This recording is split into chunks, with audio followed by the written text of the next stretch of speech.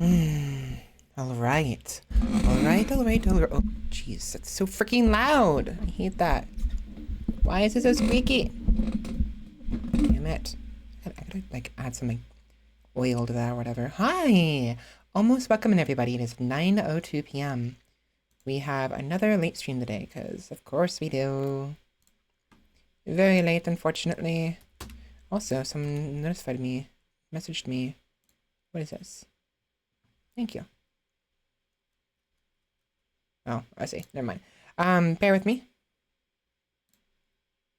Oh.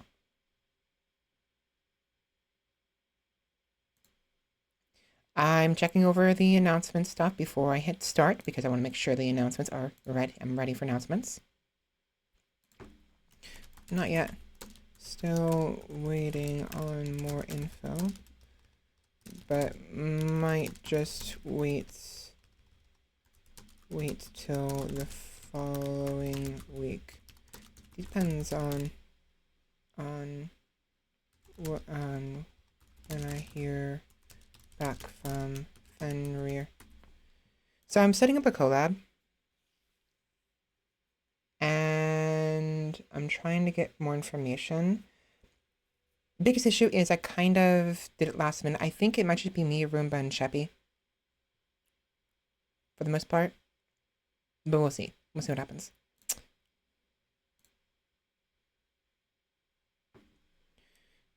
Worst case, I just collab with you and Sheppy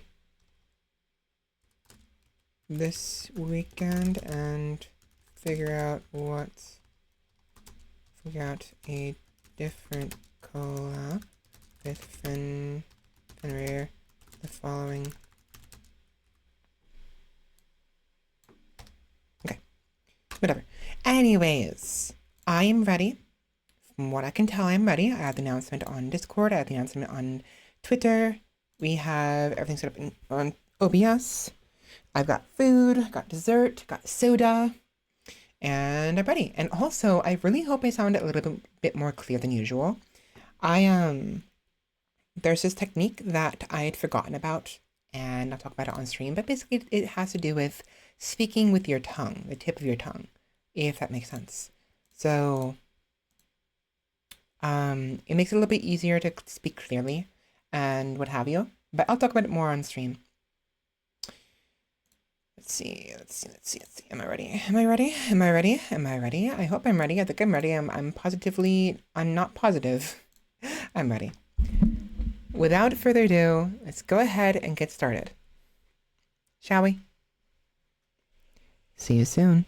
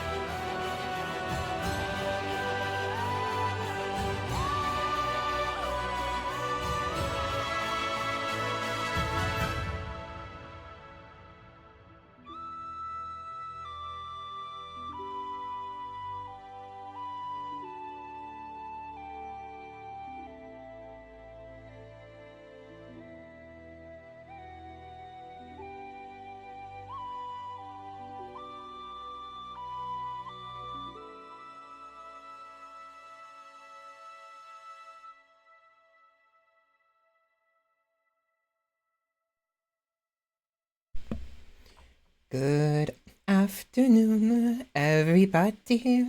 Good afternoon. Hello, hello, hello, hello, hello. Hi. Good afternoon. No, wait, actually, correction. Good evening. It is 9 p.m. right now. It's pretty late. How are you all doing today? Hello, hello. Hi. Welcome in, Olga Mart. How do I say your name? Olga Mart. Welcome in, Mart. How you doing? Boo. How you all doing, everybody? Hope you're doing well. Sorry for being late today. Yeah, apparently. It's a long time. Sorry for being late. I got off work and had to go shopping. My dress pants, my slacks, last week tore on the inner thigh, and I had to freaking get some new ones. And past a couple shifts, I was going without my dress pants at my job, and got my paycheck yesterday. So went ahead and went shopping for some new dress pants and got some new jeans while I was at it because my jeans apparently were wearing out. Also in the inner thigh.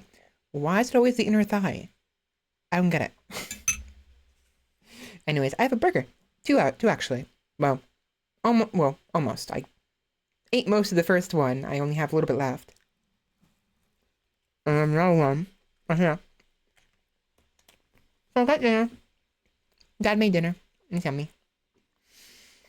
What am I doing? What am I doing? How am I doing this? What am I doing? I need to turn on the desktop. Probably good to do. Okay. What are we doing today?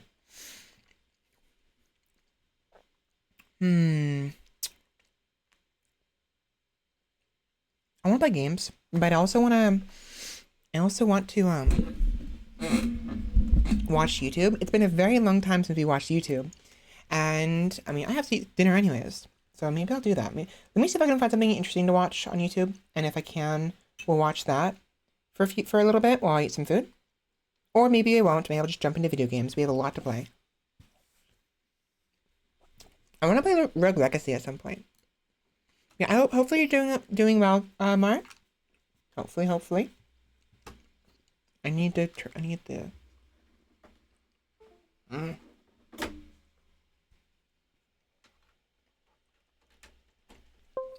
There we are.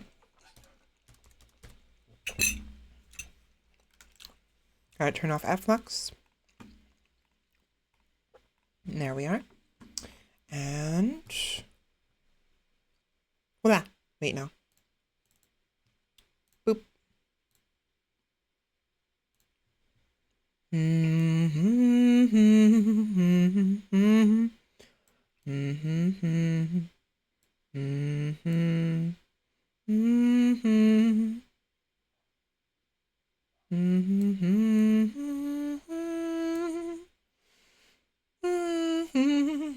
There we are.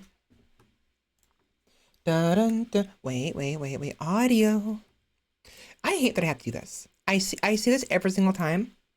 It's hard not to say it, but it is really annoying that I have to do this every single time.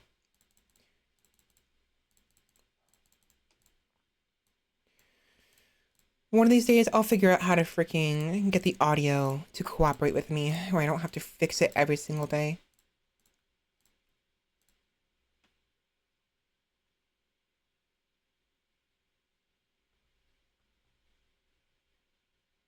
Yeah, I was mostly just gonna watch. There's a lot of things I wanted to do on YouTube that I haven't done in a while. I'm gonna see what we have on Steam though, because like I'm very partial towards playing games over YouTube. Really, I want some soda. Oh yeah, also the summer sale. Also, because I have funds now. Excuse me, my paycheck went in. Maybe I'll buy some new video games. I have a lot on my cart right now. There's a lot of games I wanted to play that I found on cart. Gotta make sure none of these are NSFW. What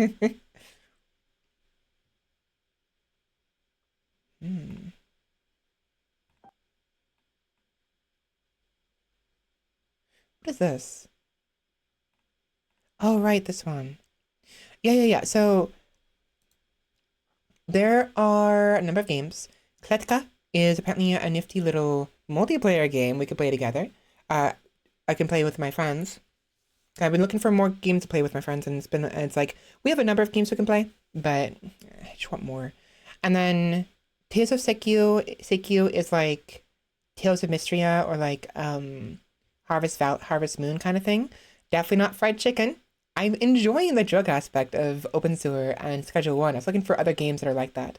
Cozy Grove, a very cute little village management game, very cute game. Rentlord, Balatro but renting. Dyson Fold. We actually went over. I think we actually went over these last week. Yeah, I never bought them. $60. What I'll do, I'm gonna remove these two and buy everything else. I definitely want to play these with you guys. Yeah. Yeah.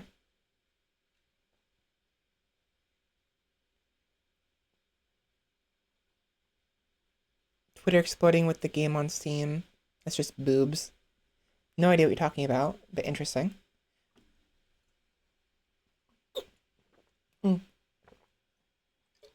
Anyways, I'll figure it out. I'll figure out what we're gonna play. I'm still waiting on the RimWorld update and expansion. Not that I can do anything. Said it last time. I have to wait like 6 months to be able to play it after it releases. Because the freaking mods aren't gonna be updated. I'm gonna lose so many mods once it updates properly.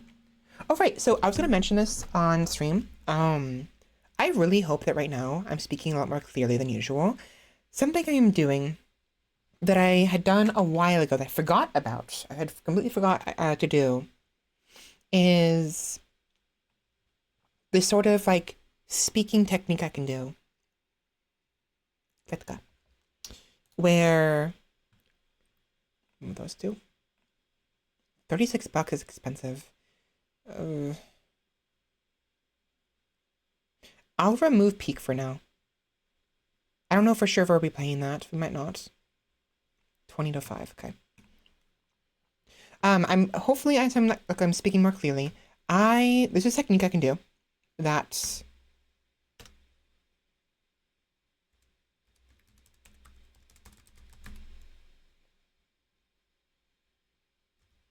where I speak with like sort of like the tip of my tongue, right?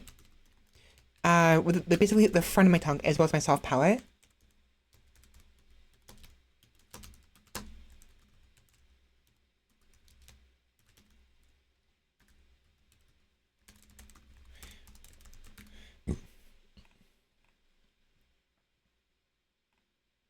And I find it easier to speak when I do that.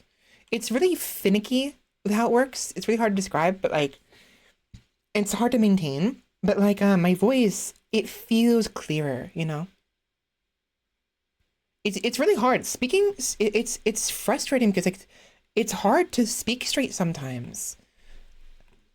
I always like slur my words. And sorry, I'm adding the game's Kletka.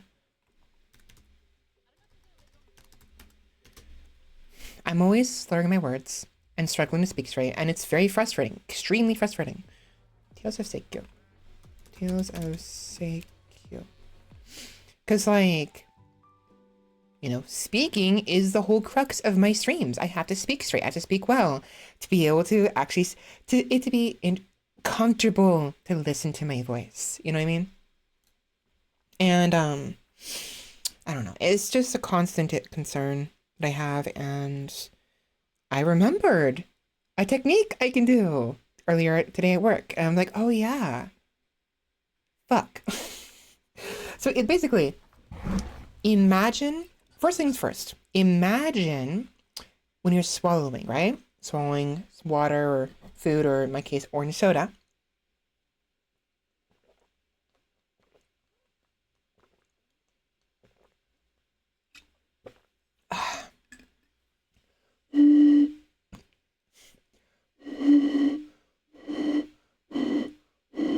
I just had it. Oh, wait.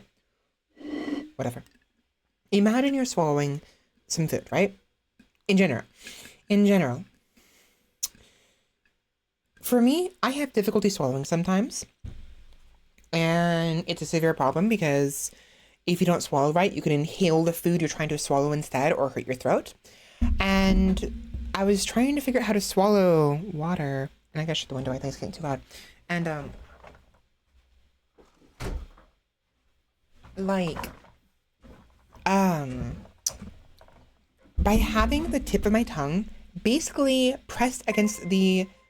What's going on? What is this? I love that I came into stream with you saying I have difficulty swallowing. Shut. No, Sheppy. Stop it.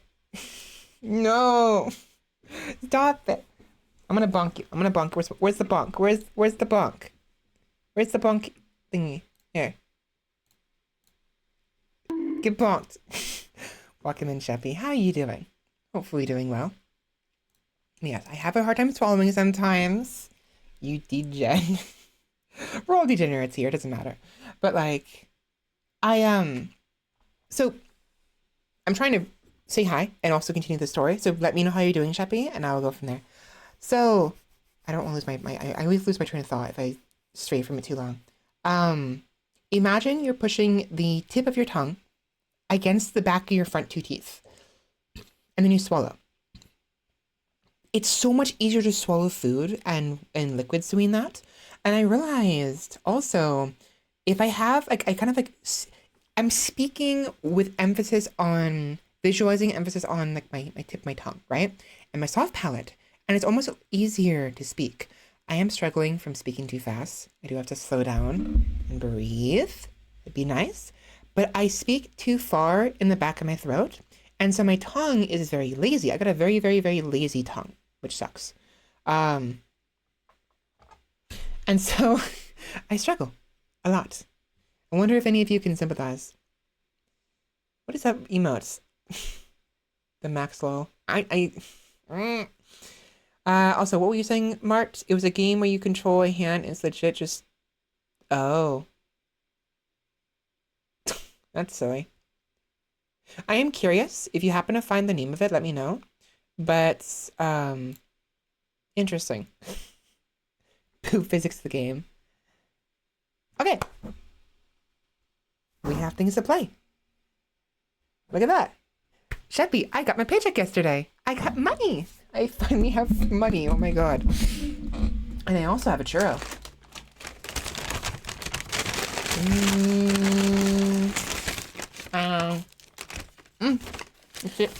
The cinnamon's going everywhere. That's good. There's a mall nearby, and I was in the area because I had to go get clothing, right? And go get replacement pants for my dress pants. And while I was in the area, I was like, oh right, the mall might have like a confectionery or like a dessert place. And there's a dessert place in the mall. And they sell a bunch of different things. And they actually sell churros. And I was so ecstatic. I finally found somewhere I can get churros from. And it's a long churro too. It's like as long as my arm. Like from my elbow to like my from my elbow to like the middle of my hand. It's a really long, what is that? Like 1 inch, 2 inch, 3 inch, 4 inch, 5 inch. It's like an 8-inch churro.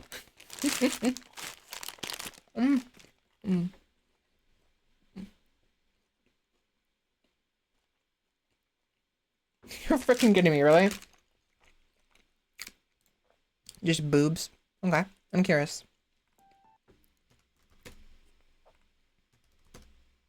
No, not noons.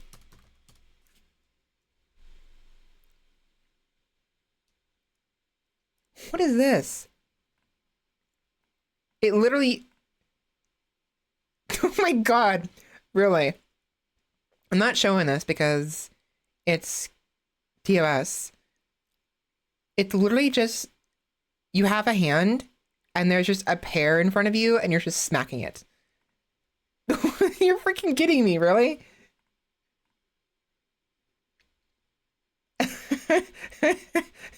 I will describe it to you. Okay, so Boobs is a uniquely soothing and interactive experience, letting you relax and unwind by engaging with realistic boob physics, calming visuals, and immersive gameplay designed to bring peace and comfort. Okay. What? It's literally just boobs. Yeah, this degenerate, disgusting stuff. Ignore the fact I'm putting on my wish list. Disgusting stuff. It's called boobs, Sheppy. You have to avoid this. BOOBS. It's completely free too. How dare they? What is this? Oh my gosh! Freaking one of the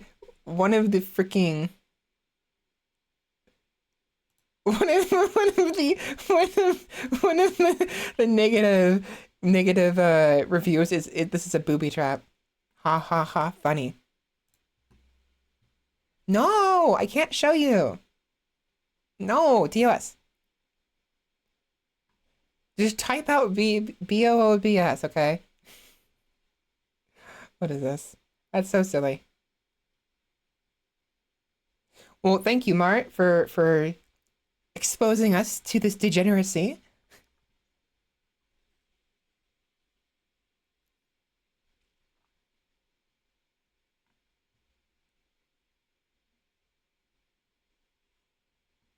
There's a leaderboard. There's a leaderboard. Are you freaking kidding me?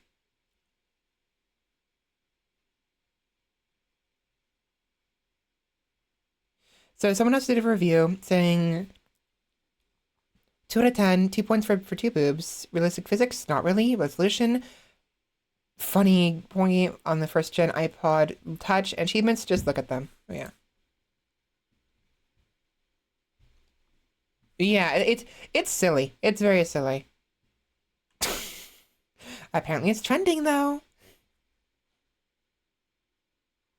Is it on trending, really?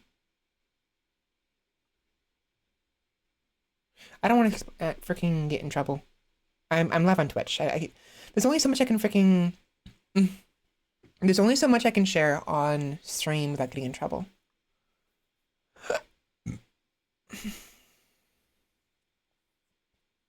Depends on the intent and the idea behind it. Where's my trending? Am I dumb? Trending free. Yep, there it is. There it is. If you look at trending free, it's right there. It's literally the third freaking option, right next to Our Kingdom and Persona 5 The Phantom X. The hell is that? Yeah. Interesting. Scale the depths? That looks neat.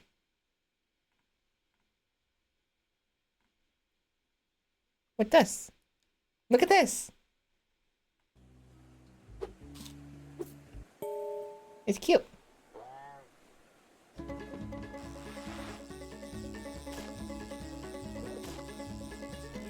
I remember this. I remember. Okay, it's a demo right now. I remember seeing someone else play this a long time ago. I don't remember who though. Huh.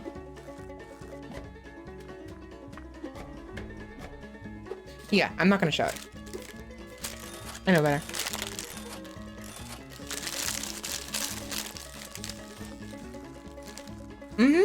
I think it was right. It was dangerously funny. I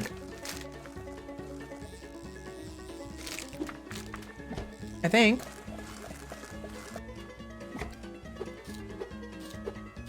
Mermaid.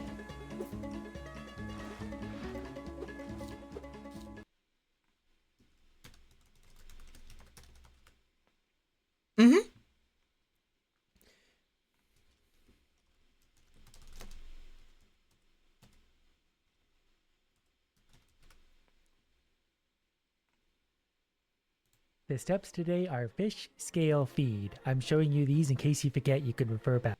Yeah, so I watched him a long time ago play this.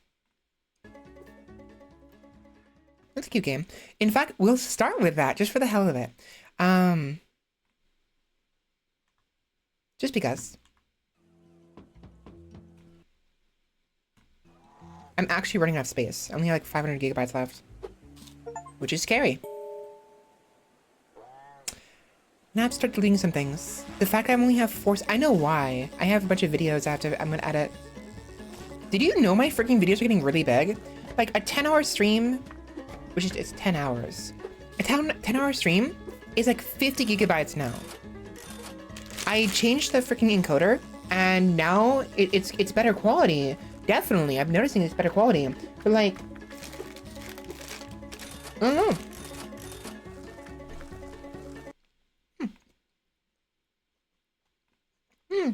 Let's try it. Let's do it. Let's do this. I'll start with this.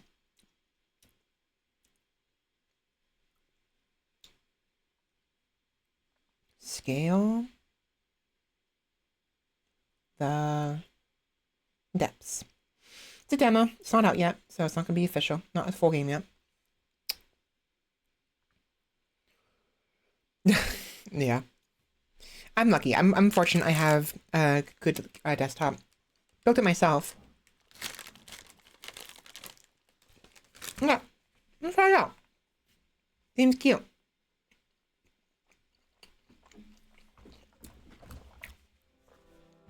Okay. Welcome to Scale the Depths. Explore mysterious depths that contain treasures and creatures beyond your imagination. Fish. Find a wide variety of fish underwater. Scale. Scale them carefully to perfection and feed. Feed customers bursting with personality. Feed the right fish, upgrade your gear, and unlock rare stranger customers until you meet the mythical quest at the end. This is an early demo. There's a lot more in store. New levels, baits that customize the way you play, and a few surprises we're keeping secret for now. Let us know your thoughts and stay tuned. Fuck off. Tune in for more updates on the Steam page and our site. Funny. Yeah. The audio's actually pretty quiet.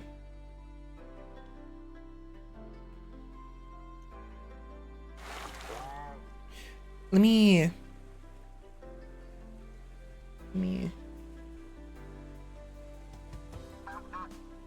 1 second, please.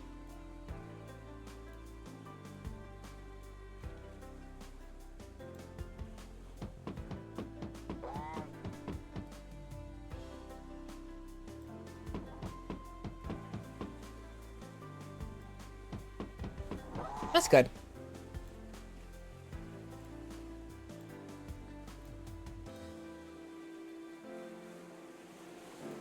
Six decibels of boost. Okay, so we have a shop here. We have fish bag empty. Bait coming soon. Starter rod. Typical stuff. We have no money. And go fishing. How does this work? Oh, I see. I see now. Got 2 fish. Feeding bag empty? Oh, right, we have to prepare it, right. Slowly move the knife over the fish. During breeding season, males develop bright pink-red bellies. Oh. Perfect. Click on fish head to finish. Chop. Goodbye.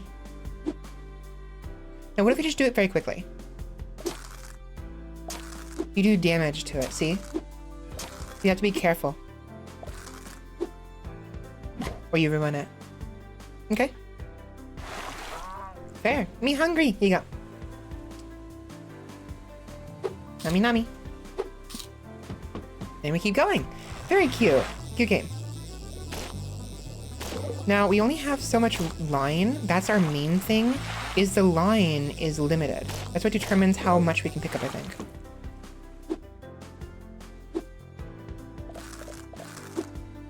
Chop. Now, how fast can you go? Pretty fast. Depends on the fish, I think, or the knife. Minnows migrate short distances upstream to spawn in shallow, gravelly beds. Oops, too fast.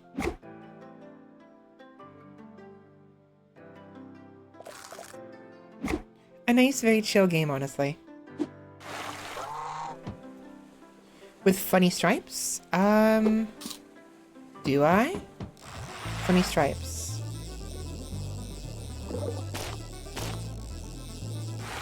Nope, I don't know. Enjoy. Money! Got any fish with me? I swear I charged my freaking mouse. Are you freaking kidding me? I just charged it. You stupid? You're stupid. Oh, it never plugged in. Oh my god, it was never plugged in. I plugged it in, but I guess it didn't go far enough into the freaking the USB connection. There we go. It's charging now. Crybaby. Yeah.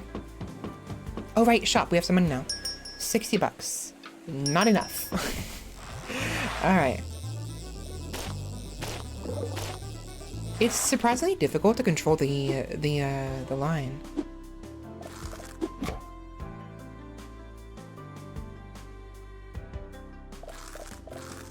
Oh, you can discard it by holding T.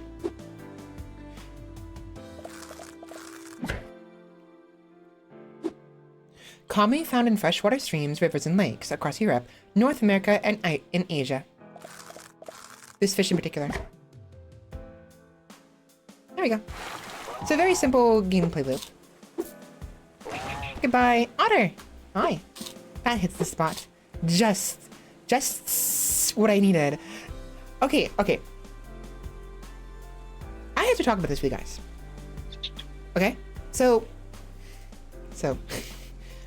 when it comes to grammar, when it comes to certain, like,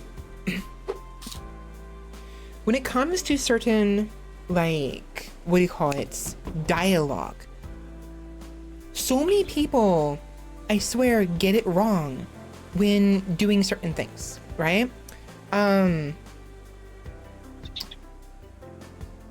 For instance, having too many letters. When you're trying to do like just what I needed, that's not J-U-S-T-T-T-T-T. It's not J-U-S-S-S-T-T-T. It's J-U, a bunch of U's. Just what I needed. Not just what I needed. That's not how you do that. And so many people I will see put J-U-S-S-S-S-S-S-T. I'm like, say it out, please. Say it out loud for the whole class. Because that's not how that works. If you're going for just what I needed, that's one thing. It's fine if that's what your intent is. If you're trying to go for the typical exaggerated just, you go just what I needed. You go J, U, maybe 3 S's at best, 2 S's at best really, and then a T. And there's so many things too. Like, I don't remember what it was, but like, I don't want to, I need to focus on what I'm talking about right now. There was this like, something I read, I saw, where it was like a sentence, and there was like, blah, blah, blah, ... blah, blah. And I'm like, the way they described it, the way that it was written out, was like, I don't remember what it was. It was so weird. And I didn't like it. It wasn't, the pause in the sentence was in the wrong spot, is what I'm saying here. It was in the wrong spot. If we can find it again in the game, I'll tell you what I'm talking about. And it infuriated me. There's so many people who don't know how to use that kind of exaggeration properly in dialogue, in written dialogue. Just what I needed. That's how that goes. Or just what I needed, if you really want to go snake right. Not just what I needed. That's not how that works. It's not how that works. It's terrible. It's disgusting to attempt. And yeah, it's silly of me to be complaining about this, but like when you're reading, I don't know, maybe I'm an overthinker, and clearly I have to read what I'm doing. I have to speak out what I'm doing when I'm playing games, and I'm not gonna do that. Just what I needed. No. Just what I needed. That's what they're saying here. 3E, 3W, or fucking, I can't even fucking speak straight. 3 U's, an S, and a T. Maybe 5 U's, 2 S's, and a T. Just what I needed. That's fine.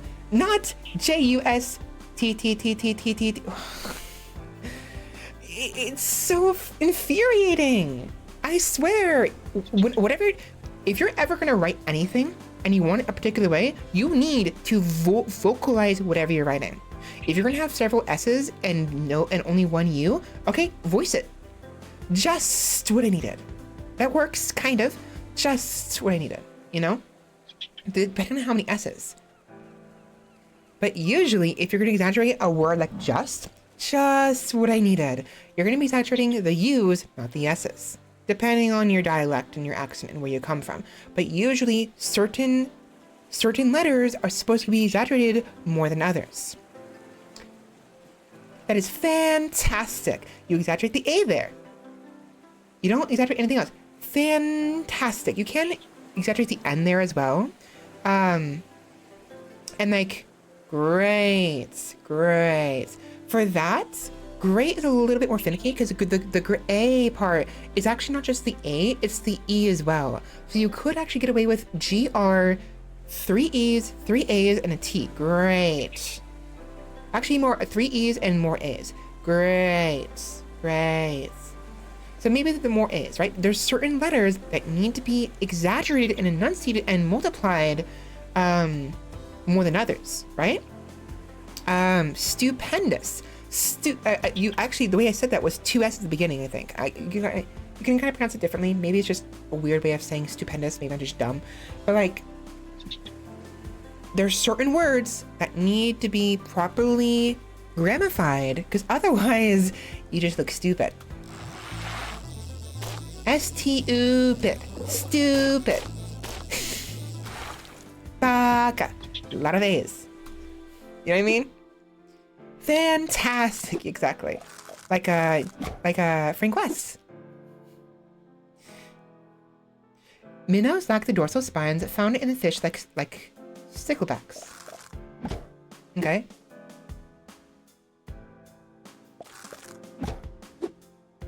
Anyways, enough of my rant. Sorry. Known scientifically as Foxinus. Interesting. It was bothering me. It reminded me of something that happened earlier that's upset me.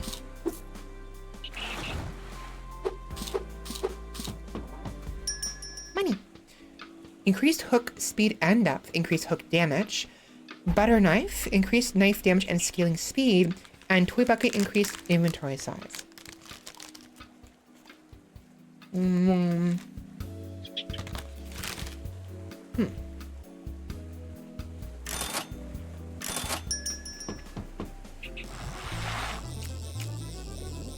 tank controls. Not great.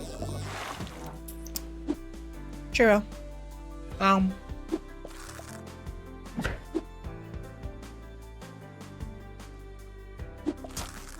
Oops.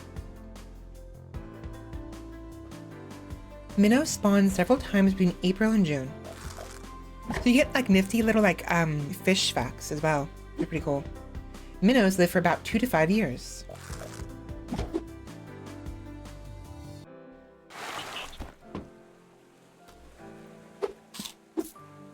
Nice. Hello, bird. I like my fish plain and simple, nothing added. You have money.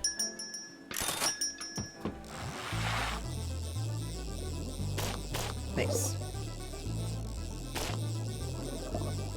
Got it. What was that?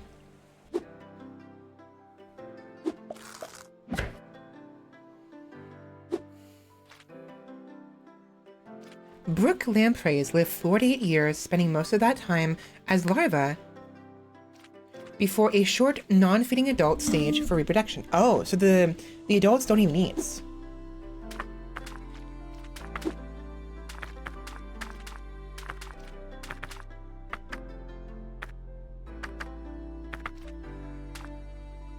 Perfect.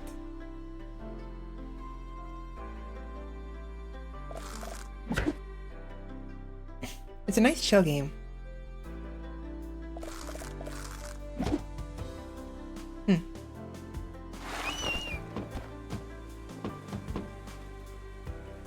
So this Minnow is valued at 32.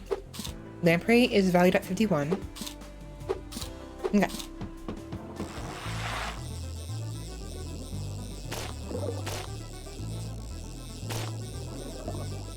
Come here.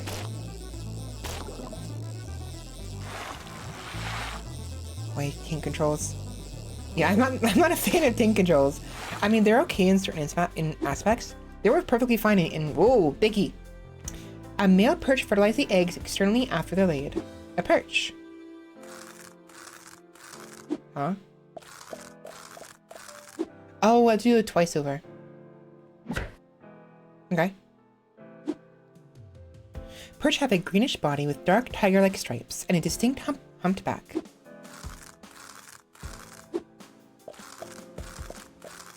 Perfect.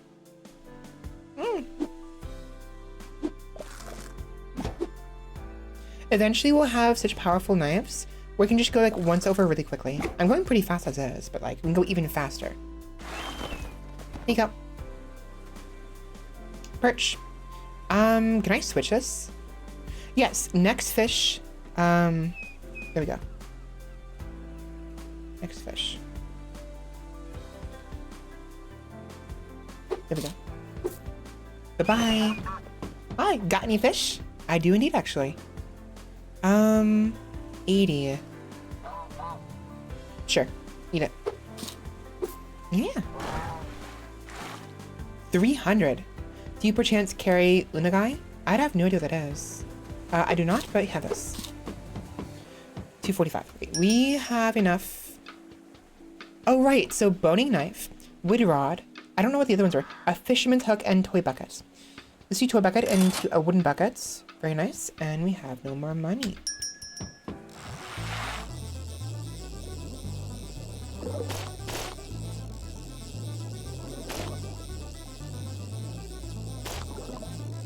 Woo, money! I saw that. Give me. I want the money.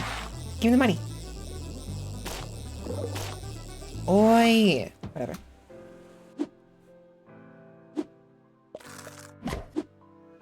I want to play Astronauts, but I want to wait for a better update.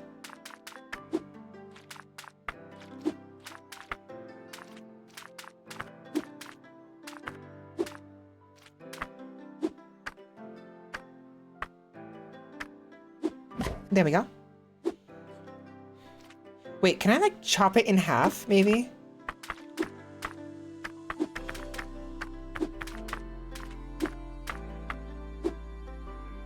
I'm gonna try regular fish and just chop it in half. Chop. No. It won't let you chop it down here. You have to chop it on its head. That's fine.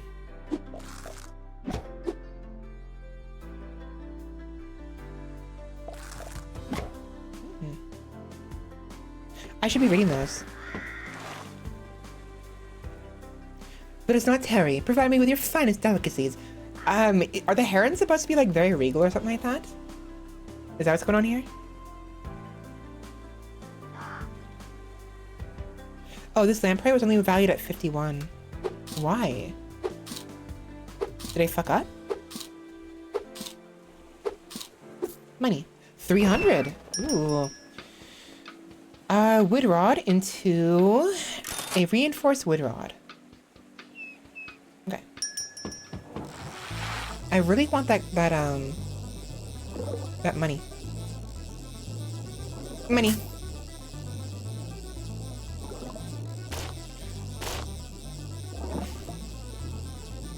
Also, the tank controls are really weird. Like when you go to turn, you know what? Can I invert that? Hold on. Mayo. Oh, I can't. So the issue I'm having with this, right, is that when you start, herons were a sign of class and royalty in some places, effectively noble versions of cranes. Oh, that explains a lot. Actually, explains a lot. So when you, females are silvery, while males display a more vivid coloration in summer. Or the minnows. Brook lamprey larvae begin life without eyes or mouths.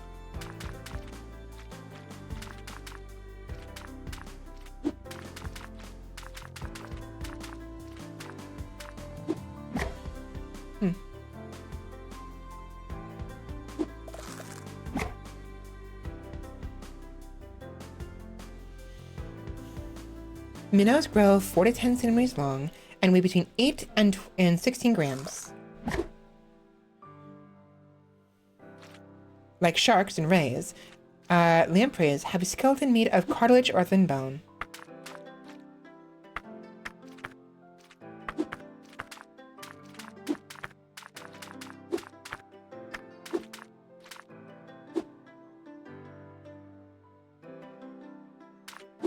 Got it. Predators of minnows include brown trout and fish-eating birds. Does that imply there are some birds who don't eat fish? Wait, are there some, wait a minute, are there some birds that don't eat fish? I suppose in a way, I mean, not all birds are capable of hunting for fish, but is it like, are some fish just incapable of digesting fish or something like that? Or what's going on here?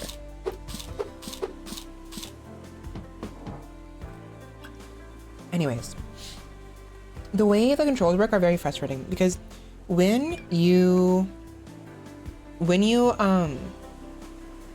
down, you would think that the tank controls are in relation to the direction your reel is going, your hook is going, right?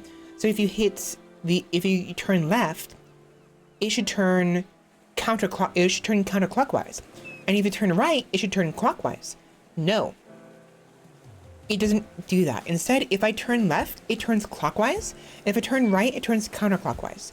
I wish they would let you to adjust the settings where you can invert it, because that's actually very disorienting. See, this turns left. That's turning left. I'm turning left here. And this turns right. It's so frustrating. There are some birds that don't or can't eat fish, even if it's available. Really? I mean, I guess it makes sense, like, just because, you know,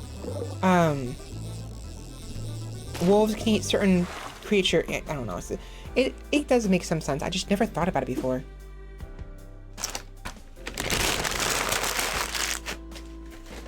Before doing anything else, though, I also have a brownie. Because while also getting the churro, I bought a brownie. It's a weird brownie on a stick. Okay.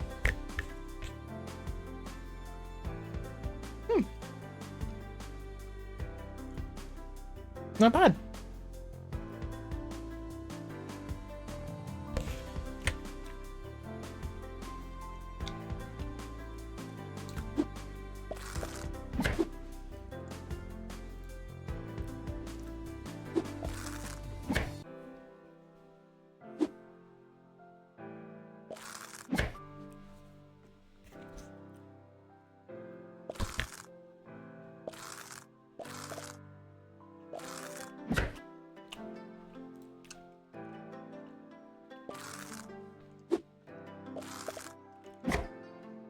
Spicy chili veggie mix. That sounds actually really good. There is this, Mar, are you familiar with a fast food chain called To Go's? Also known as Togo's? They have this, like, really good, like, it's really yummy chicken Asian salad. That's my favorite.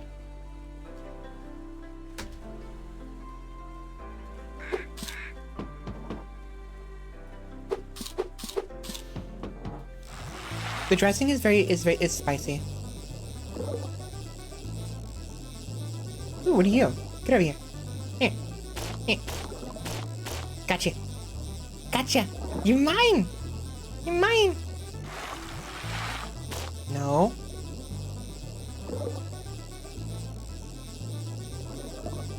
I want this thing too. Come here. What is that? It's a castle! There's a lever there. Ooh, I'm gonna keep exploring. I love exploring games you can explore in. Exploration is fun. Fucking controls! I saw the money there. Fuck. It's technically considered fast food. It's like it's sandwich fast food, and they have this really yummy. There's a lot of them here in California. And they have this like really yummy chicken Asian salad. That's my absolute favorite. In fact, I've been craving salad lately. Whoa. Fry emerge from eggs after 1 to 2 months, then grow into fingerlings and reach adulthood by between ages 1 and 3.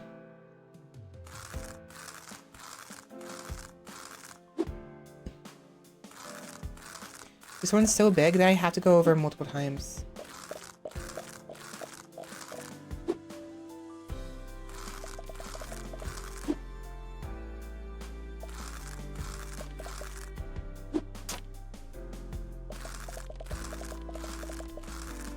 Really? I was trying to be cheeky and go backwards, maybe not have to go all around. I freaking did damage to it. That's so frustrating. I'll be honest, I'm not a fan of the stick on the brownie on the stick because the stick gets in the way. Still yummy, but like annoying.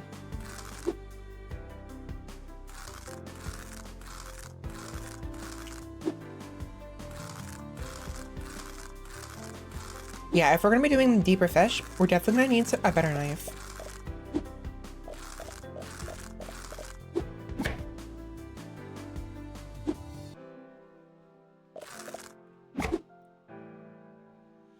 I haven't been reading those. Oops. Minnows swim with quick, darting movements, often near the surface of the water. We'll fish for some more of this bigger fish, and I'll go ahead and read the descriptions. Hi. Yep. 119. Not worth it.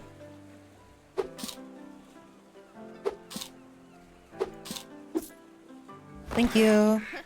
A mermaid! Hi! Oh, Selkie. Can you guess her name? I have no idea. Here.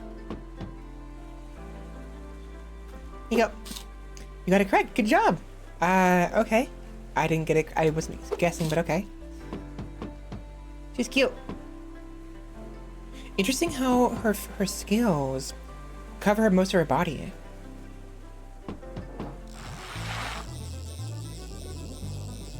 Dude, this music has such a freaking like a silly little like pirate theme.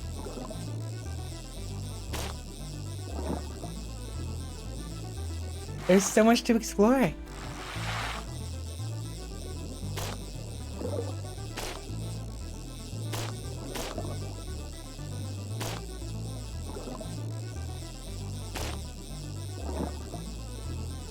Damn it. Okay, so we're going in the middle. Going minnows. Wait, actually, do I have money for a new... I do. Could I please have a meal? Definitely. A boning knife into a CX. How do you say that? I don't know how to pronounce that properly. I don't want to say it wrong. Bucket. Iron bucket. This weapon right here, this thing is literally a weapon. It's usually advertised as an actual weapon used in warfare, I think.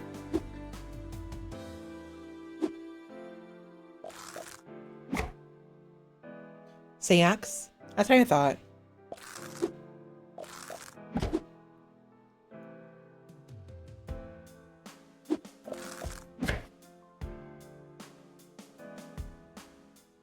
They have a large spiny dorsal fin and red-tinted pectoral, anal, and tail fins.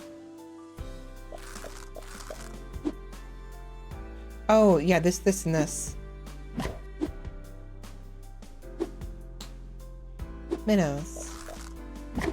Oh, that's right, the name of the fish is, I almost said shifts. The fishes are on the top left. Here you go. How about a perch? Enjoy. And a lamprey. And then minnows.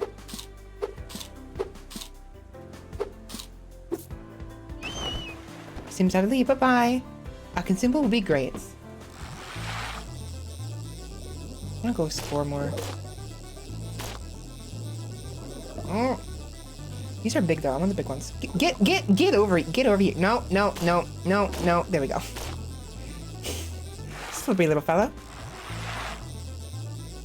Yeah, exactly. It's pretty silly. So, freaking like, A shame this one, they don't give us like a halberd. Ooh, what's that way? Imagine me using a halberd to freaking skin a fish. That'd be funny.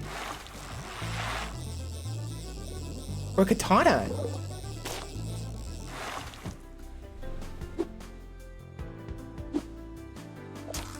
Ouch.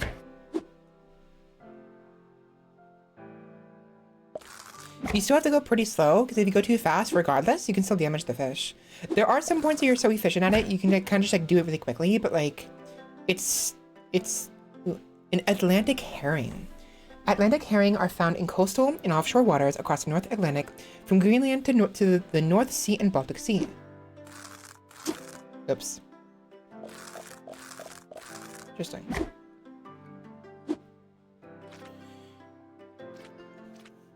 Brook lampreys have a rear dorsal fin and 7 breathing holes on each side of the body, just below the eyes. Oh, that's what those dots are. The dots, they're breathing holes. Right, you know why? Because they mentioned earlier, the brook lampreys, the adults, they don't eat. Their only purpose is to breed, so they don't have mouths. Oh. Brook lampreys don't have mouths. Interesting.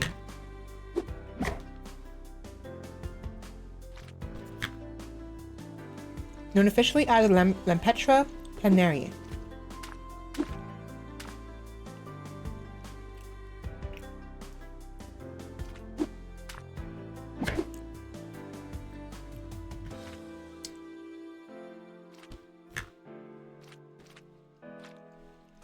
They spawn in February and March when water temperatures warm up, laying eggs in sandy or gravelly nests.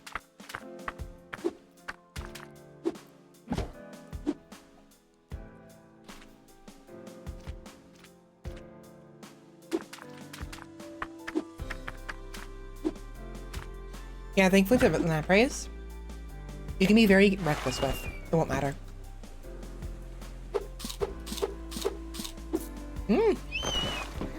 Hi again.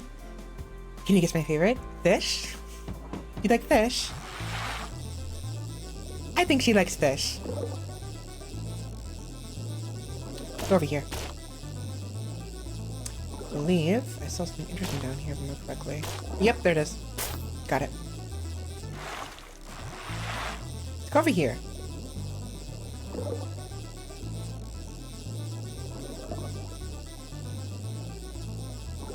I see you there.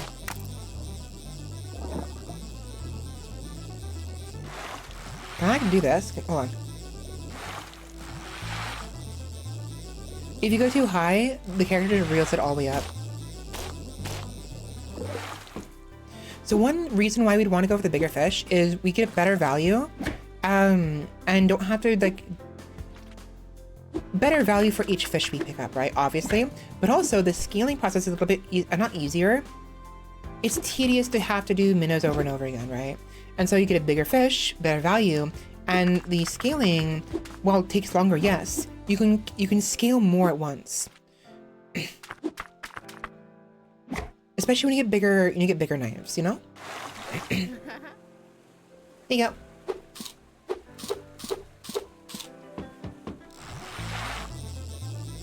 We definitely want to go for the bigger fish.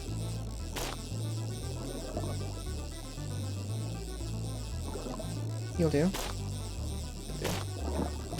Big. Come here. Come on!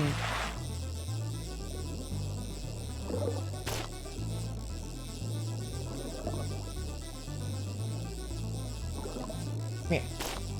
Gotcha. I gotcha. Come here.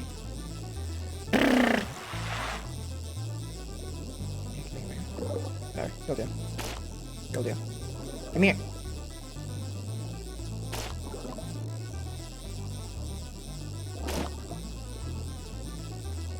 Oh my god.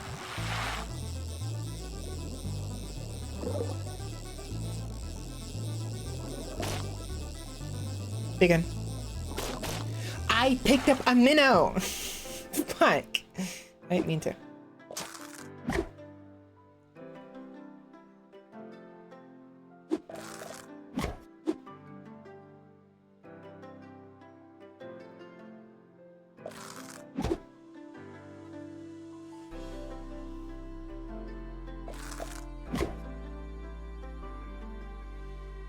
There we go. Therix, oh my god. Therix trout, they're usually solitary and roam wide areas of the lake in pursuit of shoals, diving as deep as 30 meters to hunt. This thing is huge.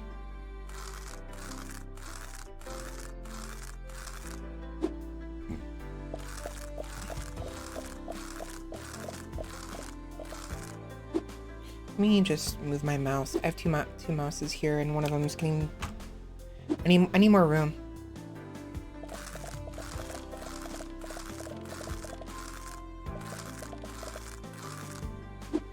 There we go.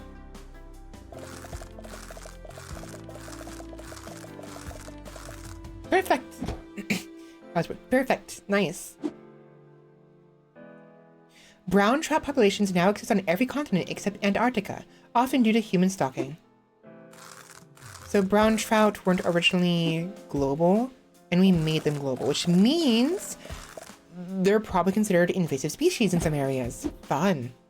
Of course, humans fucked up more things. Perch. They are predators, feeding on invertebrates, crayfish, and smaller fish.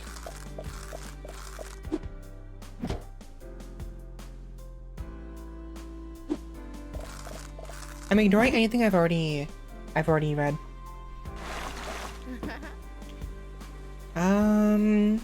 My guess is you like fish. So 309, so we need 200 more. Yep. No. 150. What you got? I got fish. Want some fish?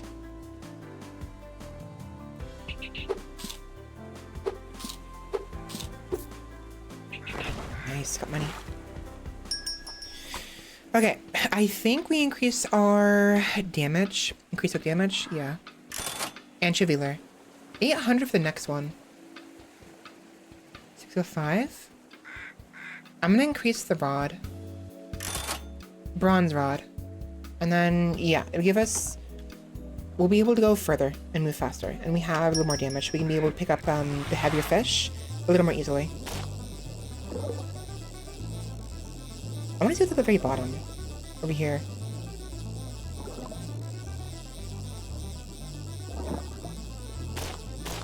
Nice. Oh, come on. Oops.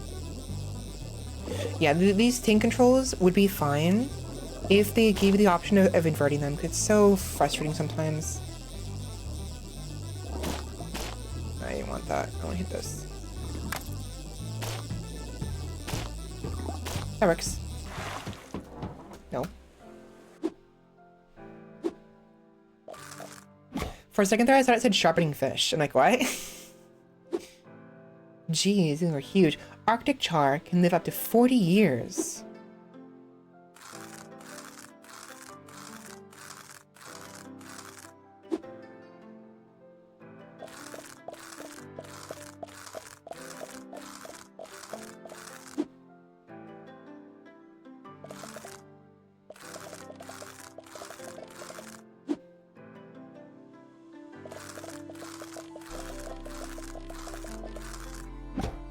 There we go. Brook lampreys spend most of their life buried in silty riverbeds, filtering detritus from the water as larvae. Yeah, so it basically confirmed what I was thinking earlier. They don't eat.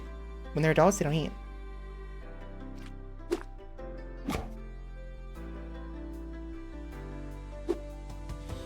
Arctic char, known scientifically as Salvelinus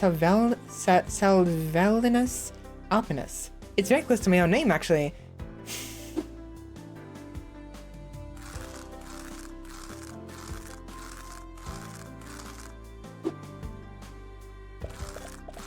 It almost looks like the fish has like eyeliner. I know it's sclera. If you look at its eyes, that's the sclera, I think. But it looks almost as if the yellow is the actual sclera. I don't know. It's a blue sclera. Looks like a makeup. It's a very vibrant fish, honestly. It's got lipstick on after all. Hi. Unagi? I have no idea what that is, mates. Here. Do this.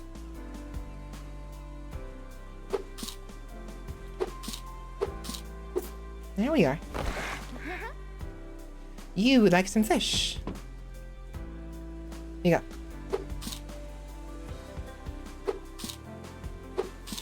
Nice. A Kelpie! Hi! Food now. Okay, have fun. Enjoy. Enjoy that morsel I just gave you. So, a Kelpie. We all know what mermaids are. But a Kelpie. A Kelpie, I don't remember what mythology it is. It is a water spirit that is, I believe, dangerous. I don't remember exactly how dangerous. I know there's some complications with the Kelpies where, like, I don't remember, like, they'll bait people somehow into the water, drown them, and then eat them. And they're like water horses that have like sharp teeth or something along those lines. It's an interesting little lore. Arctic char found in cold, clear lakes and rivers throughout the Arctic, subarctic and mountainous regions. So what's it doing in the ocean? Actually, we're not in the ocean, are we? We're in a lake, aren't we? That's right. That's gonna be annoying.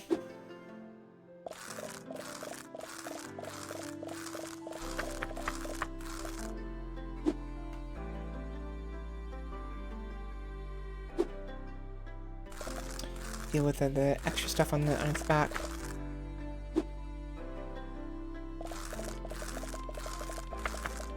There we are. Better. Yes, I believe that sounds about right. I'm pretty sure it's Scottish, but they're like kind of the equivalent of sirens almost, but they're specifically I think in rivers, big rivers, right? And I think no, actually I think in the oceans as well. Pretty sure, but like it's really interesting, you know, seeing what people have come up with over the years, the generations, in different cultures. European eel found in rivers, lakes, estuaries, and coastal waters connected to the sea.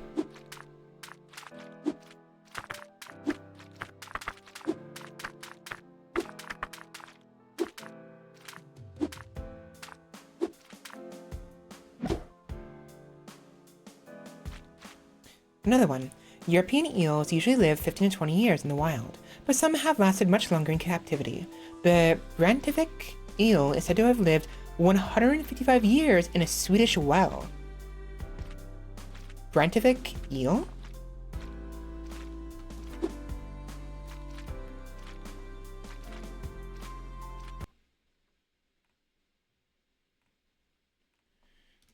Brantevik eel. Oh.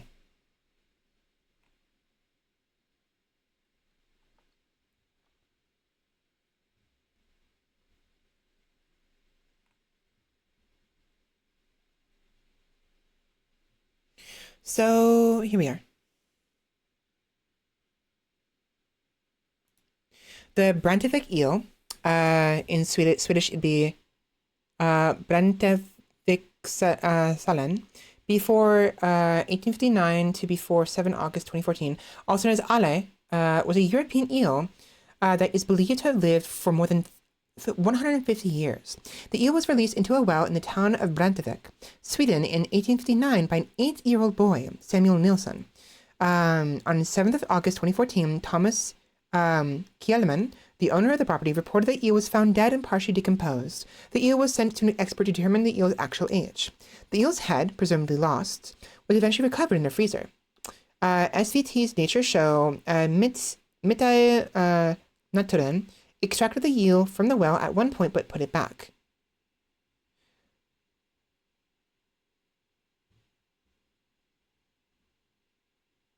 So, wait. You're telling me a freaking TV show freaking killed this eel?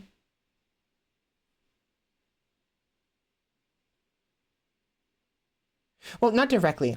It's possible. So this is, they said that the head was missing, right? Hmm. The ones I think of are hippocamps instead of the kelpie whenever I think of mythical horsefish. Yeah, it seems so lots of different things people make up. I mean, and discover and create in their culture. I I won't say it's fake. I mean, it's mythology and legend. Hard to say for sure what's true or not. Um, I'm not trying to step on anyone's toes or their dreams, but like a lot of the cultural myths that have developed are really interesting.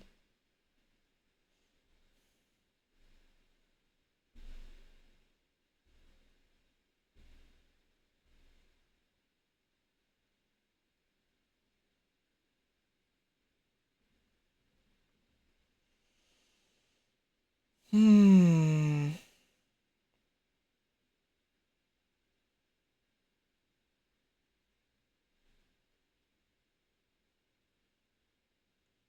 Interesting. I don't want to read it in case as I was scrolling down, something popped up. So, in the wild, American and European eels originate exclusively from the Sargasso Sea at the mid-Atlantic ridge during the juvenile stages as glass eels and leptocephali. These eels will travel to both Europe and North America to find fresh water, where they will spend the majority of their lives. It is presumed that Ale traveled from the Sargasso Sea to Breivik prior to his capture. At the time of his capture, it was not uncommon to throw an eel into a well. Due to the lack of quality water treatment in 17th century Sweden, eels could be a satisfactory method to manage watery pests. Ali is alleged to have survived off of mosquitoes and similar insects. Samuel Nielsen and his family dubbed the eel Ale. The name is derived from the word al or eel in Swedish. I think it's al, right? Al? I'm pretty sure it's al. In 1904, an unnamed female eel was thrown into the well. As late as 2023, the female eel was confirmed to be alive in the same well that Ali had perished, so she's still in there.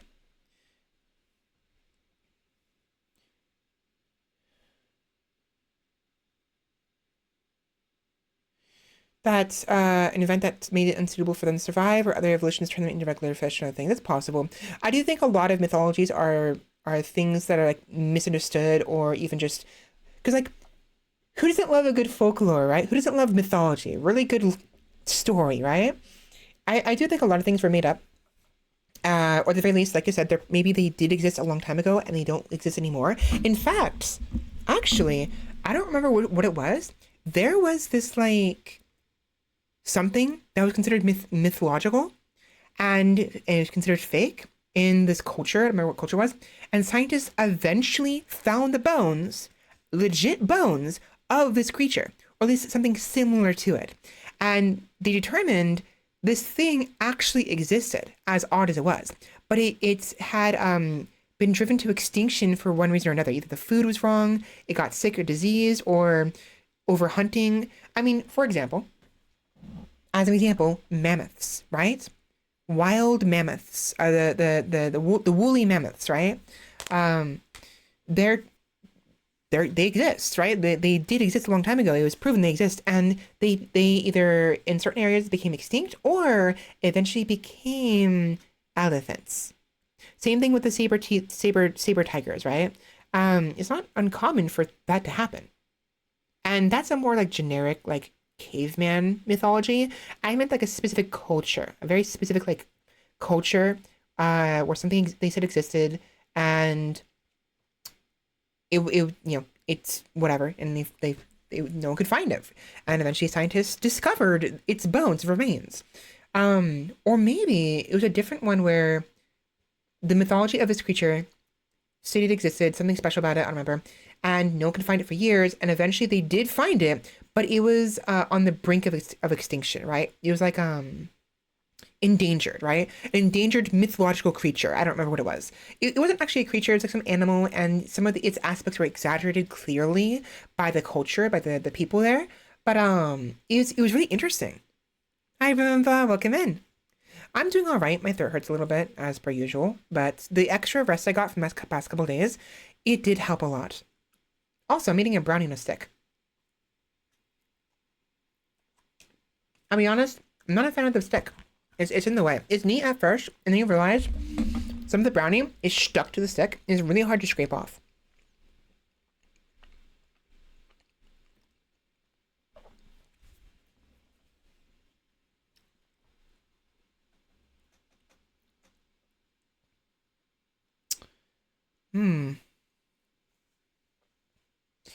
Oh.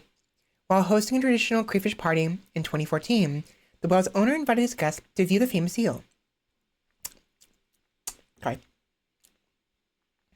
Upon lifting the cover to the well, however, it was found that Ali may have overheated and had partially decomposed. At the time of death, it was recorded that Ali had lived for over 555 years. So for 155 years.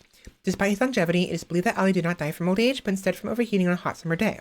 With proper analysis, the age of an eel can be determined by its otolith, a bone-like structure within the inner ear. This part of the ear retains ridges similar to the rings of a tree, and make it a reliable way to quantify the age of some marine vertebrae. After his death, Ali's remains were transported for analysis. Following Ali's death, Swedish citizens took to Twitter with the hashtag #RipAllen, which translates to Rip Ale, Rip Ale/eel. They acknowledge Ali's passing by tweeting various puns with the Swedish word al. Yes, apparently there's the Brantivik eel that lived for over 150 years, supposedly. Some speculation that maybe it wasn't actually the case, maybe they just replaced it over and over again, but it's hard to say for sure. Interesting.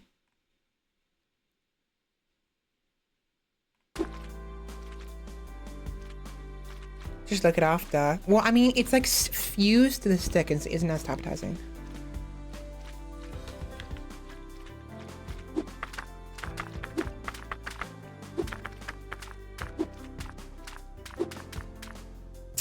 Interesting.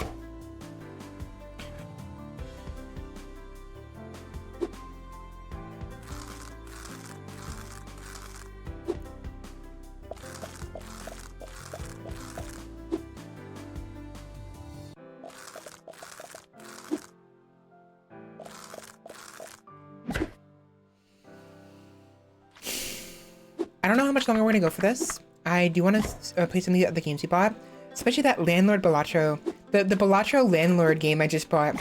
So remember, I got my paycheck yesterday. We got it a day early because of 4th of July. Hello, Kelpie. Are you hungry? Enjoy. Hi. Yeah, here you go. Money.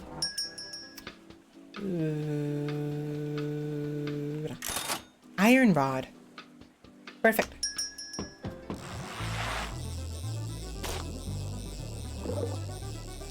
I don't like these controls.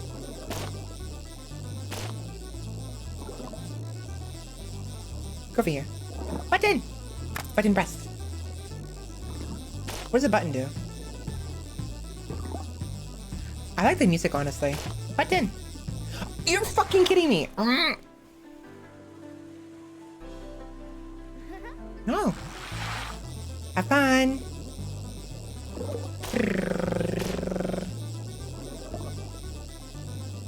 What sits in there? Boy. Boy. Boy. Ooh! Money! Got the bunny! I picked up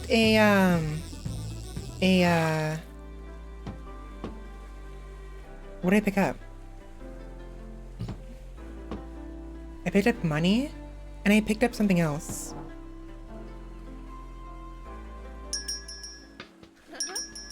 Among Us! It's Among Us.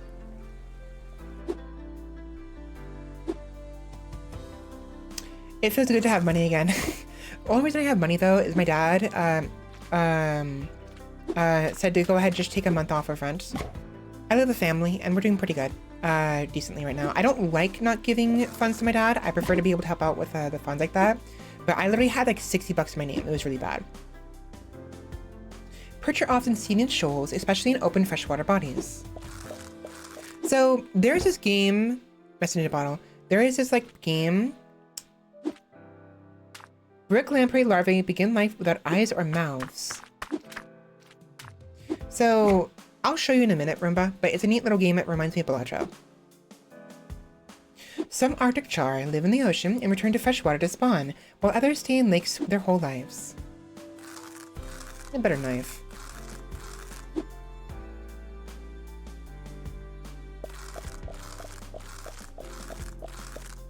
It's very satisfying. I want to play Stardew Valley really badly. But like, I'm bored with the base game. Here we go. Urquhart's castle overlooks Loch Ness and has seen many battles. In 1296, it was taken by Edward I of England, the Hammer of the Scots. Click to open message. Battle of Urquhart Castle. Last correspondence of Sir Alistair Blackwood, defender of Urquhart Castle, year of our Lord, 1306. I write not for pardon, but to record our fates, as I will not leave this dungeon alive. The Scots have fought fiercely to reclaim Urquhart. Abandoned by our commanders, we held the walls, hoping for reinforcements. The castle walls stood strong, and our men fought with all their might, but it was not the Scots who sealed our fate. As we battled at the front gates, a terrible cry rose from the waters of the loch. We thought it thunder, with a clash of battle echoing off the cliffs. But then we saw it, a great serpent rising from the deep, its burning eyes towering over us. It struck without mercy, shattering the castle walls and scattering our remaining forces. When it was over, the Scots easily swept away what little remained. Now I sit in this dungeon, awaiting my judgment. The Scots may have won the day, but it was the loch that claimed us all. Should any find this account, know that it was not men who lost Urquhart, but the creature that guards its depths. Sir Alistair Blackwood. Interesting! Are we going to see this giant serpent, perhaps, after leaving the bottle? Maybe?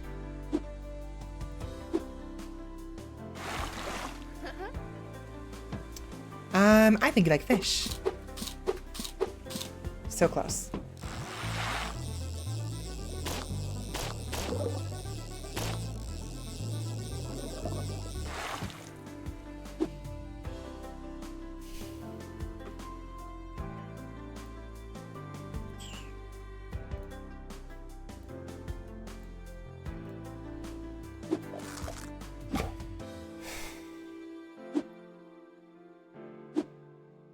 Minnows migrate short distances upstream to spawn in shallow, gravelly beds.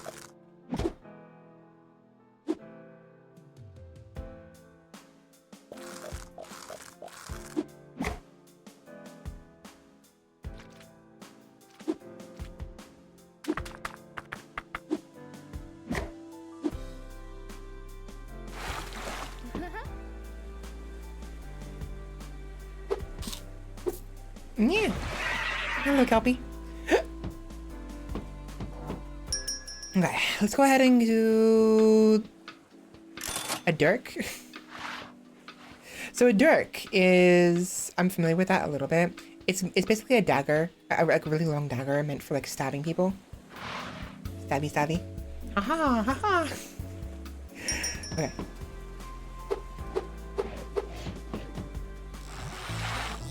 I like that. You see that? The kelp was like so good. This works. Is the kelpie a tsundere? I think the kelpie's a tsundere. Cutie pie. Cutie patootie. Over here. I like the music a lot, honestly. What's that? No, nothing. Good music. There it is. It's the Loch Ness monster. It's the thing that that killed the people in the castle. Look at this. It's basically a gladius. It's not a gladius. Gladiuses are longer, but it's basically like a short gladius. So you know how like katanas have the there's the short katana. It's kashiwashi. What is I think it's the kashiwashi. Hey Siri. What is the short katana used in tandem with long katanas?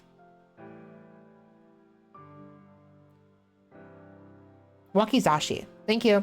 I had it backwards. It's the wakizashi. The wakizashi is a thank you, Siri. It is a shorter version of the katana, often used It's I said kashi washi. I knew I think I had the right letters. I just had the wrong setup, the wrong grammar. The wakizashi is a shorter katana, usually half, if not a little bit shorter than half, the length of regular katana, often used as a sort of backup weapon, right? This is basically the wakizashi of gladiuses, essentially.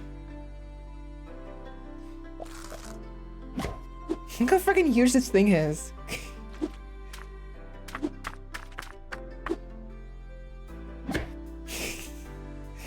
It's basically a sword. It's very nice though, being able to freaking do it all at once now, because those require 2 passes usually.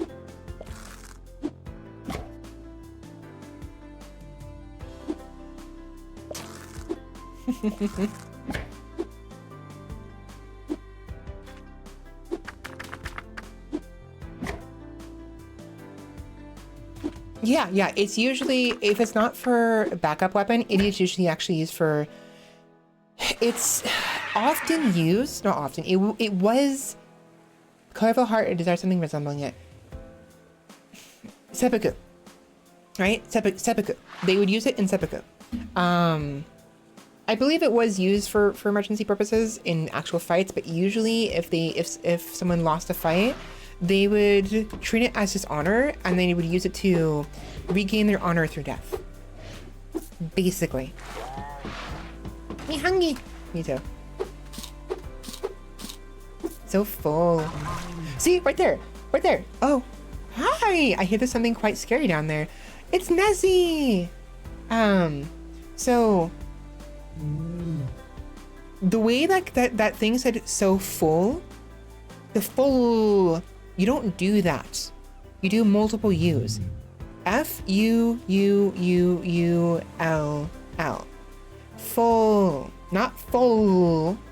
It's not full. Does it make sense? Make it make sense, please. I'm gonna capture the big one for Nessie. The big one. Come here, you. Come here, you. There you are. No, you don't. Get over here. Get over here. You're mine. Got it. I got it. I got it. I got it. I got it. Okay. Nessie, are you hungry? Oops. Fall. Makes no sense. Make it make sense, please. Make it make sense, kids. I'm sorry for grappling in this game. This game is fun. I like it. I don't want to be that much of a downer towards the developer. And I don't want to make them change it just for my sake. Jesus, okay. Oh my god. The Bathir is a large snake-like creature or a dragon in Scottish folklore. Bathir. Yummy. Oh, you can't go backwards.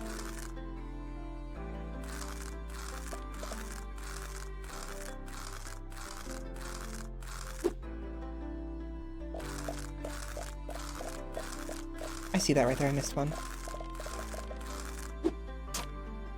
Fuck's sake, man.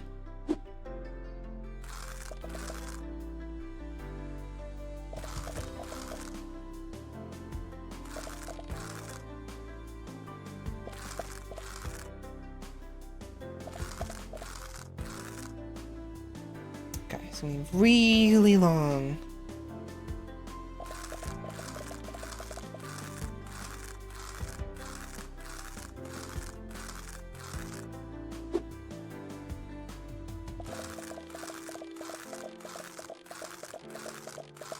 There we are. Almost perfect. I hate the fact I fucked it up. Almost had it perfect. Almost. Yeah, you got to be a gentle when handling such a big beast. Oh. So you like, huh? You sure you don't want to be rough? Some people are into that. Here you go, Nessie. Yeah, here you go. Yeah, I want to feed it. How much is it? 9,000. I could have had 1,000 exactly if I didn't fuck it up. Here you go. Not so scary when you're eating it. Haha.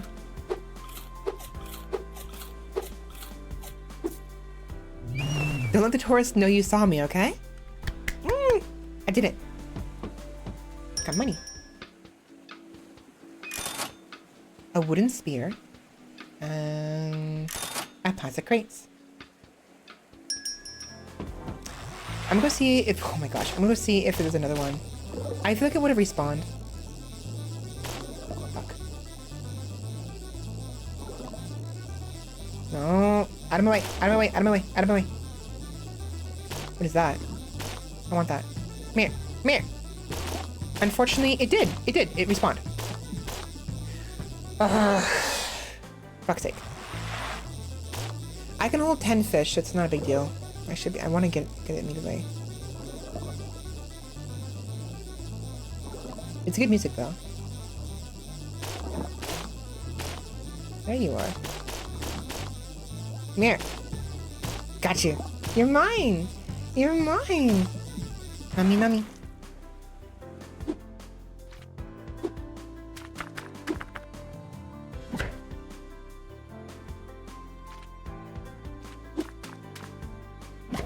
Nice. Minnows lack the dorsal spines found in fish like sticklebacks. I may have already read that, but I wasn't sure if I read it or not.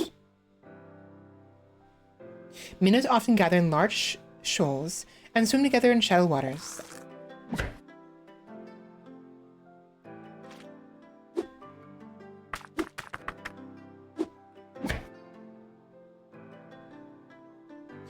Atlantic salmon. Most live up to 13 years, but their life involves multiple transformations between freshwater and saltwater stages.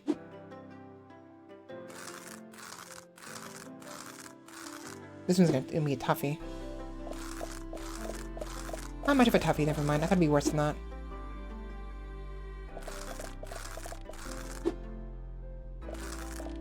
Perfect. Minnows feed on insects, mollusks, small crustaceans, plant debris, and fish eggs. Chop! Here we are.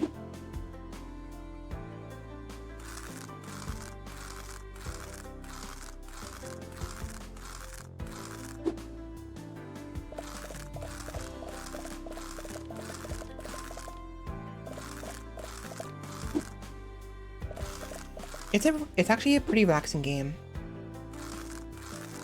It's neat. It's not fully out though. This is only the demo. And we've mostly discovered everything already, I think.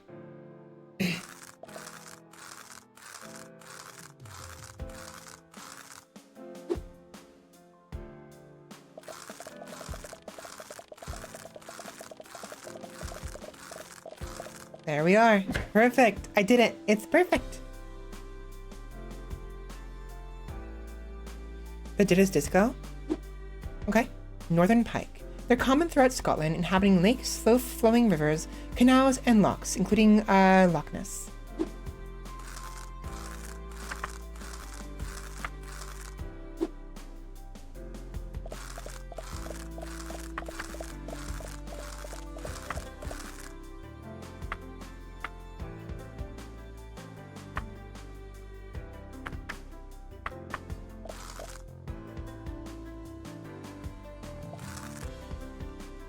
There we go.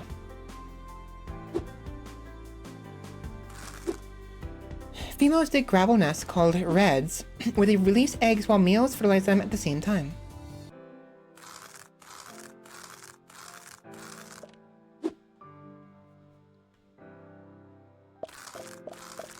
A trackpad is... Where's the trackpad? Is that the little... the mouse pad thingy? That come with laptops?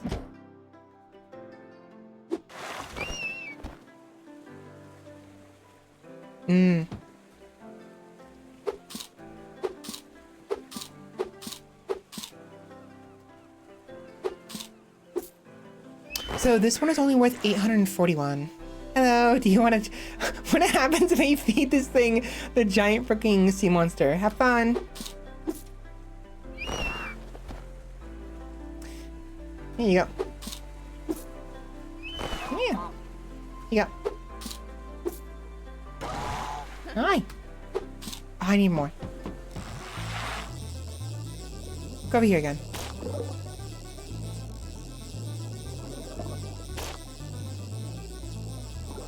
This thing. Come here. More money.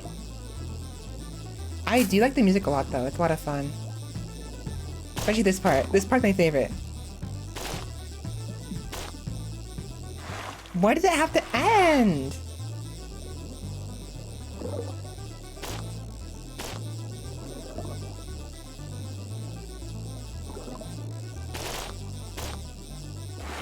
Okay.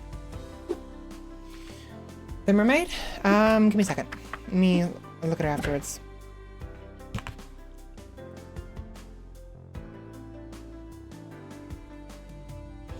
So annoying. Having to freaking scrape off the brownie from the stick was not worth it. The Arctic char spawns in autumn/winter on gravel beds in lakes and rivers.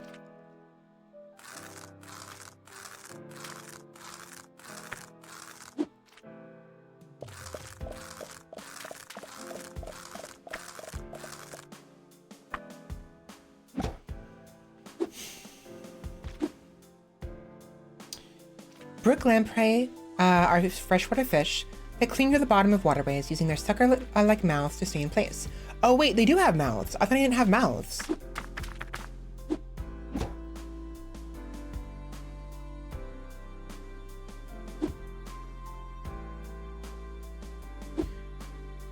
Arctic char, typically 30 to 70 centimeters in length and 2 to 3 kilograms in weight.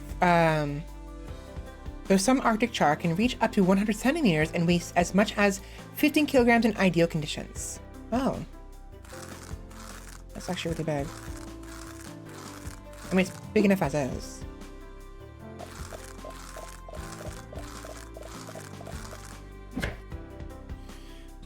Ideally, a controller should not add any extra processing power to a computer, usually. It really depends on the scenario. What have you, but like from what I understand, my experience, it does not. So you should be fine. However, if you are curious, I recommend trying, seeing if you can find a controller someplace where they'll do refunds. Try it out. If it doesn't work, then we return the controller. Best thing you can do, I think.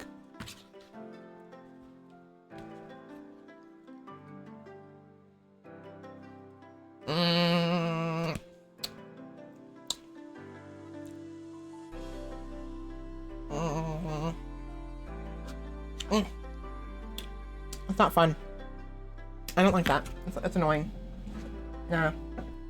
Fuck that. That's so annoying, dude. The brownie stuck to, there's the brownie, a layer of brownie stuck to the freaking, this freaking stick. This pisses me off. An Atlantic herring. Adults move to shallower waters at night and descend during the day. This behavior is influenced by light levels. Okay. Dude, look at its doofy smile. It's got such a doofy little like smile on its face. That is such a freaking SpongeBob smile right there. You know what I mean? Hi, how are you?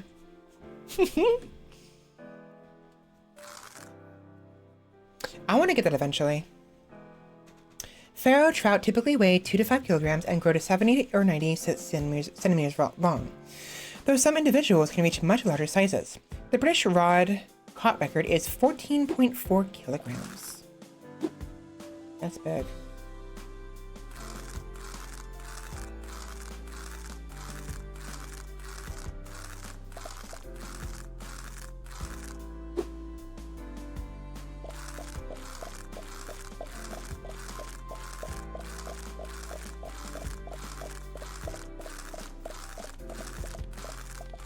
Got it. 2 pass. Nice. Hello. There you go. Mummies. Thank you. Hello.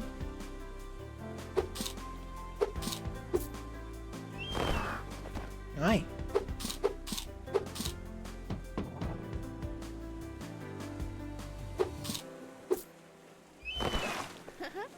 Oh, right. Smash or pass?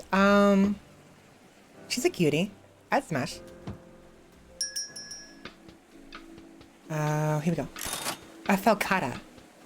A freaking Zwei. Oh my god, this is why we got a freaking Zweihander on the way. Are you freaking kidding me? A Zweihander? Really? Okay. I'll take it. Yep. The big one. Go back down. Dive, dive. Ooh, red. That's unique. Unique. Come here. Come here. Come here. Come here. Don't run from me. Don't run from me. You can't run from me. It's a cute game, honestly. This is actually kind of fun. I don't know if we're going to try to finish the demo. I will eventually get the full game when it's come out. Now, whether or not we finish the full game when it does come out, I have no idea.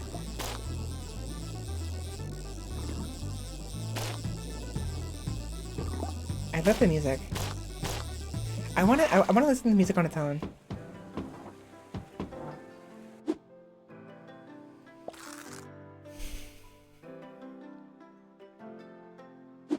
Oh my god, look at this. It's a literal sword. What is this? What is this? I can barely use it properly. It's huge. Good tip. Yeah. It's so stupid. Is it? I feel like that makes sense. I feel like this definitely has an Egyptian feel to it, from what little I understand of Egyptian culture and what have you. Just the tip. Exactly. Oh wait, this one. Oh wait, can I do a one pass? I can do a one pass. Oh my gosh, it's so good. Perfect. Ooh. A red herring, commonly mistaken for something important. Huh? Oh. Oh, it's a...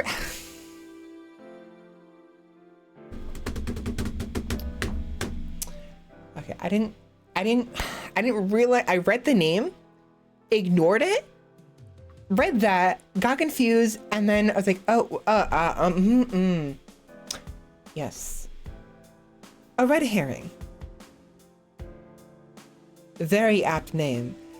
Shut the fuck up. I'm tired, mate. It's freaking been an hour 43. When I'm speaking so much, I can't, my brain, I don't have enough oxygen in here, okay? I'm smart, okay? I'm smart for a VTuber. Fuck off.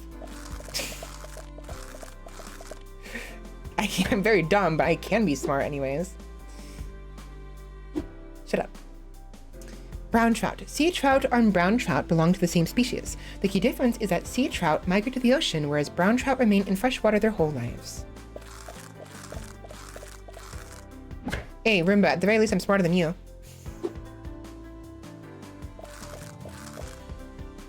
What's 2 plus 2?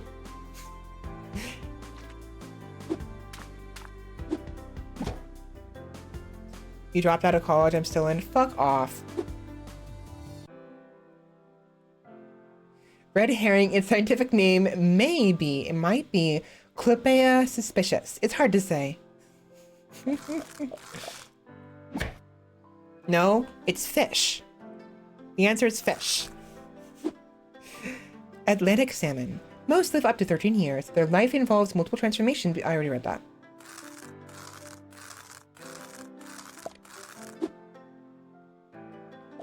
With this one right here, the Atlantic salmon. It's got a funky face.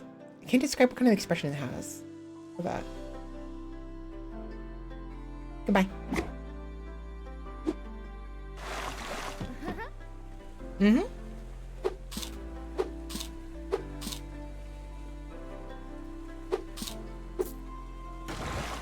You just came back.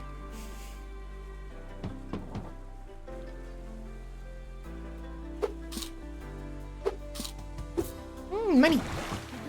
3 of them in a row.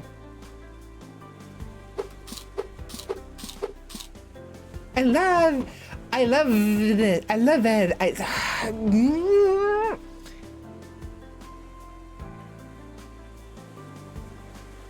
I'm gonna gonna shut up. I'm not gonna complain about it. I'm gonna just enjoy the game. Enjoy it. It's not actually that big of a deal. I'm making it a big deal, and now it's gonna drive me insane because I made it a big deal. Watch. I made it bigger than it actually is, and now I'm gonna suffer for this. Suffer for it.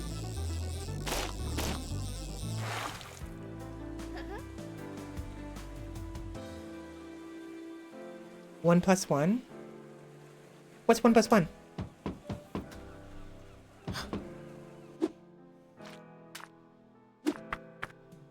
Chop. Window. Huh? 1 plus 1 equals window?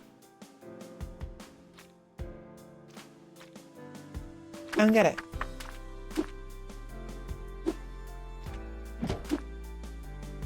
Window. I don't get it.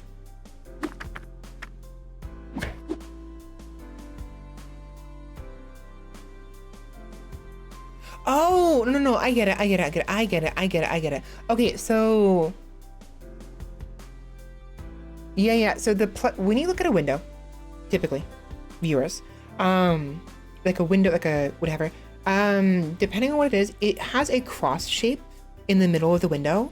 It's part of the frame of the window, right? Many windows are framed in a way they're either partitioned in fours, or it's one huge pane of glass, but the extra frame in the middle of the window in the cross shape, not like a cross as in like the Christian cross, I mean like literally just a plus sign, provides extra stability both to the frame itself, but also to the window, so it doesn't like fall in or outwards, right? Yeah, I can see that now. 1 plus 1 it creates a window. It creates a window of sorts. Now, technically, it would make more sense if there was 4 ones. There was a 1 above and a one below, but you can't really get that with typical math. So all you can do, the limit is a 1, the plus sign, and the other 1. So you only have 2 sides of the window and not the top and bottom sides of the side window. It still makes sense, but it took me minutes. Window lore. Bitch, I'm just yapping, okay? You just like watching me yap, that's all it is. I'm making window lore, oh my god. Why do I do this to myself? Why do I do this? I like make up entire like theses out of nothing. I should have stayed in college. I should have stayed in college.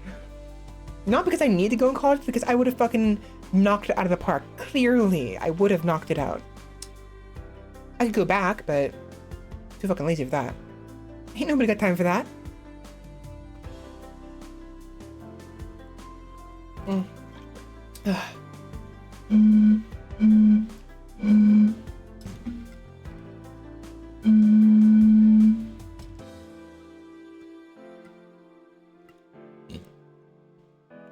Oh, the top and bottom, the equal sign. I could see that, I guess. The problem is, it doesn't completely work out because the 1 plus 1 equal, I guess. But the thing is, the equal sign, the way that the equal sign works is it's supposed to be used to denote what it turns into. If it was 1 plus 1 equals, I guess that can make sense. But and I guess the equal signs could still be used regardless. I mean, I see what you're getting at. I see what you're getting at. Anyways.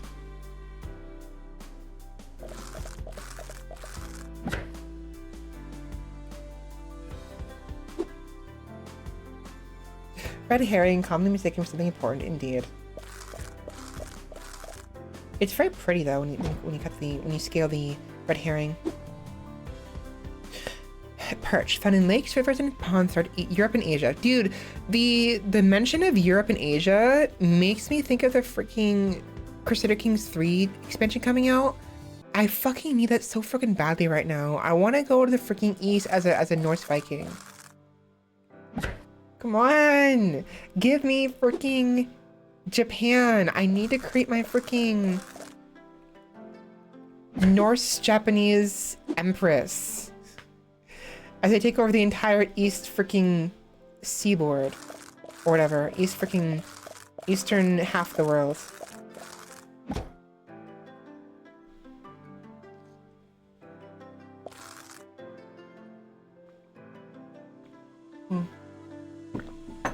Pharaoh trout can live over 20 years, with one recorded at 23 years old in Loch Killen.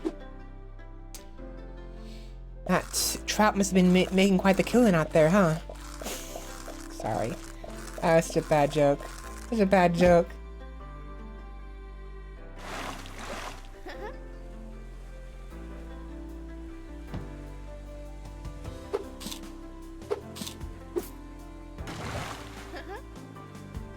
Man, oh my god, these freaking mermaids, the Selkies, heard me say smash, and now I'm getting constant. I'm finding maidens. They must really like my fish. There we go. Okay. Anyways. Okay.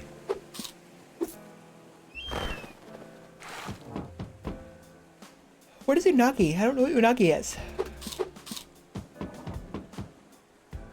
Initiative unlocked. It's for the ones where obviously. Oh, of course, always. World domination, definitely. I'm a benevolent ruler. I promise. In fact, if I was the ruler of the world, I would make freaking 40 weeks instead of 5-day weeks for work days. I'd make like permanent 3-day weekends, but I would also push for more jobs being opened on the weekends, you know? So like it would be like 4-day weeks, and it'd be like Monday, Tuesday, Wednesday, Thursday, and then it'd be Wednesday, Thursday, Friday, Saturday for the shifts, right? Although at the same time, maybe not. And what I mean by that is like some people would work Monday, Tuesday, Wednesday, Thursday, and others would work Wednesday, Thursday, Friday, and Saturday, and they'd be a middle point where they would actually meet on Wednesdays. But at the same time, maybe I don't want to do that because then it ruins the idea of a weekend. Nah, fuck that. Just 4-day work weeks. 3-day weekends. Definitely 3-day weekends. Hey, bunny. Zweihände! Zweihände! Look at this. Oh, you don't have fish. Mermaid X Svela art coming soon, maybe. I won't be doing it. Are you gonna do it? I'll accept it. I love free fan art. For English. I'll pick fan art. I love this music. I want to check down here to see if there's anything else up here that I miss. Where's the music? I want the music on its own. A bunch of music.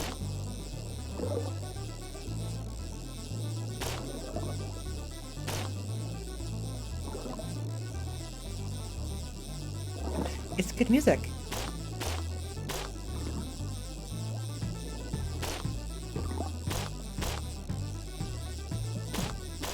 Come on!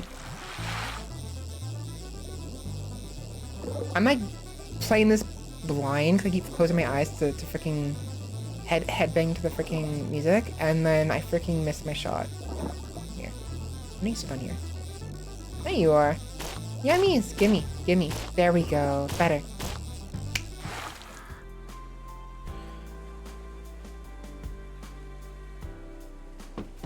Yeah! Amogus. Amogus. And look at that. It's a... colon 3 cat face. I know my symbols. I promise. Oh my god, look, that's a tiny Zweihander. Admittedly, that's a very tiny Zweihander. Realistically, it'd be much larger. However, it does work in regards to to this game, because obviously you can't have as actually 2-scale Zweihander in this because it just won't work.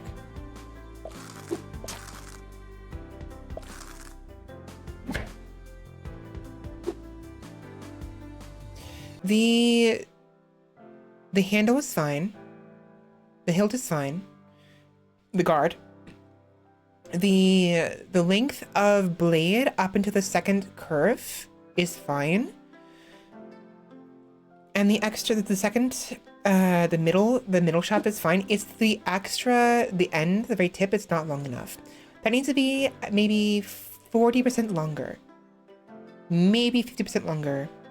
So, no, not 50, it needs to be double. It needs to be about double the length from the knot to the tip. The knot to the tip needs to be longer.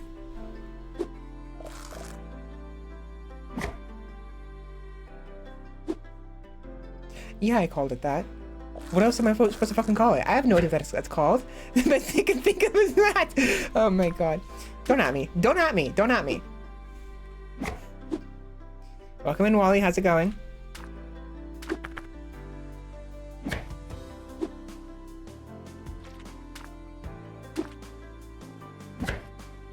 No! Stop it.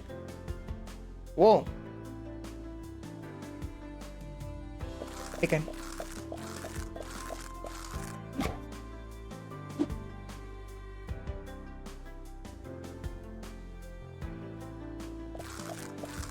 It's so nice being able to do it in one pass. It's so much better. I have to be very careful though because of how big this right-hander is. It's really hard to snake this, literally, haha, funny, past the Balthier. The Bathier. Bathier. Bathier, not Balthier.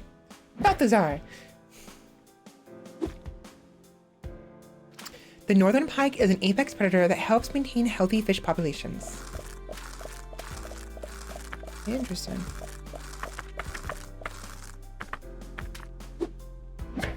Perfect.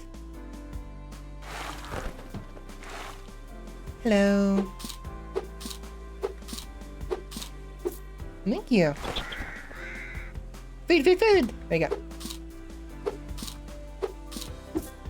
Yeah. Why? Just for her? I'm gonna feed her my... I'm gonna feed her my dragon, my big old dragon. Here you go, open wide. Another one. Unfortunately, I don't have one for you. Here you go. I'm being you by on purpose. I apologize. I'm being you by on main. Okay. Yep, she took it all. This is bad. We should stop talking about this. I'm sorry. It's golden. They're goldfish.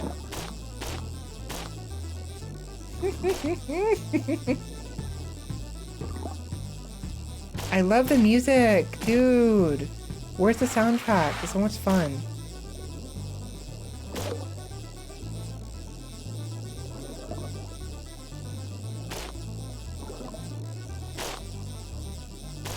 Motherfucker.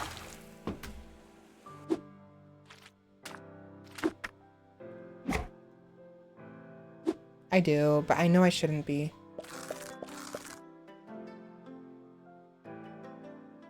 Atlantic herring typically mature between 2 and 9 years of age and can live up to 25 years, although most adults are between 12 and 16 years old. This one's dead. Fry emerge from eggs after 1 to 2 months, then grow into fingerling. Right, we were talking about that. Why is it the brown trout have such the freaking like foodie names? Fries and then fingerlings. I mean, they must be finger looking good. You might as well rename the brown trout to the freaking hamburger. The hamburger fish or something. Or the potato fish.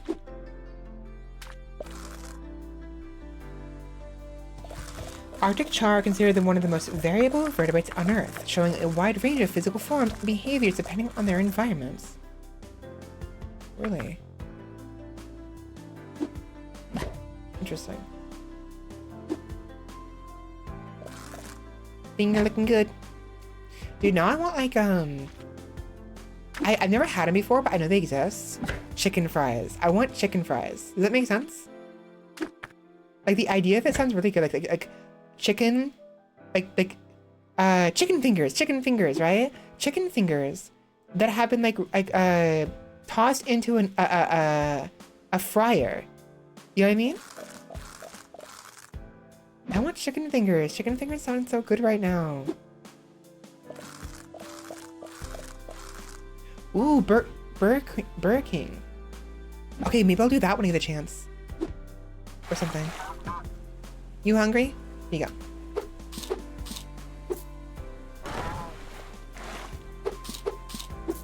Yeah.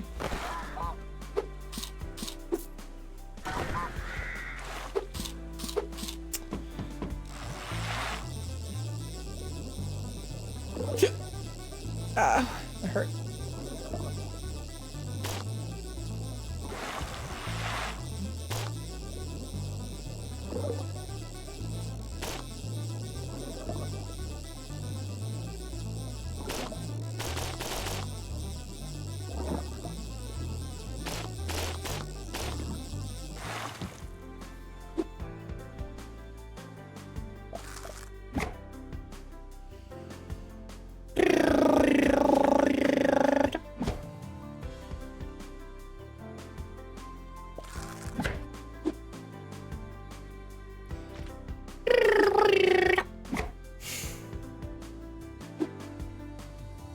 Herring can switch to filter feeding when plankton density is high. Interesting. I guess that makes sense. If you have the capability to filter feed, but you don't need to use it at all times, you simply just don't, you just retract it somehow, and then once you, like, if there's enough plankton, you know, why bother for anything else if you are capable of eating it? Perch spawn in April when females lay long, sticky ribbons of eggs on vegetation and rocks. So basically, the females, they poop on rocks, and the males fertilize it.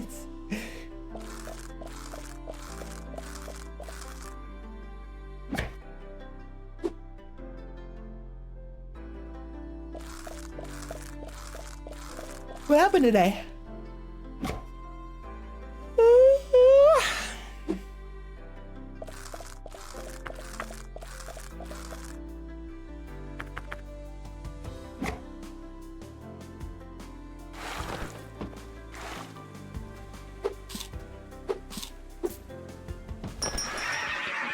There you go. A harpoon. Perfect.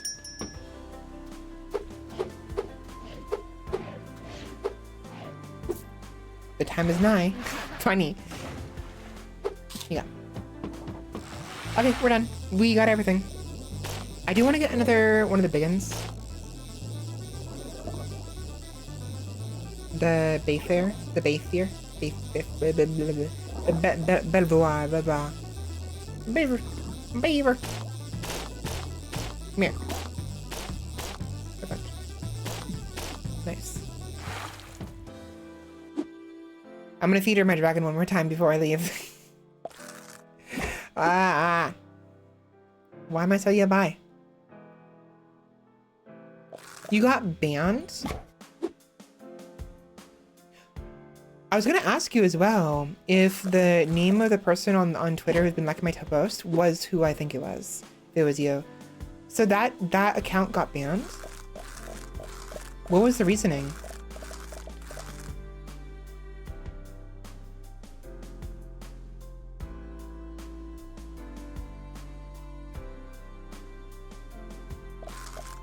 Roomba?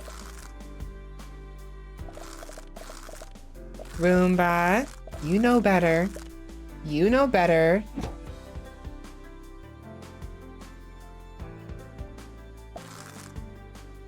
You know that's not what that means. You know that's not what that means.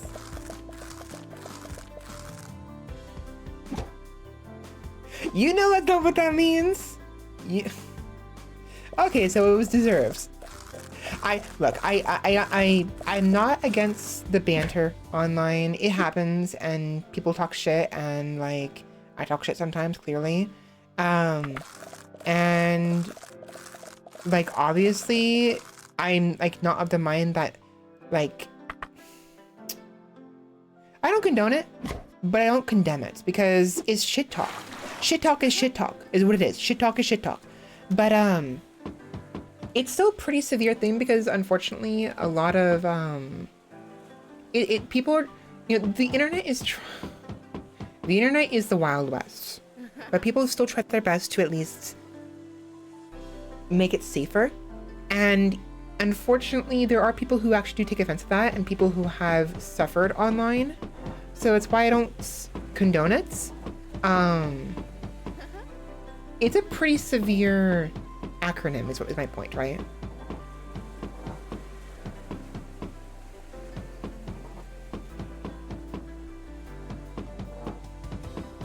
Again, it's really, I don't want to say what's right or wrong in such a situation, because I don't know the context, and it's probably best to not talk about it too much and like make it the focus of the stream. So you know you did. I'd recommend not, even if they do truly deserve it, better just to ignore them or what have you, if possible. There's like the drama, some people can have fun with it and what have you. The reason why I try to avoid drama, I don't like drama. I really don't. It's not fun, you know? It's uncomfortable.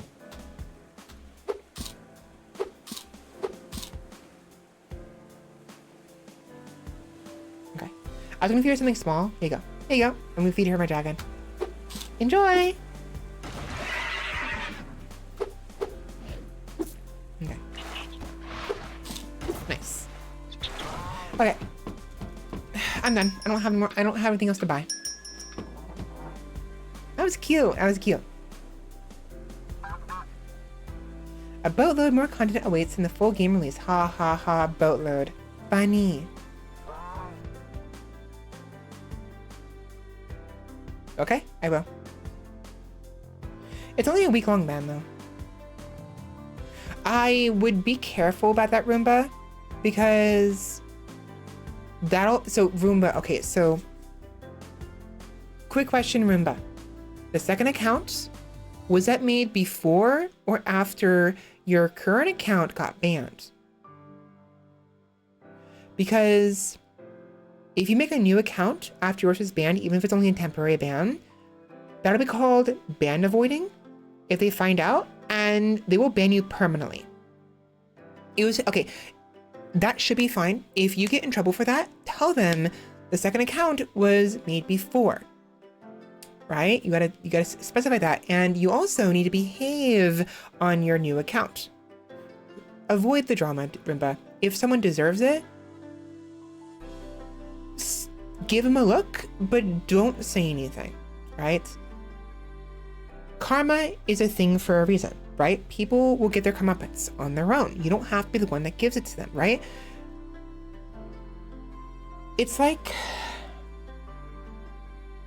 Okay, so I mentioned before my gripes with Batman and the frustrations with Batman, the whole like not killing thing, right? I think I mentioned before, if I was Batman, three things would happen, right? If I found the Joker the first time, obviously I would take the Joker to the Arkham Asylum. I would arrest the Joker, right? That's the first time. If the second time he gets out, or he gets out, right? And clearly the Arkham failed, I would then I would seek out Joker, arrest him, whatever, and then enhance the Arkham Asylum security and their facilities myself, because I'd be Bruce Wayne, I'm rich, right? Or in my case, what's the female equivalent of Bruce? Whatever. I would then use my funds to enhance Arkham Asylum to be better, both security-wise and also, therapy-wise. And if then Joker escapes again, I would kill him. I discussed this previously, right? Because that's how, honestly, it should be. Because every death,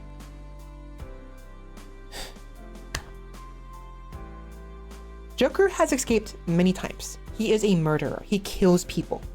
Innocent people. Some are guilty, some are innocent. He kills people. And Batman has beat him up and brought him back to Arkham Asylum multiple times, many times. The first time, Arkham tried to contain him with their own faculties, their own capabilities. That fails. Okay, cool. Bruce, as Batman, should make it better, support Arkham to help better secure their inmates, and also provide the help they need for those who are psychotic. That is then his efforts. If even his efforts fail, that changes things. Because Arkham Asylum had an opportunity to put the Joker on death row and execute him on their own terms. Right? Yeah, he's insane. That doesn't give it a, look, I'm not the law here, and I don't know what's right and wrong here. Those who are not mentally functioning, or the way they function is dangerous to those around them, literally, I don't know what the best course of action is. Because if someone is a danger to society as a whole, to a random person on the street, because they will literally kill them just because, they need to be taken care of. They need to be killed. Not because they deserve it, but because they're a danger. And I don't really, like, everyone deserves a second chance. Even killers. To an extent, because it's like with therapy, right? I could go to therapy. I was going to therapy a long time ago for various things, whatever. Therapy only works when the one who's receiving the therapy actually wants to receive it and works with a therapist. I was going to therapy and they were having things I could do, what have you. I didn't want to do any of that. I didn't want to be at therapy. I didn't want their help. Help does nothing if the person receiving the help doesn't want it and is not reciprocable to the help and the changes that would be needed to receive said help, or the resulting changes that would happen after receiving said help. If someone's a murderer because they're mentally so unwell that they can't distinguish reality from fantasy, or because they're hallucinating, or because they have tics or some kind of like disorder, like a personality disorder, if they receive the help they need, therapy ideally, preferably not medicine, because medicine can be very hit or miss and can be problematic. If they can get the help they need and they're perfectly safe now, not by brainwashing or forcing it, but actually genuinely better and healthier, that's great. People who know better, and a lot of murderers know better, they know better. They just did it because they wanted to, for whatever reason. They have their motives, right? They're not going to be, they can't be, maybe, I don't know. I'm not the expert here. I'm not the law and what have you. But there's a distinct difference between someone who kills someone by accident, someone who does it on purpose because they're mentally unwell and cannot function properly, and their actions killed someone, whether by accident or in purpose because they're mentally, and there are those who kill people because they like it. Okay? And there are many killers who do it because they like it. They like doing it. No amount of therapy is going to help them because they like doing it. They do it knowing what's happening. They know the consequences. You know what I mean? And it's like, for those who need help, I don't know what can be done. Maybe an actual murderer who does it because they like it can find ways to not do that. Maybe they can find an outlet somewhere else that's healthier for themselves and also those around them. Who knows? I'm not an expert here. But the Joker needs to have been dealt with by Arkham 50 years ago, before he was born, kind of thing. Not really, not 50 years ago. I mean, like yesterday kind of thing, you know? Like, this should be dealt with yesterday.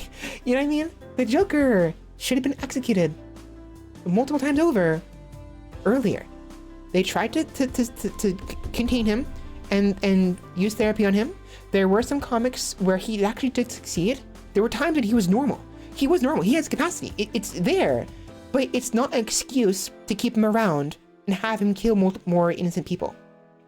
Either the security has to get better, therapy has to get better, both have to get better, ideally, that's the ideal, or he needs to be put into the grave. He needs to be contained better, because Batman's not, what he's doing and what Arkham is doing is not cutting it. It's just not. At that point, everyone who dies is on Batman's hands, because he had an opportunity to save people and protect them, and he's not. Yes, they deserve a second chance.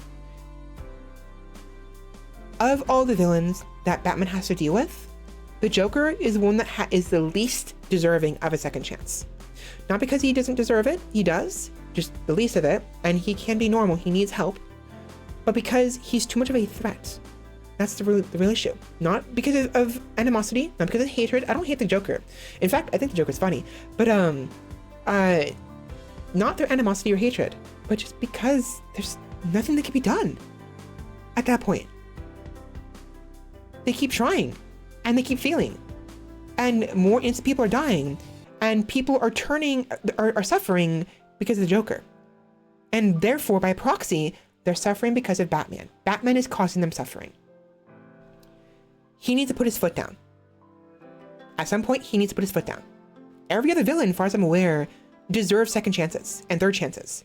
The Dolly girl, even Harley Quinn, to an extent, and like the Croc, and depending on who it is, right? And like with the Deadshot, he's just an assassin. At that point, it's not so much he's a villain, he's an assassin for hire. That's a little bit more finicky. It's different because he's does it for an employment. He doesn't enjoy it, maybe he does, but he does it for hire. It's his job, right? The Joker does it for a sick fascination and enjoyment, is my point here, right? Because it's really a weird, this whole situation, the concept I'm bringing up is too complex, far too complex for anyone to handle. And Batman is constantly out of his depth when it comes to Joker. Constantly.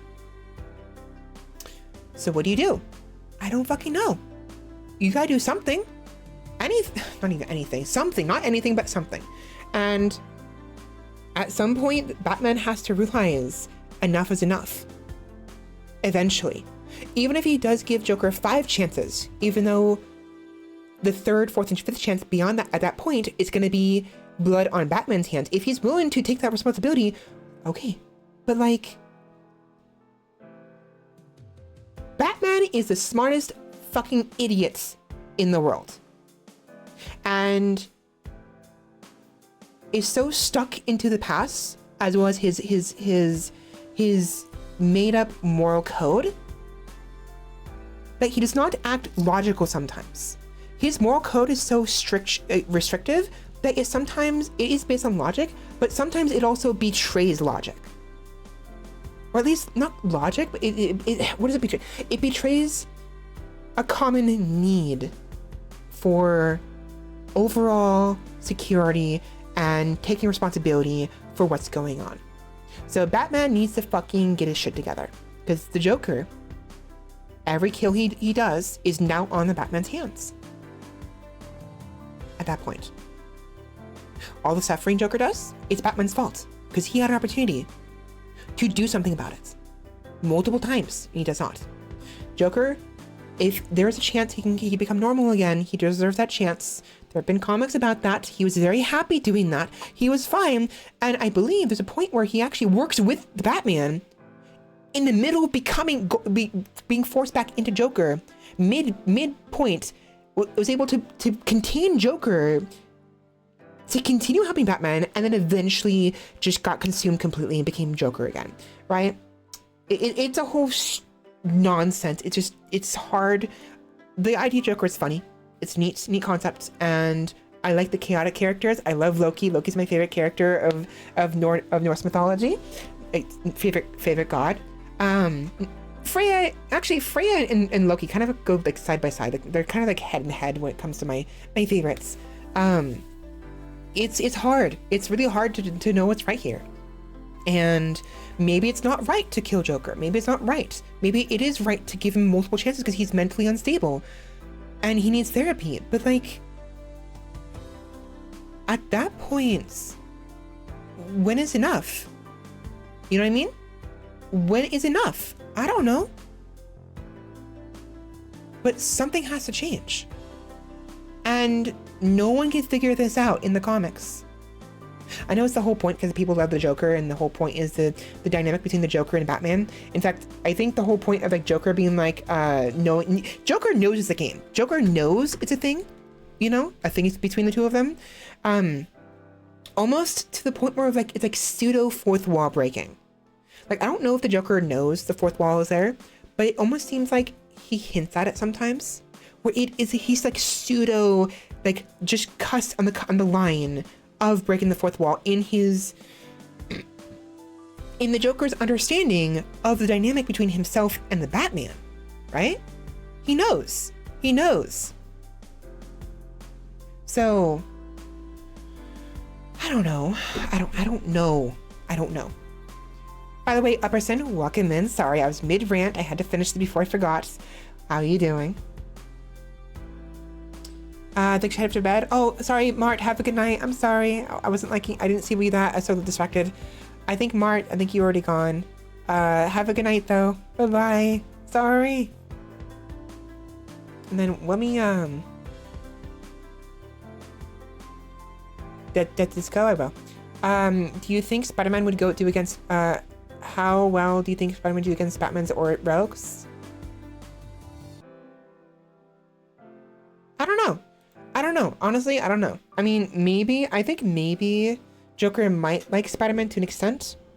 The thing is, the reason why the Joker likes Batman is because Joker himself wants to be the one that makes the jokes, right? He wants to be the one that makes the jokes. And his jokes are very morbid. And Batman, it is a challenge to the Joker, right? The Batman is a wall that he wants to bash it. Oh my God, this is why I like the Joker, huh? He likes to bash his head against a brick wall. The Joker does. Batman is that wall. He wants to break it down to get to the other side, brick by brick. And it's fun. He will also climb it sometimes. It's a challenge he's trying to overcome. That's what Batman is. That's why he doesn't want to be told Batman's secret identity. One, because he doesn't care about the secret identity of Batman. He cares about Batman, right? And two, he wants to be the one that figures it out. If someone else figures it out for him, he hates it. Utterly hates it. He despises them. To the point where he will pretend. I remember there was that one Joker scene. Where was it? Where was it?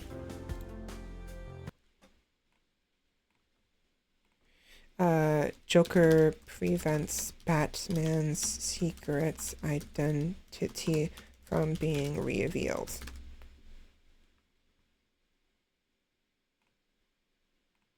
Cartoon.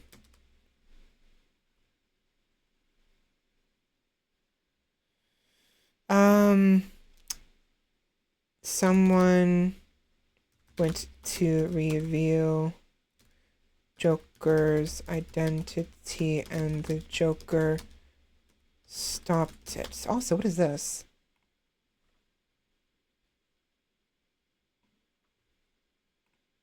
What is this?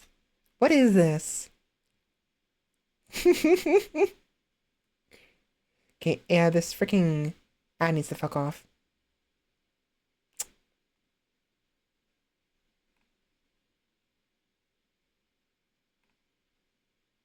Please tell me it's not AI.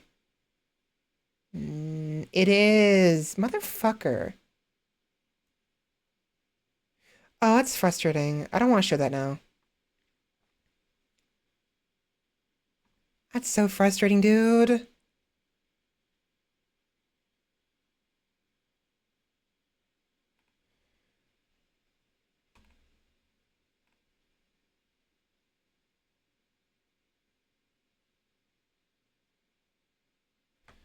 Okay, someone made fan art of the Batman and Joker, of a female Joker. It was interesting, and then I looked at the freaking tags. In the tag that says AI, I'm trying to look for signs of AI. I'm not seeing any. So either it's not AI, or it is, and they cleaned it up. It's really hard to tell. I really hope it's not AI.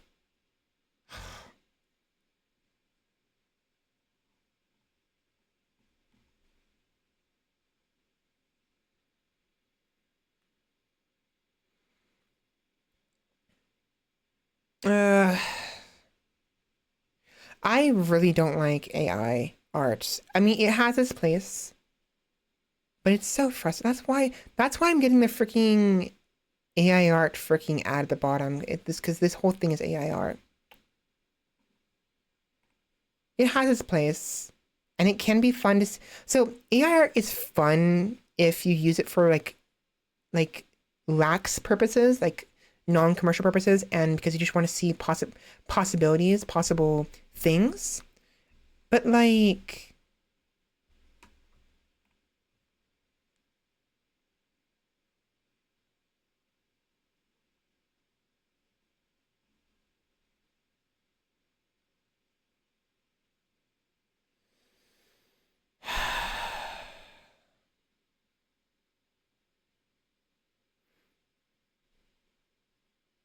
Oh, great. As usual, the full-size unwatermarked version is on my Patreon. They are making money off this. Okay, fuck. I don't know if it's AI or not.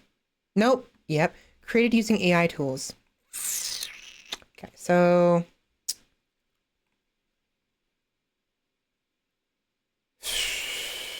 I don't know if I should show this or not. Whatever. You know what? I'm gonna show it because you, the viewer, can decide of your own discretion what to do about this information. Okay? I hate that. I don't mind it if it's like for like, if it's for fun, right? The reason why I have issues with AI art is because the whole crux of AI art, right? The whole issue is it uses someone else's art to create art, essentially for free, right? It's a tool that has potential. It's very useful. It uses someone else's art, and that's not okay. It's tracing. You're tracing at that point. You are that's what AI art is. It's tracing. And that's illegal. It's not right. You can't, it's not morally good in the artistic realm. Tracing is not good. You can do it for fun things, and if you want to get used to drawing, what is tracing? Bad.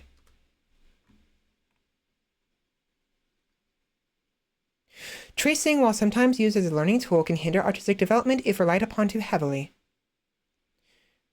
It can stifle creativity, limit the development of observational and freehand drawing skills, and lead to a lack of originality. Additionally, tracing can be perceived as plagiarism or a shortcut, especially when tracing another artist's work. There we go. It's really not great.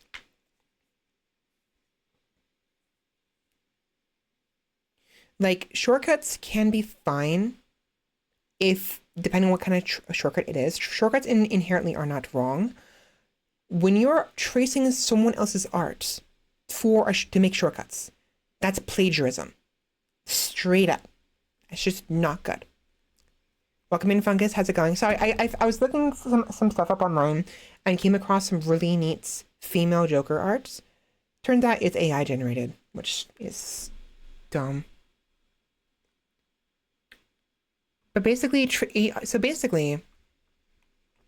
is AI art basically a form of tracing?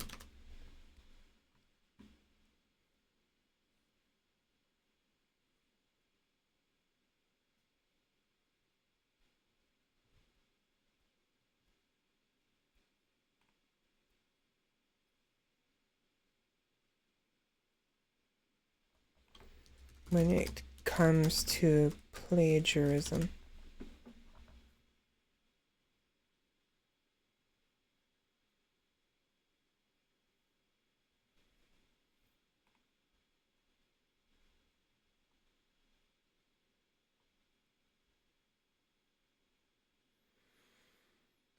It's plagiarism. It's plagiarism entirely. Yeah, it's theft. That's what the tracing is the same thing.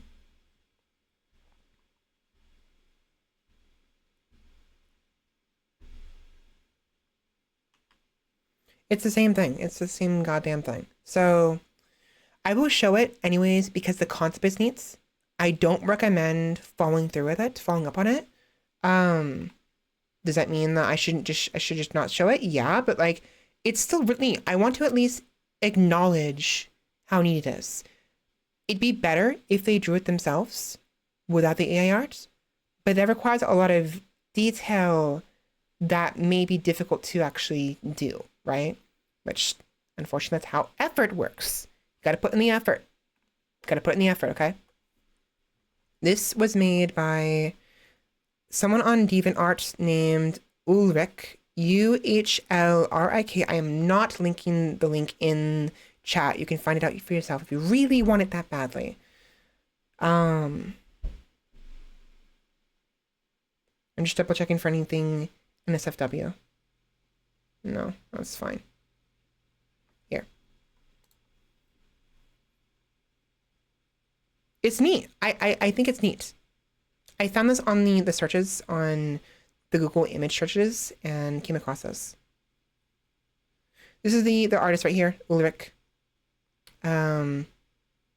If you want to support it, it's your prerogative. I'm not gonna force you not to. There it is. But like, I don't condone it. If you make your own art, like the way AI art should work, the ideal way to use this tool, make your own art, have it scan your art, and you can use it to make more of your art. Only your art. That's the actual way it's supposed to be used, in the way of not being plagiarism.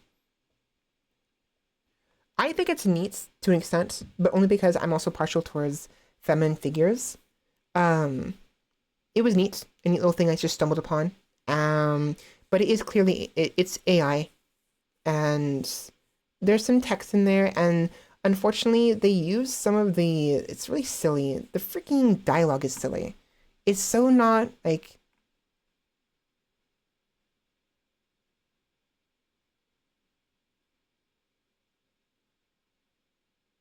I don't know. I don't know. It's neat. It's neat, but that's about it. And there's another image they did as well. This one.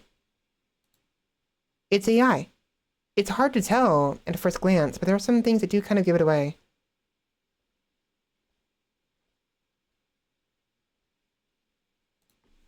Anyways. I need to find what I was looking for. There is a specific video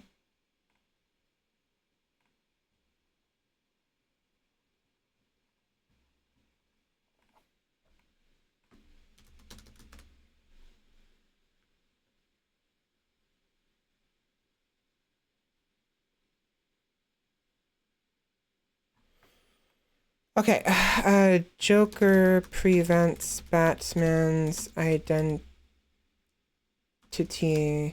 being revealed. Cartoon.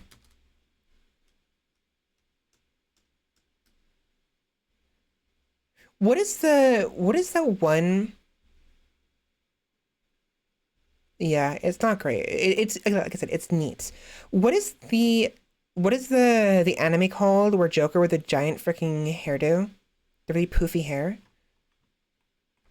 Joker cartoon with the big hair.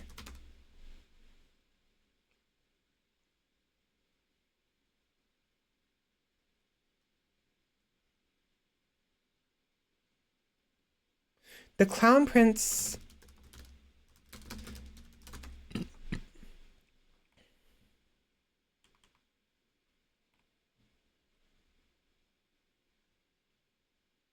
The Batman animated series? Is that right?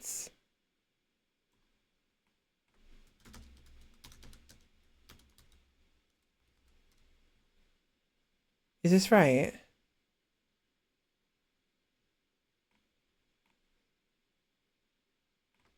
Joker. Yes, I believe. No. Yes? No. Yes.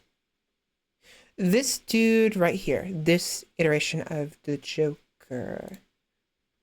This guy. Right here. Big hair. So there was a scene, I believe, where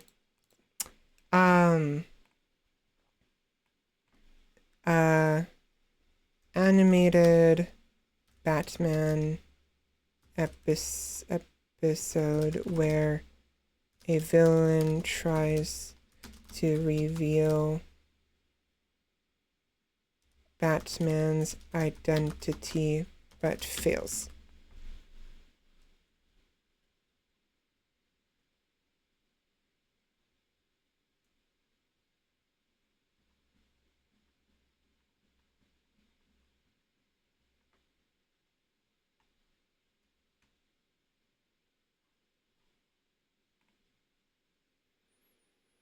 Okay, this one. I believe it's this one. The Strange Secret of Bruce Wayne.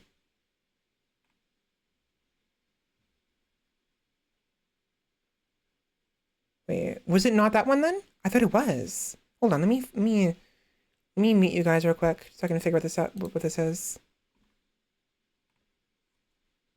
I don't want TikTok. I don't want Dailymotion. I want YouTube.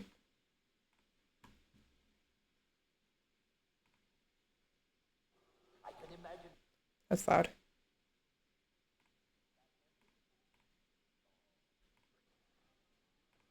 It's not this one. So there is this one right here.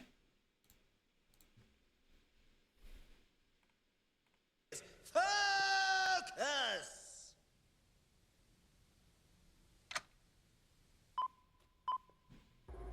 It's a perfect plan.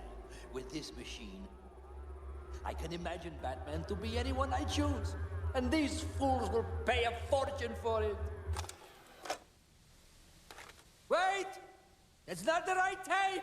$40,685. No, it was a 53 cents. How does he know that?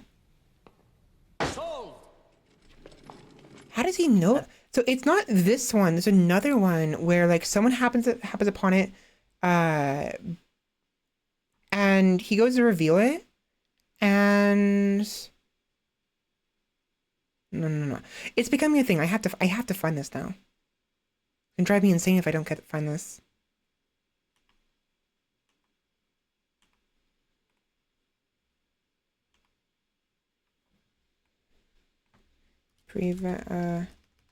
Protects Batman's identity.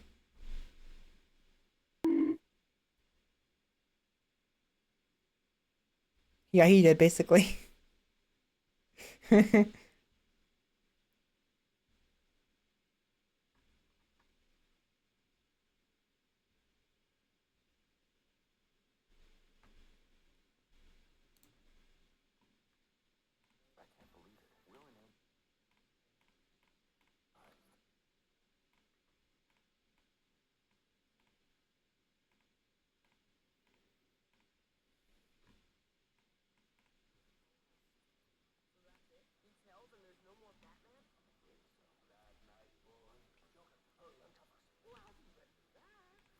So there is this one. It's not exactly what I'm looking for.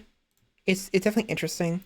There have been multiple situations where the Joker actually does not want Batman's identity revealed. And were sent to prison around the same time my parents died. So what's our next move? We pay the Mallory brothers a visit. Unless we get to you first. Could redo my hair real quick. I should have known you were Batman, Bruce. You were always so civic-minded. It's over, Bruce. You've forgotten home court advantage. You have no court left. You'd be surprised. If I go to jail, I'll tell everyone who you are. You'll be a target the rest of your life. Get ready to be famous, Dickie. So that's it? He tells and there's no more Batman? I'm afraid so. That night, boys. Joker, hurry, uncuff us. Well, I'll do better than that. I'll completely unhinge you. You can't. We know who he is. We'll tell you. Batman, he's... Nope, he doesn't want to know. Destroying you is my game, and Exactly. I won't have anyone stealing my fun. If nothing else, the Joker wants to do it himself. He hates it when someone tries to beat him to the punch. And there's another scene where I believe it was this Joker. I don't remember which one it was though. It was, okay, the scene played out. This villain comes into this room full of other villains who are just hanging out, right? For whatever reason. And this the villain goes like, guys, never believe this. The Batman is Bruce Wayne. And they start like, and then like the Joker everyone's like, what, really? And the Joker starts laughing, right? Or whatever. And like convinces everyone else this guy's insane. He's not actually, he's telling a lie, right? And you can tell, you don't tell at the moment, but once you think about this and you're told this, you think about it and you rewatch it, you can tell he believes him and doesn't want anyone else to know for sure. And so the Joker plays it off like a joke or that he's lying, and they all beat the crap out of this guy. and I think nearly kill him, if not kill him. And I don't remember which scene, when. I don't remember exactly. All the times Batman's identity was almost revealed.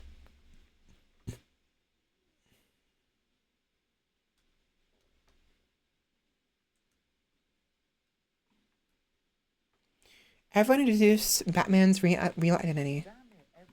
Shut up.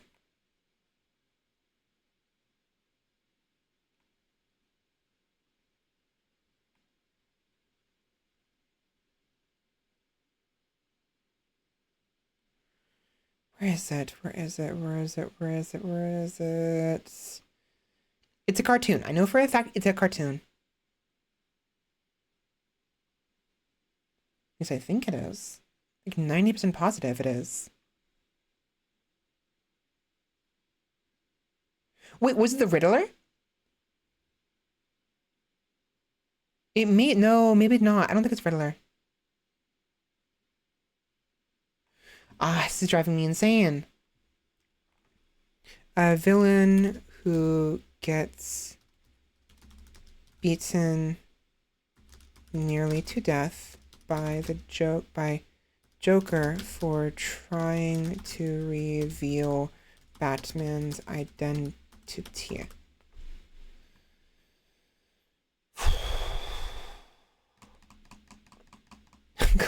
Gives me conniptions. It gives me so many freaking conniptions. I'm going insane.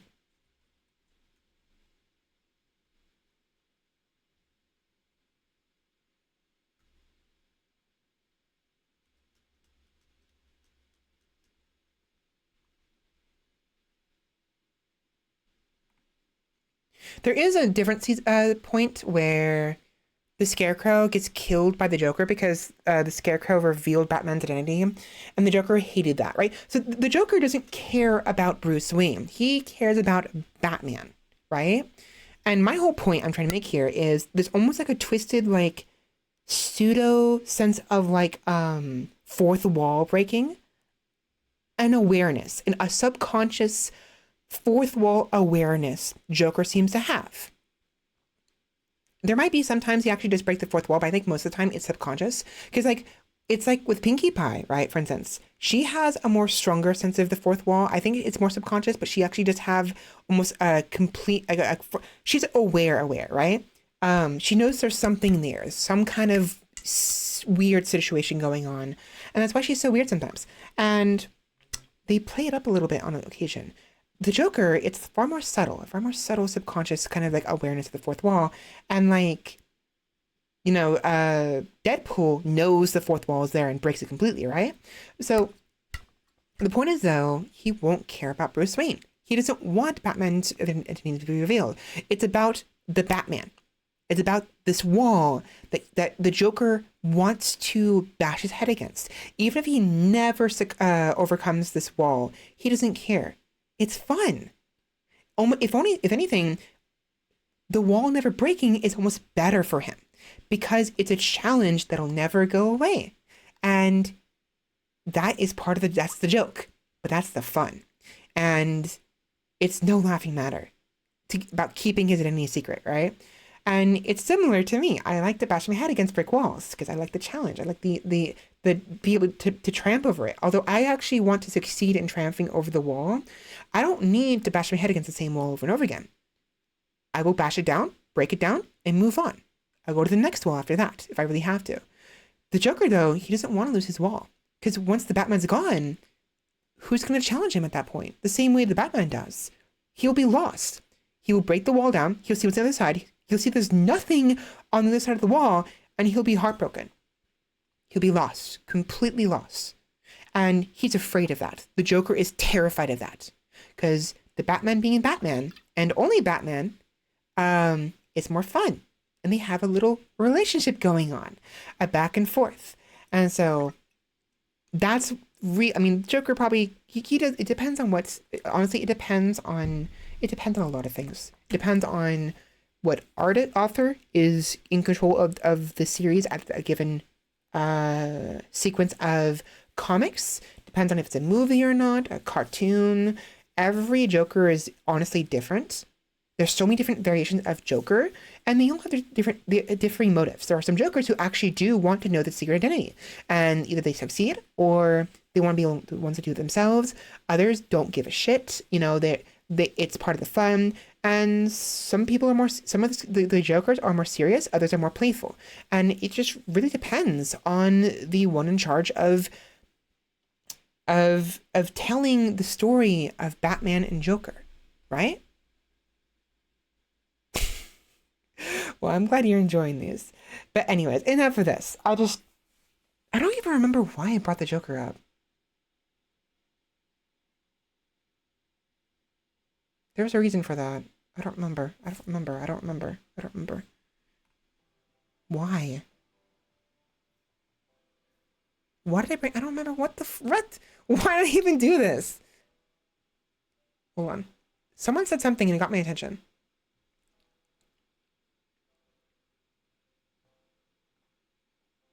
Oh, deserving. Whether or not someone deserves something. Right. I think that's what it was. This is your fault, Roomba. This is your fault. Anyways, I'm moving on. I just bought a bunch of games. Where are they? There they are. Rentlord. Rentlord. The Bellatra renting. The renting of Bellatra, sorry. That was loud. I think I may actually have ADHD. Wouldn't be surprised. I would chalk it up to my autism speaking, really, but like, I don't know. Rentlord.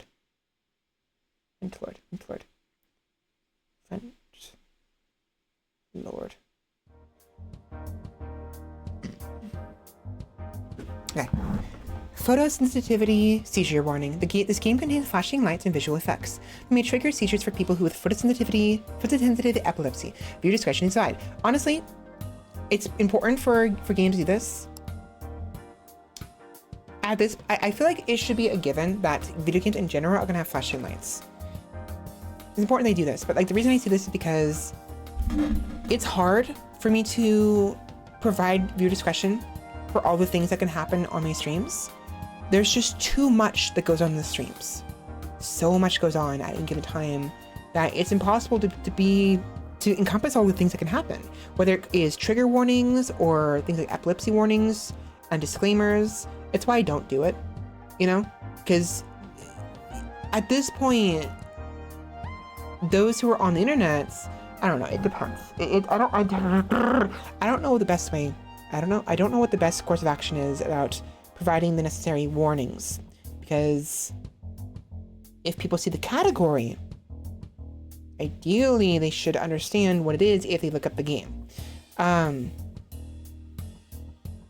don't know. It's good that they do that. I like that they do that. It's good. Have a good night. Okay, no worries. Bye-bye. Dead is disco. Thank you. Dead.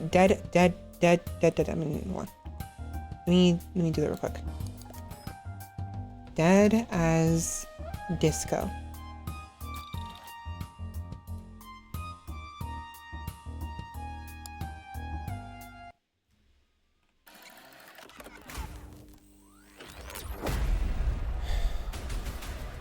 Martial arts meets music video and Dead as Disco. A neon-drenched beat-em-up where every punch, kick, and combo syncs to the music. Okay, that's fun.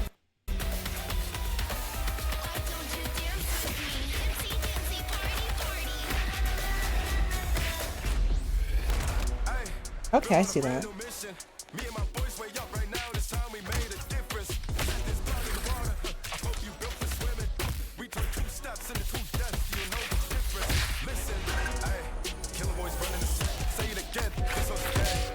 It's not perfect, I'm sure.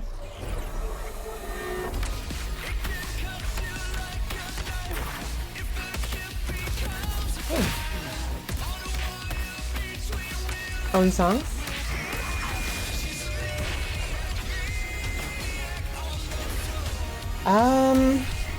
I don't think my songs will cut it, honestly, especially not for the vibe of this. Maybe I'm trying to think which one songs might work. I'm gonna make you wish you stayed dead. Also, I forgot to freaking show you this. I'm blinding you guys. Let's watch this again. Watch this, watch this. I didn't realize you guys are blind. Sorry. I'm considering trying it. But I also have so many other games as well. Maybe, you know what, Roomba? Roomba, remind me tomorrow. We'll play it tomorrow, okay? I want you to get some rest. And that way I can have a little more energy to play it tomorrow. And we can figure out some songs to play. Yeah, sorry, I forgot you guys were blind. I apologize.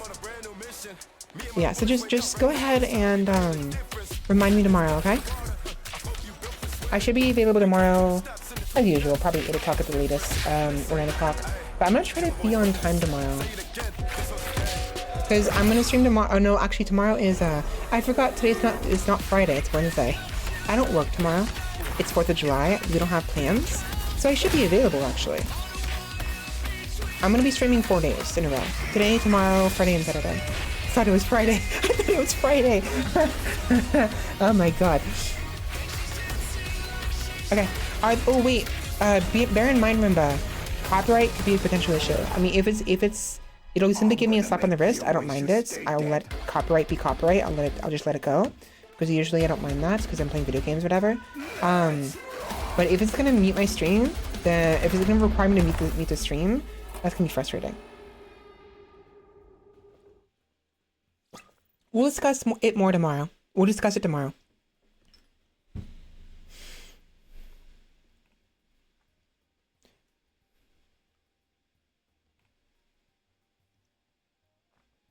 $5 gigabytes. Eh.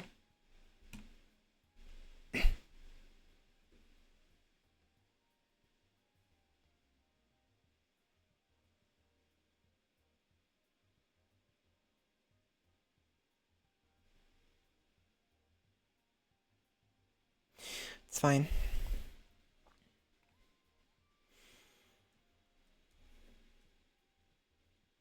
Yeah, it depends though. It really does depend. So let me know what the list is. I'll go through the list myself when I get the chance. If you can actually send me the list on Discord, maybe I'll try to make some time. I'll probably forget, but I'll try to make some time before stream, either tonight, maybe after stream, or before I start stream tomorrow, or on stream. I'll go through them and get an idea of which songs may or may not be ideal. For instance, I would totally be down to doing a like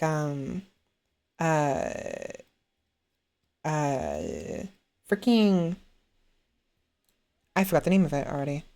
I forgot the name. One second.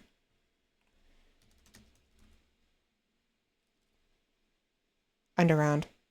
Big Dogs.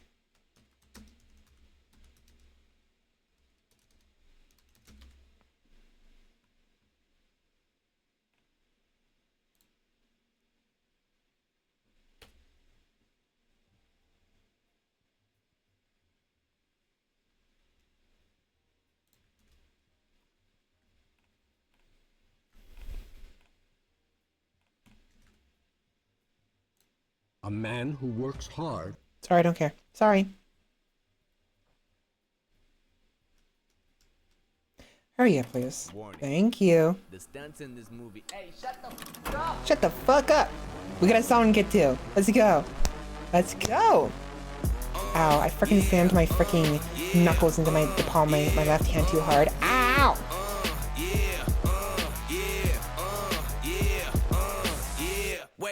I would love this song in Dead by Disco. Big step up, underground methods. I love this one. It'd be so fun.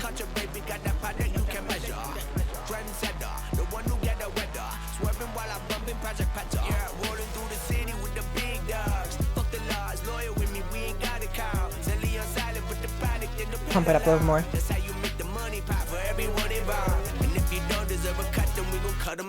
My barber got me looking proper every single time. Fresh fade, getting faded on that top grade. More, please. Walking out alive, smoking what we on. And you know I got it, boy, for the ones who gone. R.I.P.'s in your memory, we carry on. When I die, they will not bury me, not what I want. Burn my body, pour my ashes in the river, y'all. That's how we knowin' that the flow about trying to carry on. See, immortality's a fallacy, I prove them wrong. The Southern family gon' carry me the way beyond. Anything you've ever known, anything you've done. They ask me how you get like this, how you live like this, why you worry about it. I don't know what I'm doing. I'm just thinking, whatever. What you think this is? We ain't worried about it. Watch your skirt the whip. They ask me how you get like this, how you live like this. Makes you weak or strong. Probably a little bit both. I like this song. I like it, especially in the beginning. This is the cool part. When it gets slower later on, I don't care for as much. It happens in the very last of it. The skin color like the bourbon, worldwide sign, and we face close. I don't know the lyrics, unfortunately. Nothing ever certain. Only thing that's promises that promises are broken. Yeah, so we finding ways to cope there. Only thing I'm breaking is her back with emotions. Yeah, baby, go bring it's a good song. What is going on over here? What is going on over here? Oh, they're playing Peak. We have to play some Peak together. There's a lot of things we have to do, Limba. I want to play with Fenrir, but Fenrir's timing might be bad, so I may not be able to.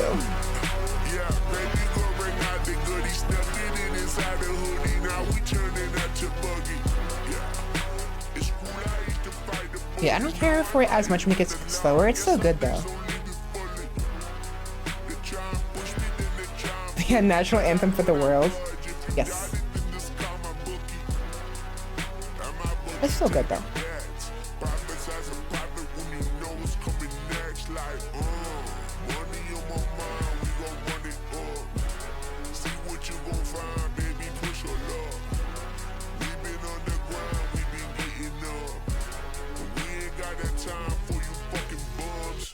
Okay.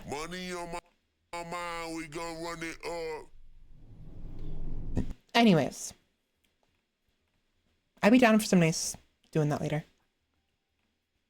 But later. I want to play the Rentlord game.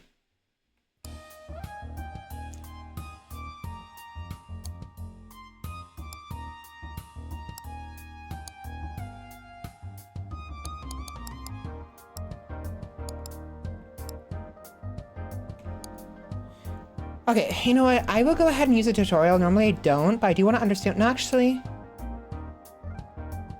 Nah, fuck, I'll figure it out. I'll figure it out. Fuck it.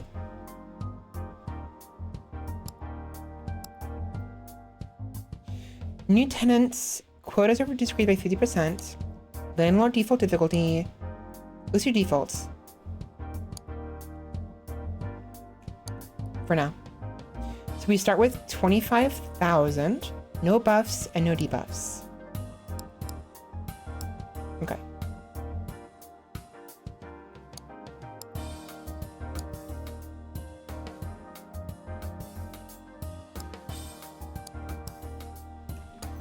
Okay. How does this work? Okay, I have no idea what any of this means. I should have checked the tutorial. Unlocks at EXE. When a game starts, it unlocks, okay. Collections. Makes sense. Settings, of course. Okay. A state calendar plugin. Have a good night. Yeah, talk to you later. And remind me tomorrow to play Deada's Disco, okay? Thank you. Calendar.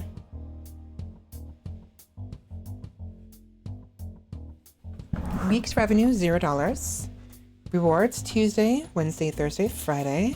Target revenue is 5,000. You can pay your tax early to get more rewards. Okay. Auto open. Today's Monday, week 1 out of 10. Okay, so we have 10 weeks. Okay. What is Rentlord?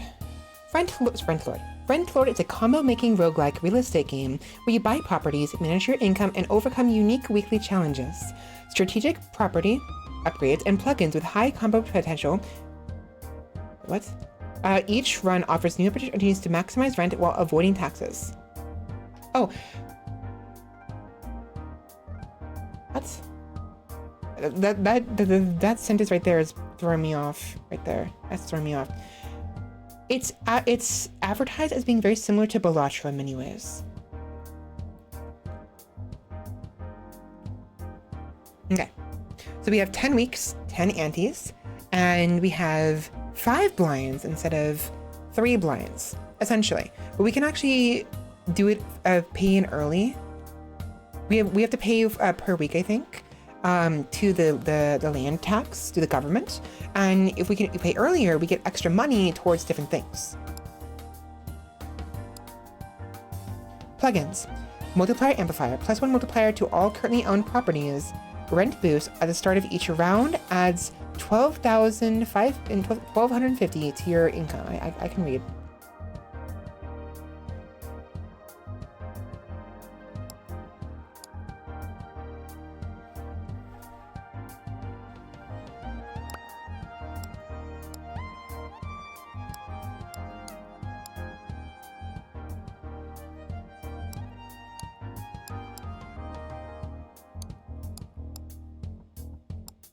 Oh, okay.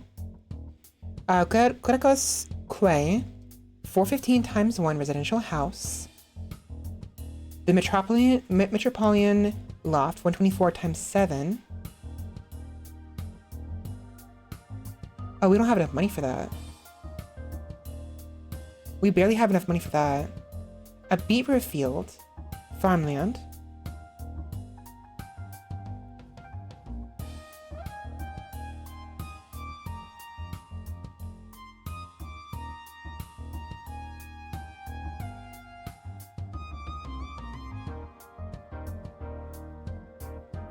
I wonder if there's like a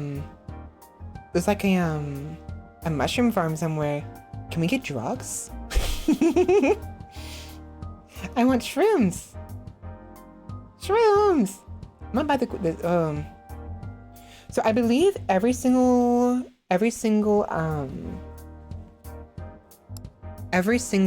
like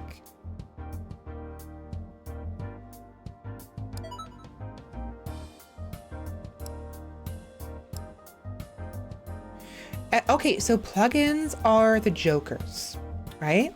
And the way this works is we collect rent to finish the round. And what we want to do here is we buy a bunch of cheap ones. This one's only went 415.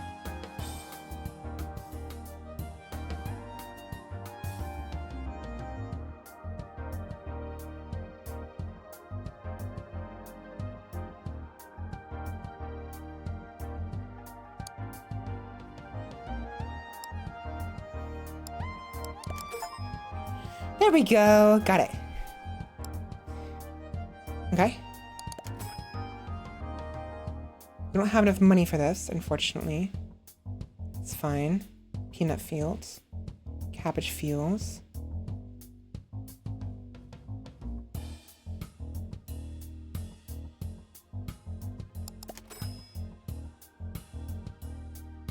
Okay. So I'm doing this because I want to get the plugin. Boom. So now all the current ones have an extra multiplier ×2. You get so much more money. So do we collect rent?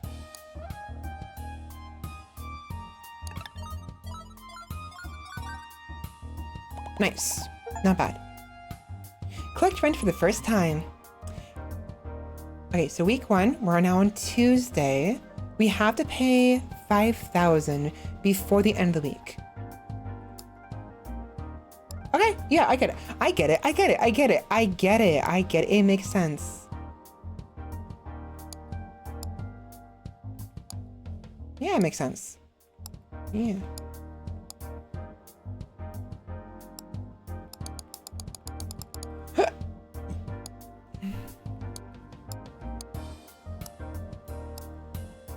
Wait.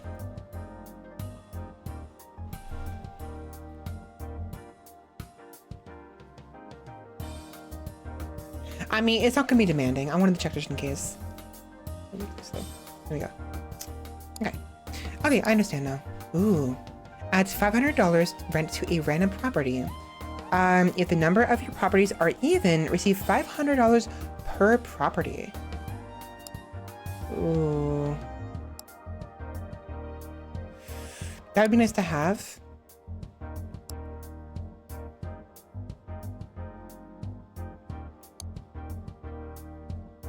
can get 2,000 from that.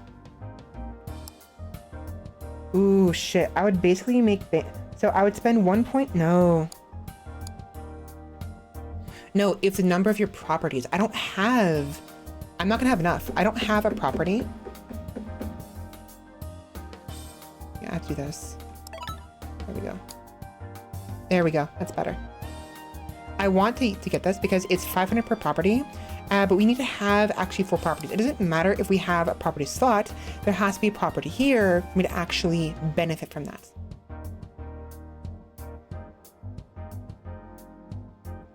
So the properties we click on will remain.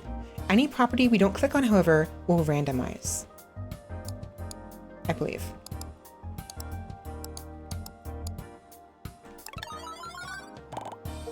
There we go. Collect rent 10 times. Huh? I've done it 6 times. Excuse me? I got a free achievement, I guess. Okay, so we can actually pay early if we want. The thing is, if we pay early, what happens? Do we skip to the next area?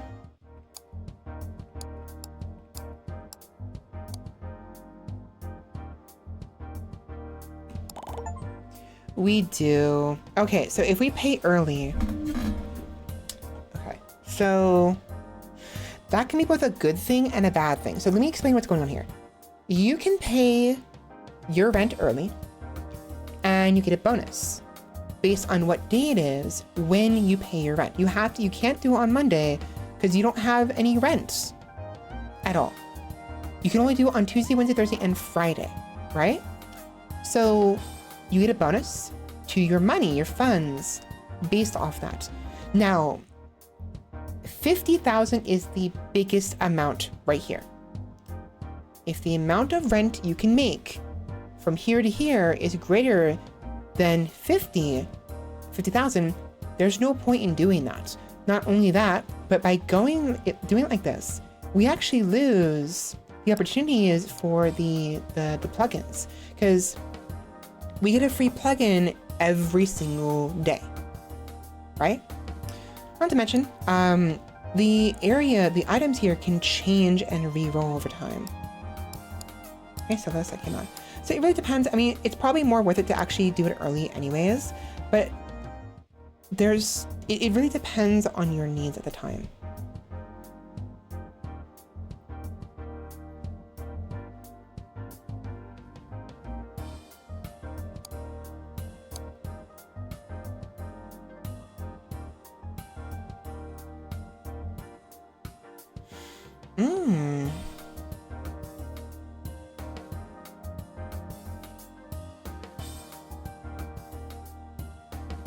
Okay. Every time a vacant property collects rent, gain an extra $500. That's basically extra. So it's not that it'll give a multiplier, right? So these are like, for instance, this one right here, 207 times 2. It won't be 207 plus 500 times 2. It'll be 207 times 2 and then add 500 to whatever that is. So it's a static 500 for each of these. 1,500 in total. It's not terrible. It's a little like small amount boost. I'm pretty sure. There's no reason not to do this for now. I do want to buy one more property, and then I want to buy the Metropolitan Loft. That's 700 alone.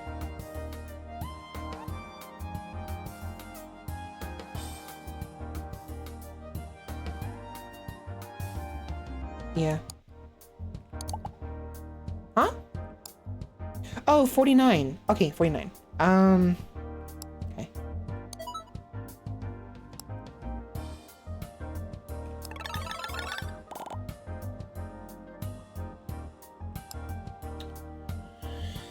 Okay, I can either buy something else.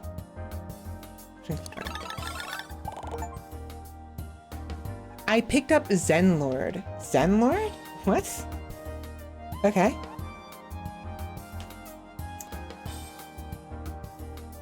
It's Wednesday. I get a bonus of 35,000. How many am I getting every single... How many am I getting every single time? Oh. Oh. Farmland, farmland. Farmland. Okay. Synergies. Synergies. Each time rent is collected, there's a 10% chance to multiply rent by 2.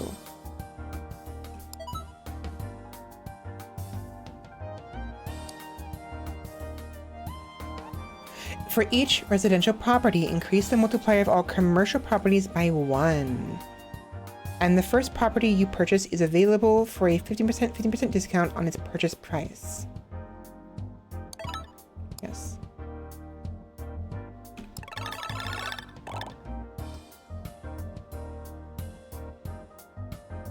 Okay, I made 10,000 right there. It would be more worth it to just do Thursday. Kind of hoping for more farms.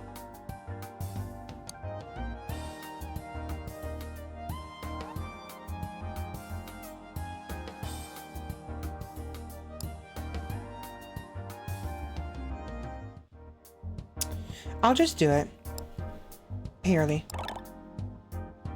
I gain more money than that, I think. Actually, no, I'm stupid. I'm actually stupid. Because Thursday was 1,500, right? 15,000. I made 10,000 per.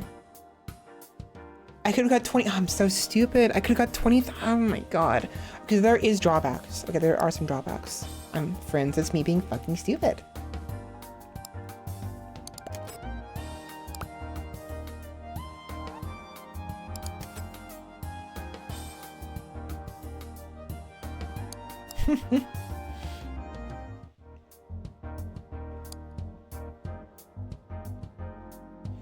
For every 3 farmlands you own, all castles gain +1 multiplier.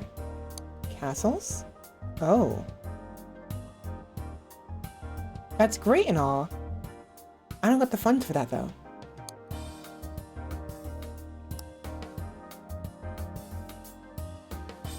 Interesting. Ah.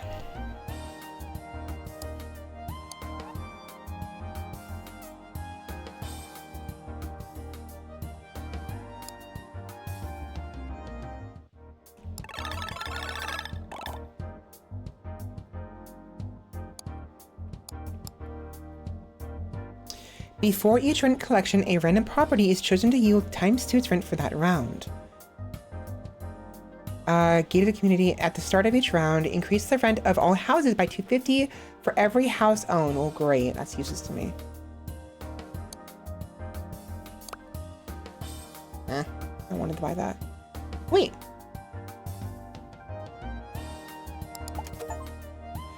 Unlock property magnet. What did I do?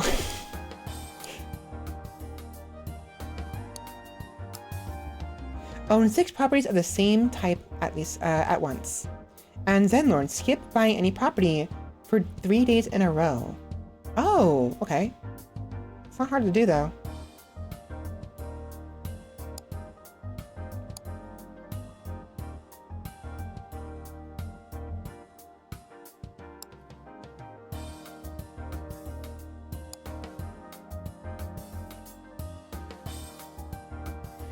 Oh, useless to me. Oh, useless.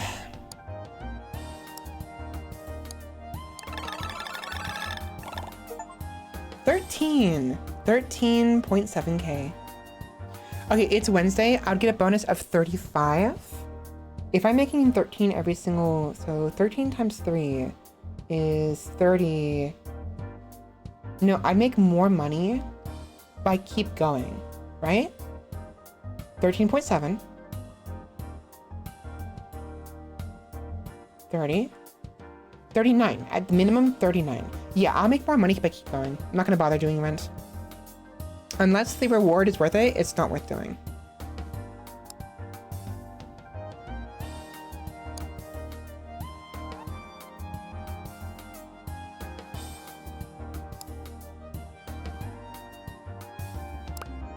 I'll just go farmland. I'll keep going farmland. It's fine.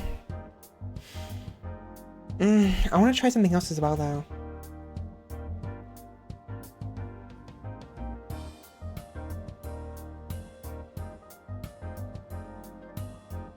Yeah, we're gonna keep going farmland. It's not worth going something else right now. We want to maybe bank on some farmland modifiers.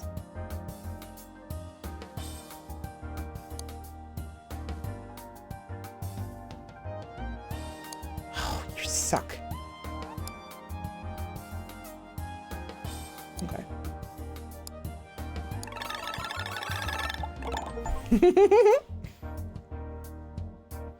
I unlocked some more stuff. What'd I do? Growth glitch, collect friend 50 times. What was the other achievement? 50, friend 50 times. Okay.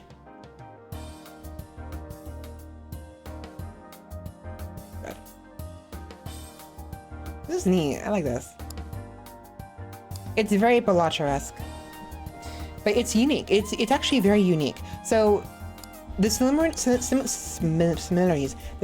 are definitely there. I feel bad comparing it to Balacha over and over again. It's hard not to make the comparison, but they are distinct, which is actually really important. And I'm actually enjoying this.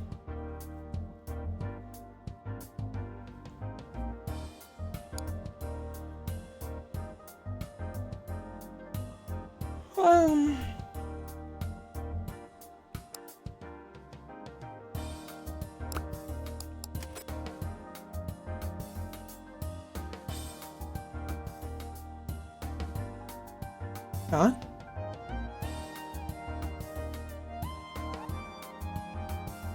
Mustard seed.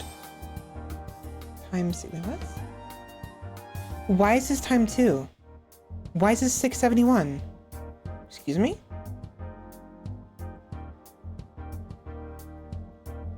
Wait. Did they, wait, hold on, wait, what? Hold on.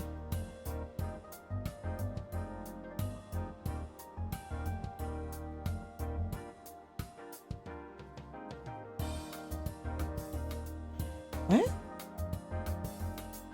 Is there like synergy between? There probably is. Interesting.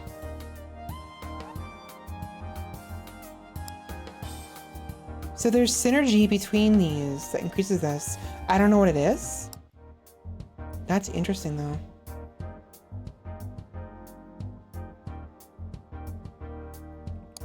Huh.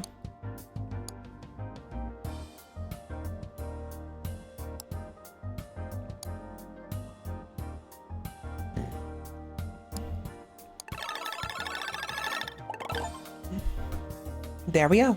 There we go. There we go. There we go. There we go. There we go.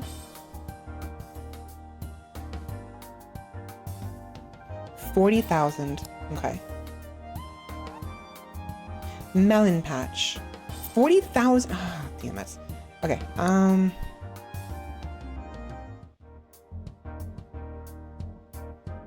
Wait. Properties can be sold?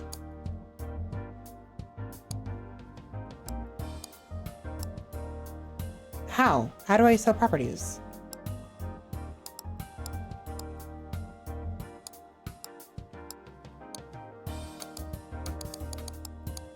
Oh, right click, right click. Oh, okay. I didn't even realize that. Okay. 3,000 for selling it. Interesting.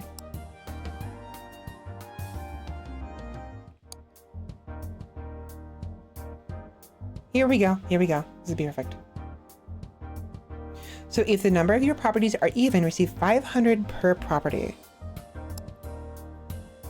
It's 40,000.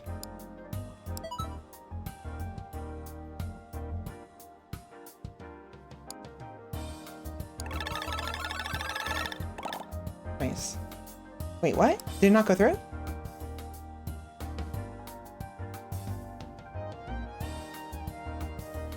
Is it not even? Oh, unless it counts as this. We have 2, 4, 6, 7, 8, 9, 10, 11. Oh, that's so stupid.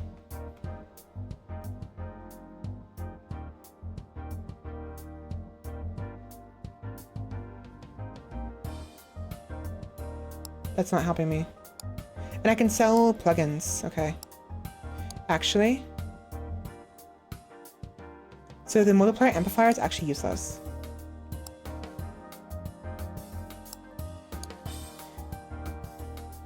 No, it's not. Okay, I lost the multipliers from that. Okay. But if we get it again, we can actually toss it onto what we have right now.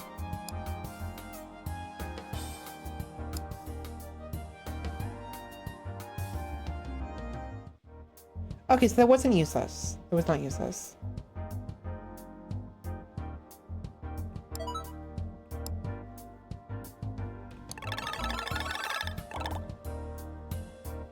$16.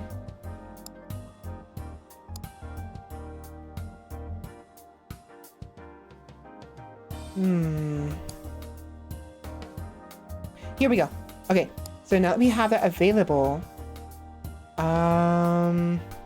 this isn't helping me. I haven't seen this proc once at all. No, you're fine, you're fine. Hopefully you're enjoying the stream, Chappy. I have no problem with that. Let's see.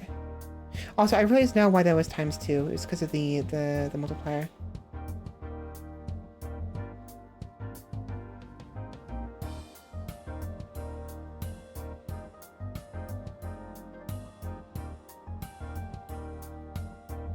This isn't helping me. I didn't see anything change from this.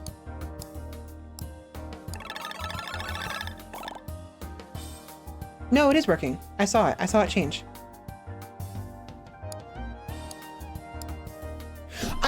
I moved. Oh, I'm so dumb. I was trying.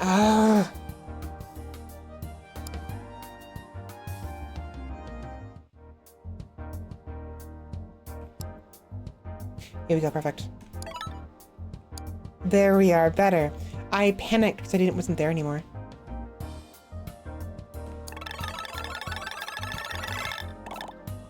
$26,700. There's no point in doing early. It's literally no point.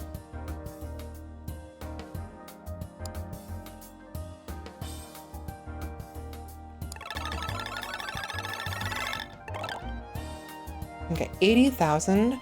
I don't think we're gonna make that, honestly. I don't think we will.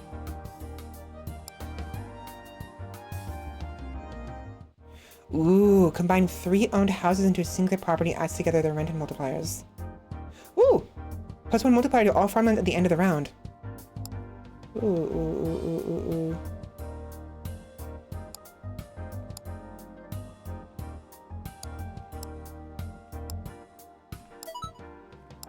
Nice.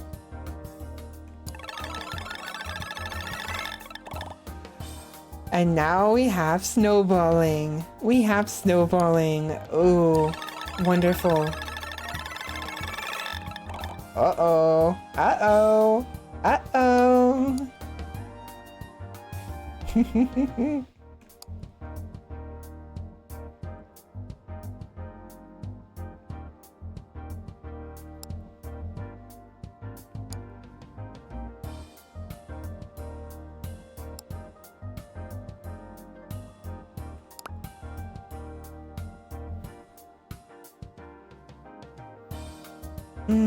Zucchini field, cranberry. I don't know which one's worse. I don't really care for either of those. Pasta pantry. Pasta. I said that weird. I'm really curious to know if there's any like synergy with the other one. For now, we're gonna keep going farms.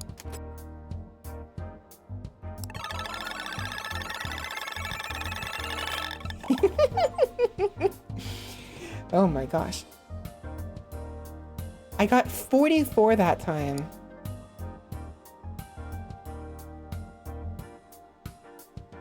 Yeah, I love chain reactions. They're very fun.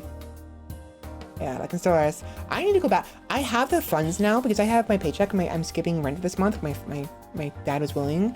I can actually afford the DLC now. Supposedly, Stellaris is still broken though. Did they ever fix Stellaris? I looked at the reviews and apparently it's, even the newer reviews are like June 27th, it's still busted. There's no point in me buying the DLC if I can't freaking play the game, you know?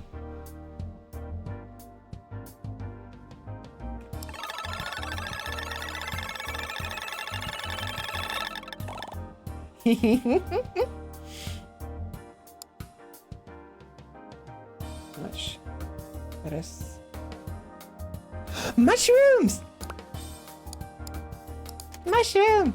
Mushroom! Look at the mushroom. Oh, it's only one. That's it. It's gonna have to come.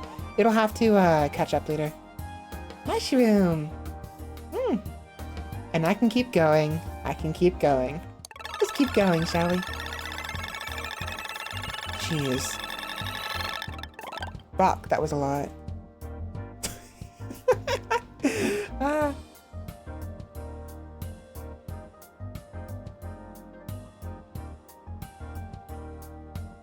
Yeah, apparently biogenesis is just broken. That's what I wanted is biogenesis.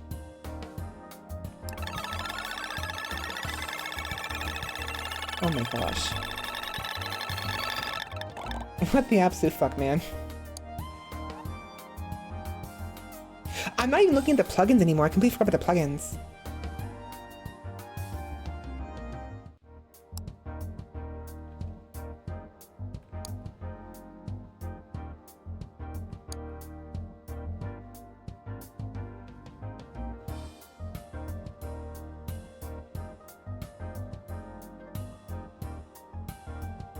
Honestly, I don't need this anymore. This is useless because we have Scarecrow. Scarecrow is so much better than this. So if we find a better plugin than this one, I'm gonna get rid of this and go something else.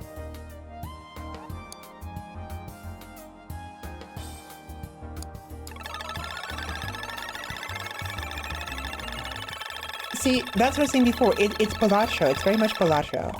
And it's very interesting. I feel bad comparing it, but it's Balatro basically. It's basically Balatro essentially. It's very Balatro-esque. And there's really no point in me doing this early because I get more money by not doing it early. Like, it gets to a point where like, okay, your target revenue is 160, right? That's great. If you're making enough to get 160 within the first day, paying early there is no point in paying early because you don't gain you gain 50,000. That's useless. If I'm making 160,000 in one day, I might as well keep going until the end of the week, right? No point.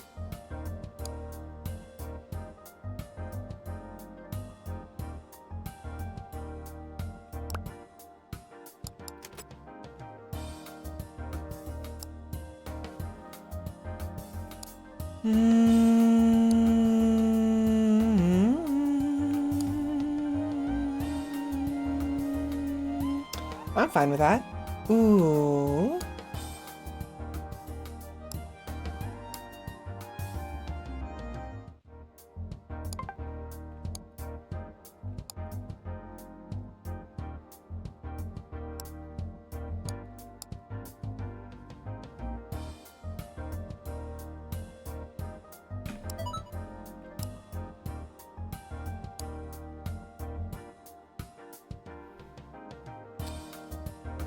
A random property receives a permanent ×5 into its rent, but it can no longer be sold.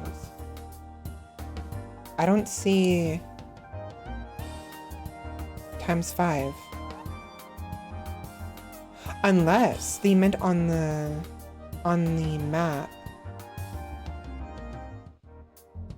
Wait.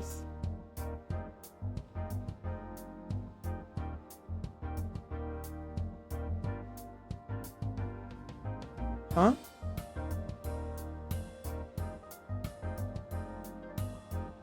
I don't get it.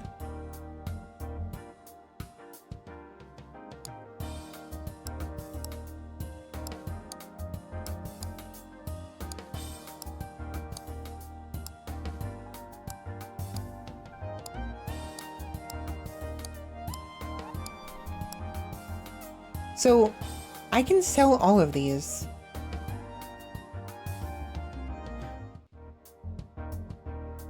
Okay, hold on.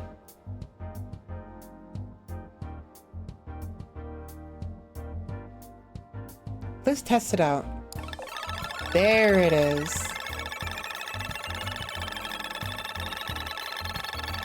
There it is. So it activates upon... Okay, that makes sense. So I thought maybe it would activate when I grabbed it. No, see what it does is it activates upon collecting rent, is attached permanently to that property and can no longer be removed. I thought maybe we'd get the five times and we could then sell it later on if we need to, but no, it's now permanently, we cannot get rid of the lily patch. Ever. That's fair. Let's do it again. Shall we? Mushrooms!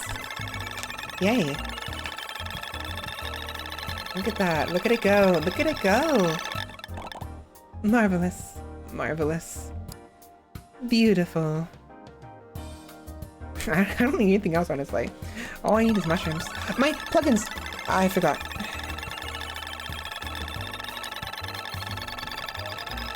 I want to get a bunch of ground things. Collect rent 666 times. I'm a rent demon. Plugin, please. Useless.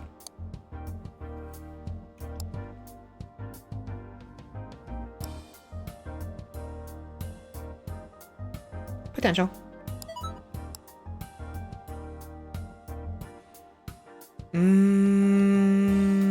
Okay, we already have a mustard farm right here. What happens if we buy another one? We just have 2 of them now. Okay. 3. Oh, we have 3 of them. I didn't realize that. That's fine.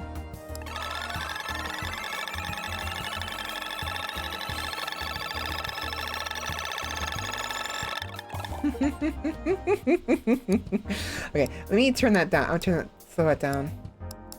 Let's see what it looks like at normal speed.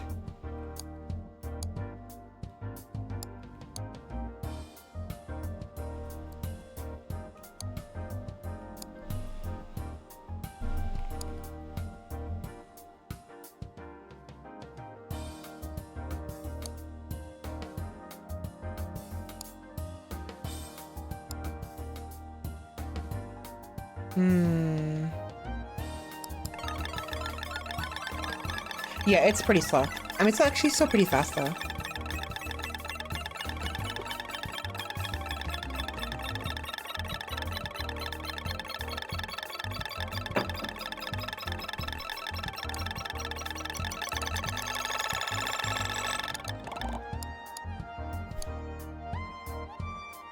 We already have enough, basically. Okay, plugins.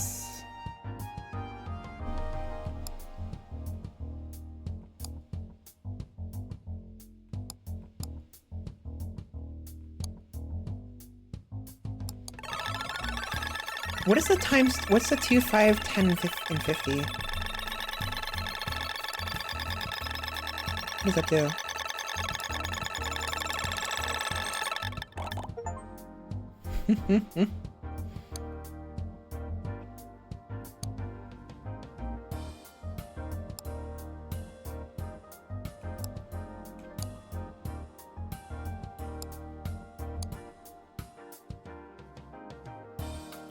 A random apartment. Unfortunately, I don't have an apartments.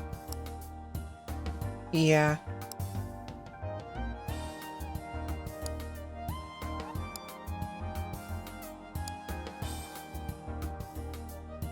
I'm not seeing any multipliers, any synergies between farmland and everything else. There must be some kind of synergy I'm not aware of.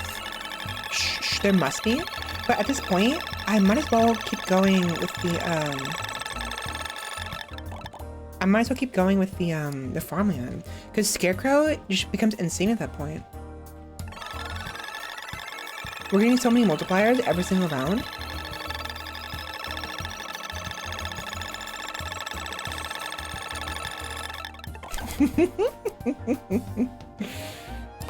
Okay.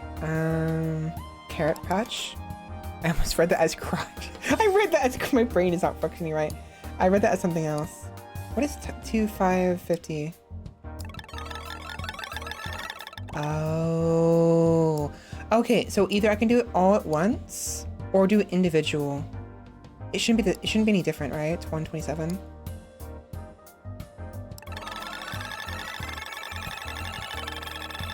So if you enjoy the numbers and you want to see it do this the entire time, you can click 1 at the top right corner of its window. Huh? I made more? Yeah, it's no, you know what?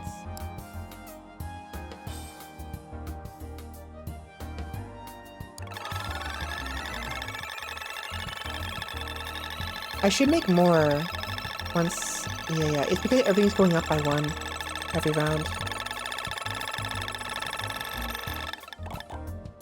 271. That's a pretty big jump though from Monday and Tuesday. Hold on.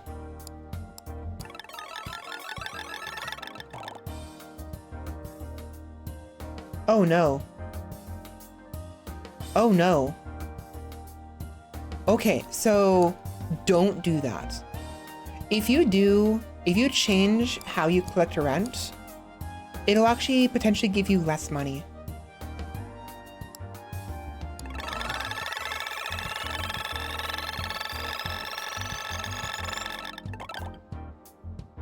Yikes. Okay, we don't want to do that then. 1.3 mil.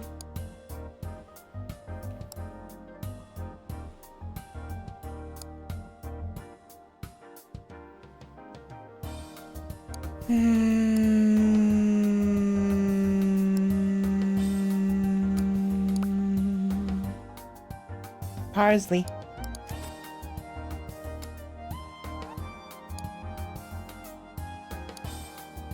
We have so many synergies we could be doing here, and I can't freaking do it because I'm doing freaking plants. I'm a farmer.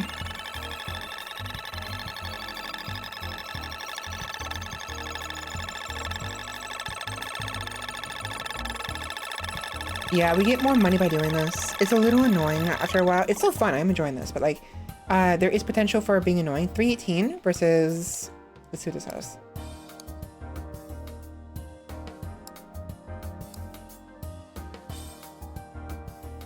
At the start of your round, half of your properties yield ×2 rent, while the other half generates only half of the usual rents. So it's 50-50, and you don't know which ones do what. Okay. Wait. No.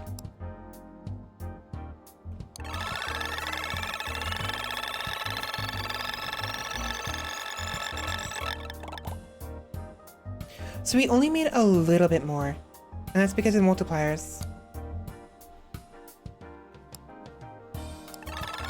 Yeah, so that will actually gimp you in your funds, interestingly enough. It's getting so out of hand. So out of hand.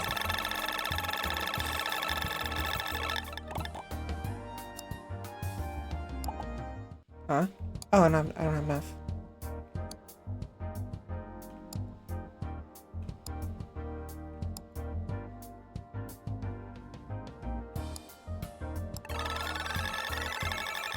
Yeah, but this is really good though. We're doing really well. We are going to suffer a little bit. We have one more week. We should be fine, maybe. But the current week is 1.3 million. I fear that maybe we won't be able to make the next one. This is 1.3 million. What's the next one gonna be?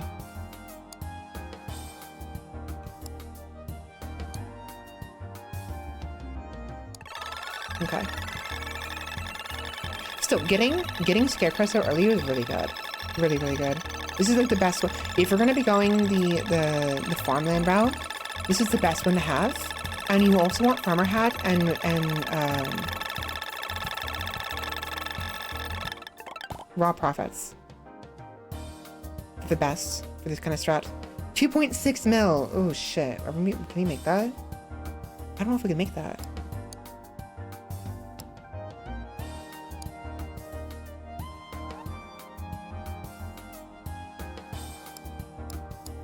Okay.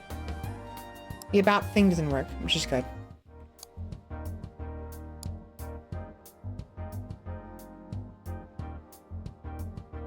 I don't see any more farmland. I'm not gonna bother. Now, vacant, this one right here, that the raw profits, it does work with the with the trees, the forest, but we don't benefit from Farmer Hat. We don't benefit from Scarecrow.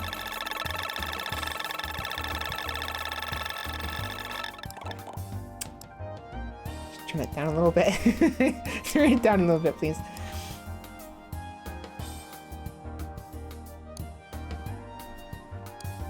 I need the other one, the ground, whatever it's called.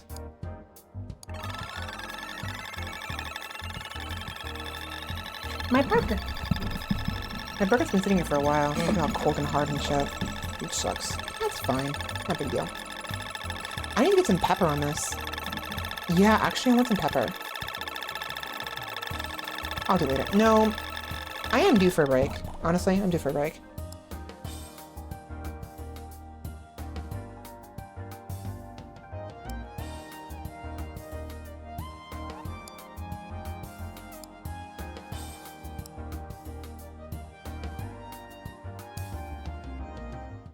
Yeah, there's just nothing, unless we get more, we really need to get our hands on some more,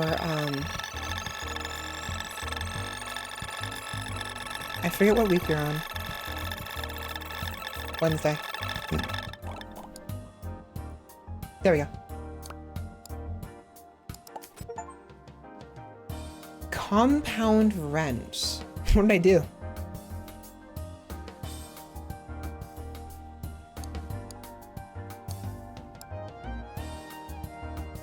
Oh, and at least 15 properties. Yeah, I got a lot of them.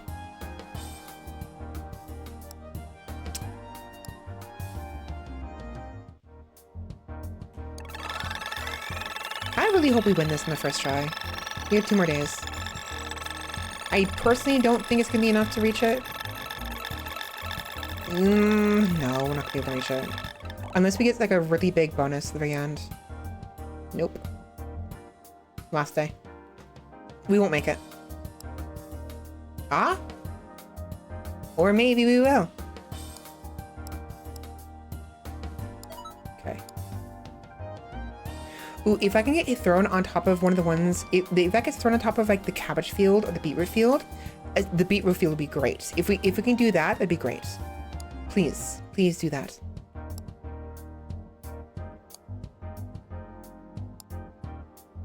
Is there anything else we can do here?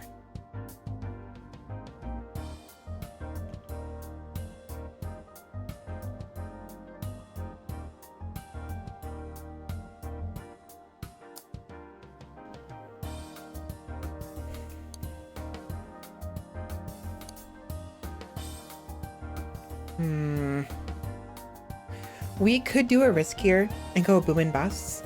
At the start of every round, half of your properties yield ×2 rent, while the other half does only half the usual rent.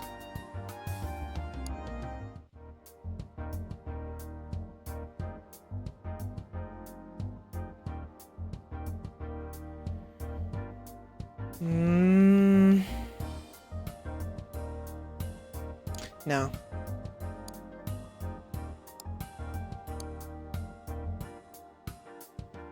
I could just do multiplier amplifier +1 multiplier for all currently owned properties. Just to get out of the way. It's better than this. At this point, it's better than this because it literally doesn't matter because, oh, this is useless anyways. This is only useful for the very first purchase. I already did that a long time ago. Yeah, this is useless. I don't want that.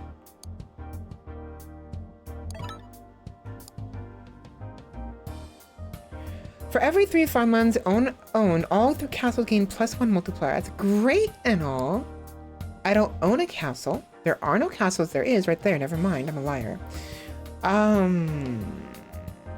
3,000 × 1. Okay, so maybe we buy the castle. This is gonna cost us 111,000. We have the funds for that. And then we buy the royal estate. 3 farmlands owned gain +1 multiplier. Yeah, I'm gonna do that. I'm gonna sell the cabbage patch. Buy the castle. And get rid of this. and then buy this. I think it's the best bet. The best thing we can do here in an attempt to survive.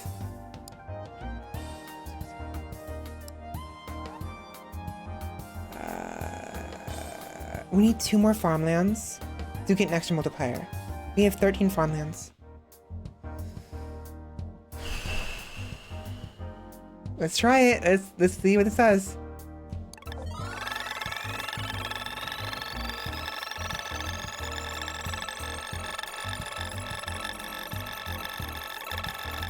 We're not gonna make it. We're not gonna make it. So close, please. Oh man. Dude, we got so close. So close. My freaking farming empire collapsed at the very end. That was good. That was good. That was fun. I like that. Okay.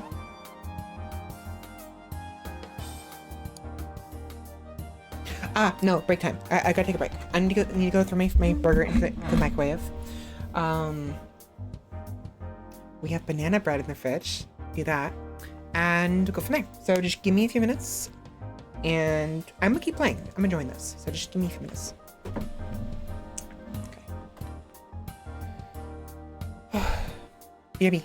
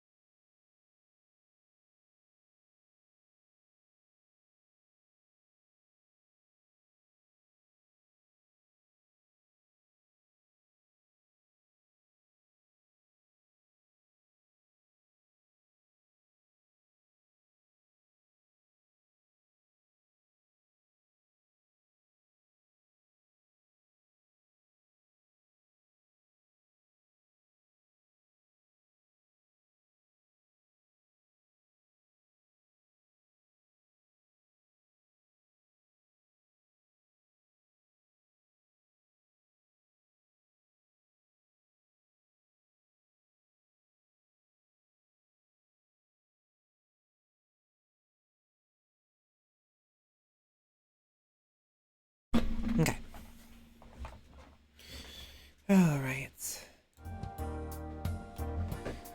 Okay. I'll be honest. I was joking earlier about the whole, like, take over the world thing. I mean, you know, beef meats. But I was thinking about it just now, and I was thinking to myself, what would I do if I took over the world, you know? And I'm not sure, actually. You know? It's like, yeah, you'll like there people like have ideas, but like legitimately, like, what would you do if you took over the world? And it's like a difficult question, because some people have answers. You know, they'll depending on how vindictive they are, they may decide they want a particular group of people, you know, out of sight, out of mind. Or maybe they'll uplift a certain number of people, or maybe they'll focus on like infrastructure. Some people focus on like industry or economics, and there's just so many things you can do. And no one thing is gonna solve the problems, right? Because if you're the ruler of the world, you're the ruler of the world for one reason or another. Usually through conquest, or maybe because of I don't know, aliens told you had to have one person only, or you all die, and so you have to, I don't know, who knows? Who knows? But if you can't handle being the ruler of the world, then things can go south really quickly. And that begs the question, what could you do? What could I do? What would I want within what I would want that I could do to maybe maintain my status as All-Mother, you know? As Empress, Grand Overlord, or some shit. And I got salt all over my freaking keyboard. Freaking course I did. I keep doing that. I never learned my lesson. I always do that. I have my keyboard like right behind where I usually put my plate when I go to freaking use my salt grinder, and so I get salt in my freaking keyboard and shit, and all over my desk. No. Okay.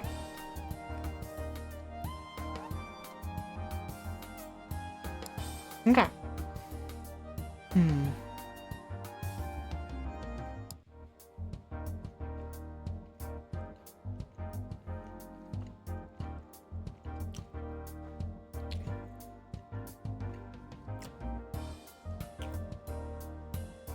Residential and industrial.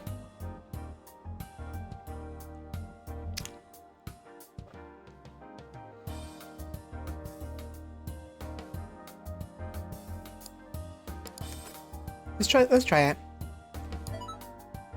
Let's go in residential. I have enough money. I can buy. Never mind. I don't have enough money. Okay. Moving on. Whopping 1,000. Marvelous. Yeah. I mean, we have enough. We can survive 1,000.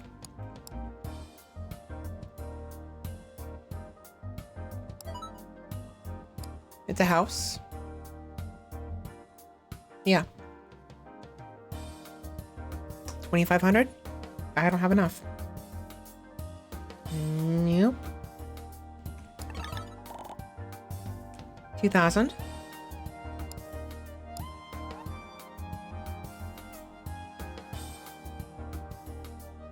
$500 per property. 45.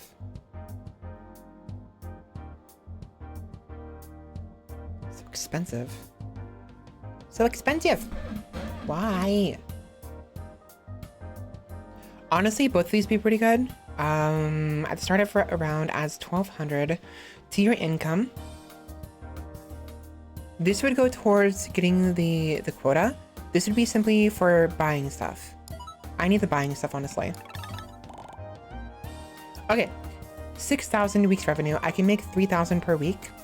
If I do it now, I'll get 15. I think we should do that.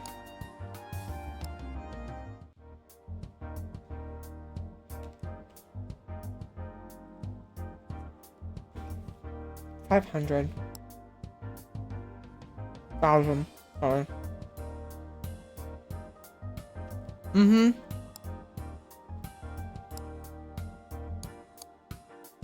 Hmm? Why is there a 3 right there? Whatever. Okay, pay early. I need the money.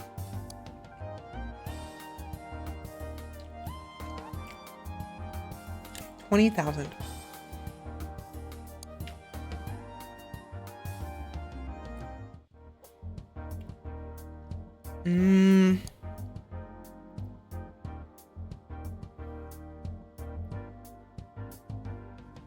Residential. 71. 17. 14. 400. It's worth 400. Residential. 15. I'm curious to know what happens when you purchase something else. You know what? Oh, snowing money. You know what? Main menu. Let's do the tutorial. Hello.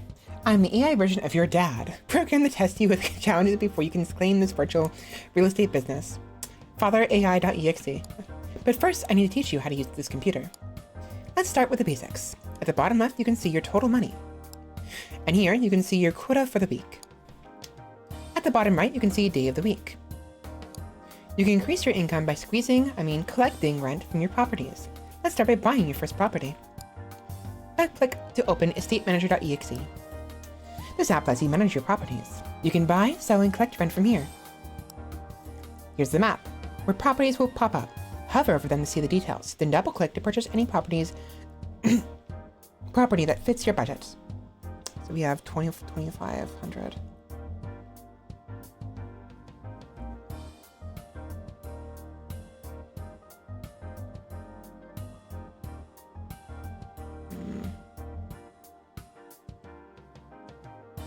Dewdrop Grove. No. Oakleaf. On the left, you can view all your own properties with their details. The blue box shows the rent, and the orange box shows the multiplier. Now let's hit that shiny collect rent button to collect your rents. Let's head into calendar.exe. Here you can find more information about your progress through the week. You have 5 days each week, and 10 weeks total to win the game.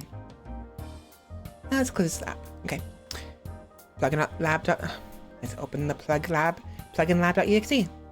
Here you'll find various upgrades called plugins, each with a unique ability to reach your tenants to the max.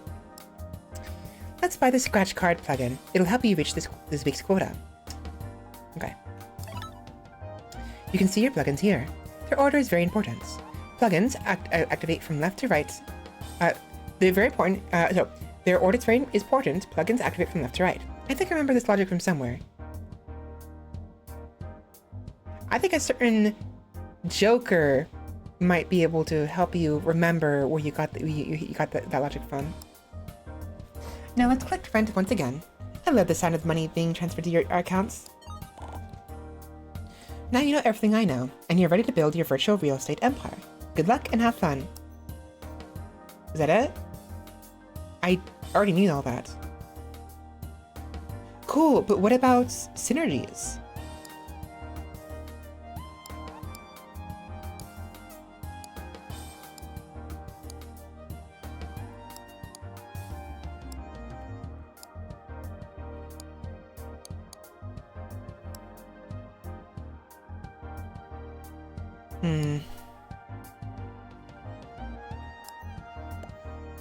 I was hoping there would be like synergies for different housings.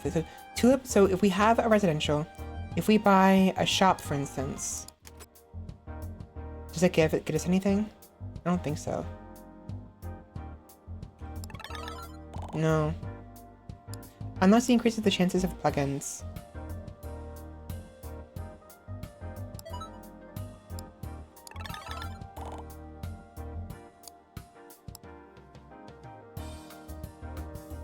At the start of each round, a rental apartment gets its multiplier increased by 10. I would love to have that. Shame. 13.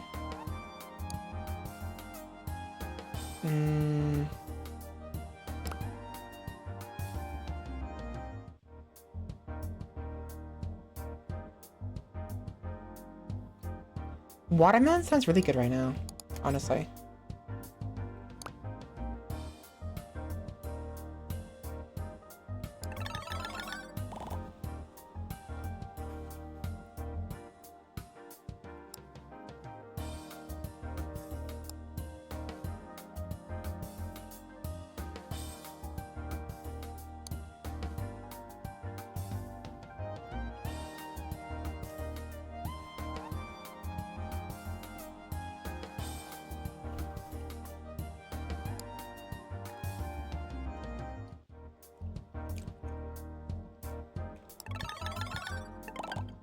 Okay.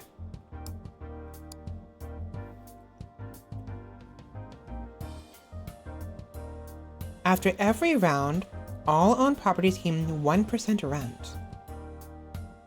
Huh? How does that work?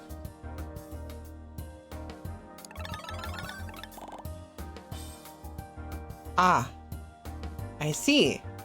That would be nice to have. Would have been nice to have earlier. Interesting. Okay, that's good. It increases this. This value right here will increase by 1% after every round. Kind of useless if it's very low, but for very high numbers, it's really good. In Dimension, it goes up every single round, so it's like it's supposed to be a snowballer one. 11.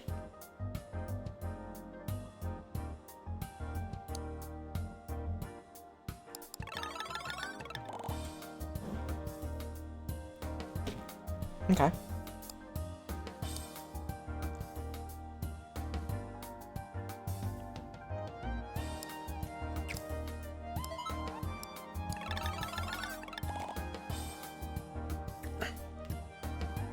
We only make 7,000, 8,000.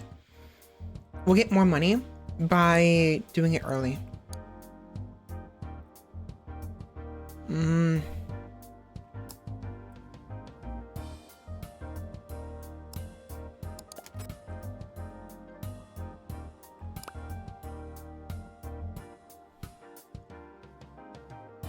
Let's do that.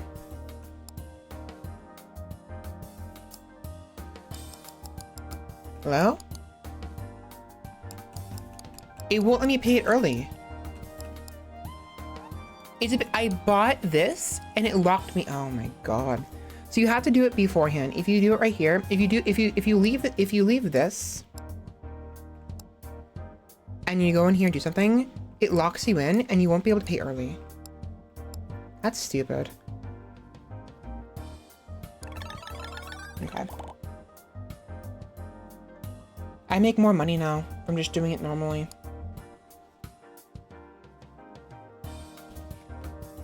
Unless, yep, I can't do it now. I closed the window. Yeah. So once it pops up, you have to hit pay rent early if you want to get that immediately. If you want to get that at all.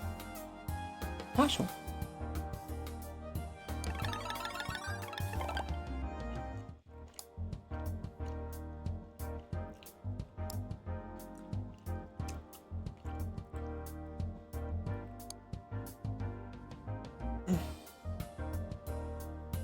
Metro Point, 3658.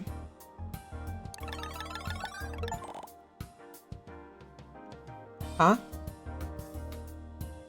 Picnic day and money trees, excuse me?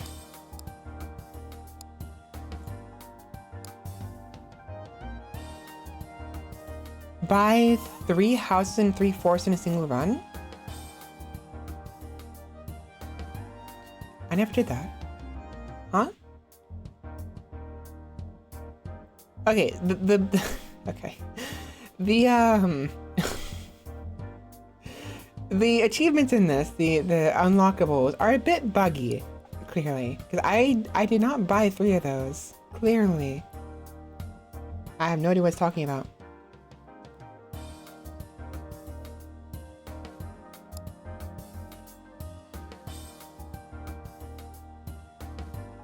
Oh.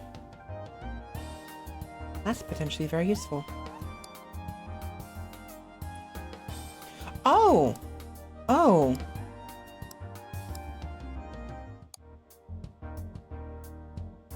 There it is. Own at least 15 properties. That's how I got compounding rent. Oh, I was wondering why this never appeared last time. I just unlocked it last time. Okay.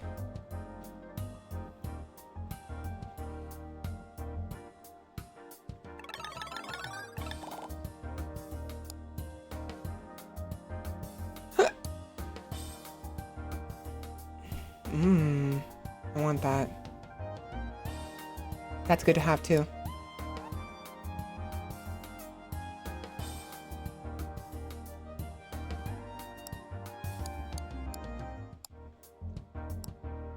That's too good not to have.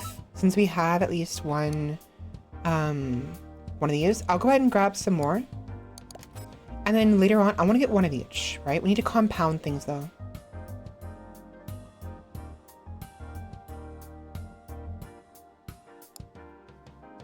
That's so godly. Penthouse would be so good to have. I wish that you could lock them.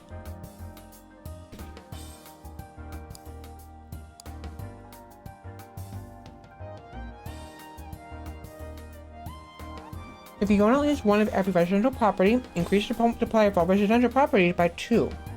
Not very, I mean, the farm one is so much better. The only residential property types are the apartments, the houses, and I think the castle. That's not really worth it. Like, maybe if you like...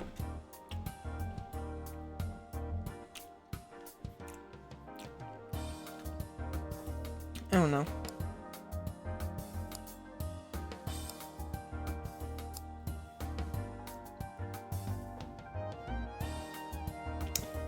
Win the game with a single property. They know. They know. Oh my god, they're playing. Okay, guess what, guys? We have to go freaking, oh my god, we have to go freaking high card build. We have to do a high card build.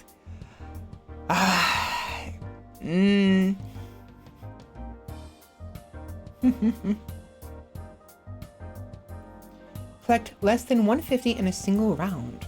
Ooh, that'd be neat. High card build. I'm doing it. No, I'll do it later. I'll do it next time. I'm looking, but we want to unlock these anyways because these are the bonuses, the plugins we need. These are like, I'll unlock this if I sell 10 properties in a single run. If I buy 3 castles in a single run, yada yada yada. This would be really good to have. Okay, diversity.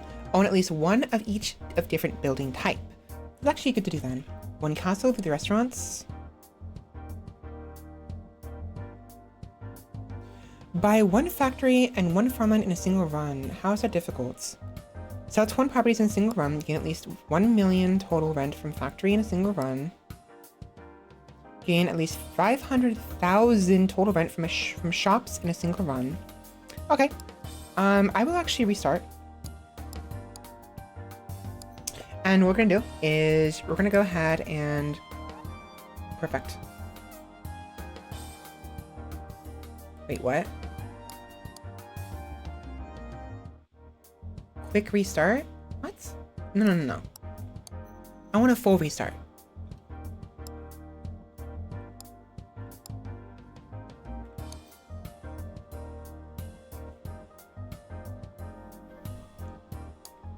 Okay.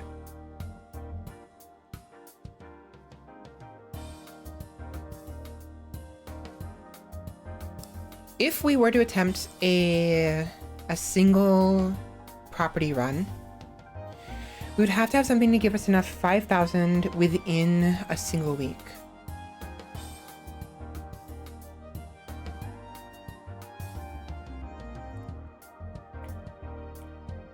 So, how do we do that?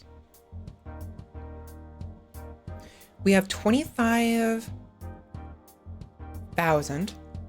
Silver Bell can give us 485 every week, every day, for 5 times 5 basically, so that's 2,500, not enough.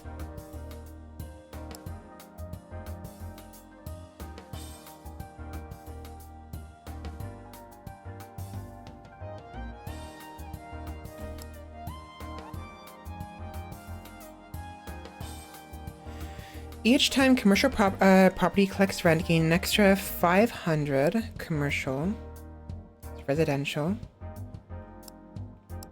Do one more reroll. We have to bank on... Fuck. Actually, that could work. Farmer hat, 625. Or this is, yeah, I'll do this. In fact, I wonder, can we do both? We don't have enough for both. Paprika and fennel. A shame. We could have had both. Both of these would actually... Oh, come on. It's 25. I have 2,500, please. Come on. I have 2,500. Don't lie to me. Don't lie to me. I have the money.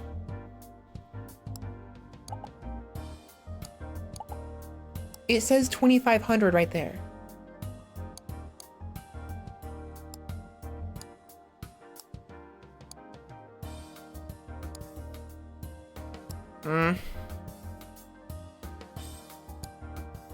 Eh.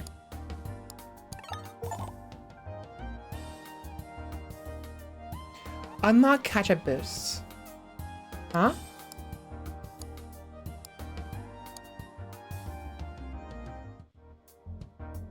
Collect less than 150 in a single round. Oh, I thought the week was a round. No, that's the quota.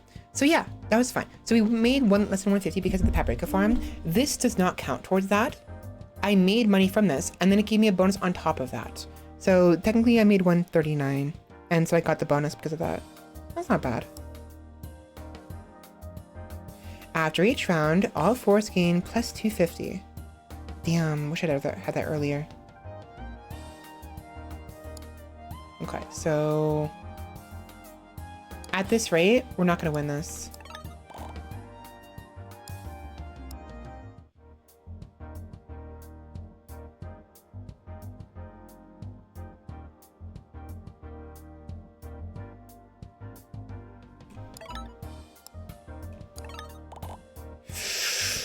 Maybe if we get a good plugin.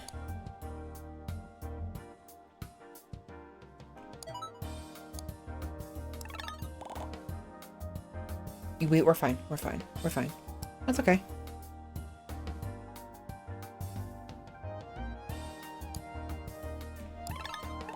Just barely. Okay.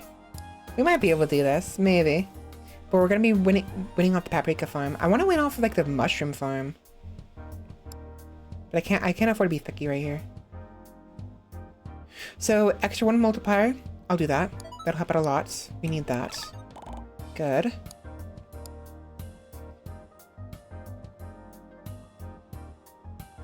At the start of each round, a random restaurant is selected as Gourmet Star and has its rent and multiplier doubled for the entire round. That's neat. I don't care.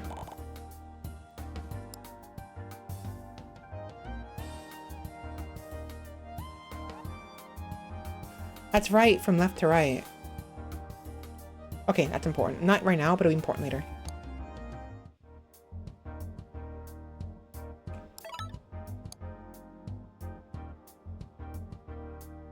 Oh, houses. I'm stupid. I thought it was said properties. So this is useless to me. It's useless.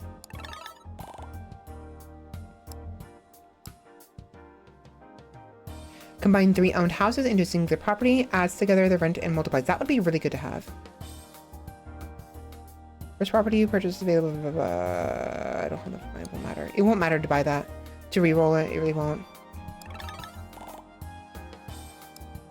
I'll make it. It's fine. What we need is Scarecrow. I need Scarecrow right now. Or we lose.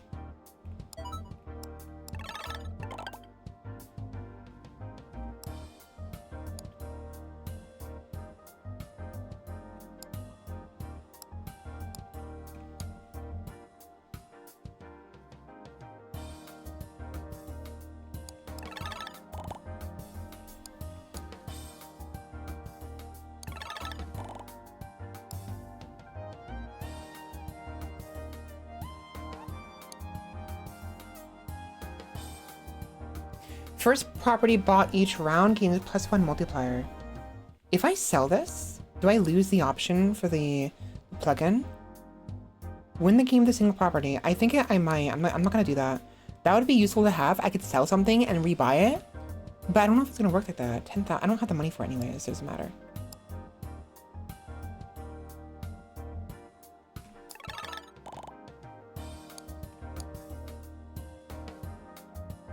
That'd be nice to have, I guess. Reroll it. Where the hell is Scarecrow? Did frickin' Batman beat him into submission again? Where's Scarecrow?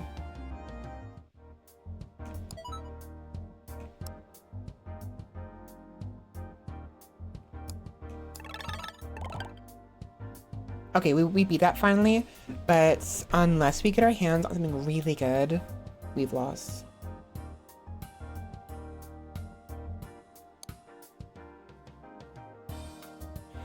This is not looking good. We can make it 2,500 at most.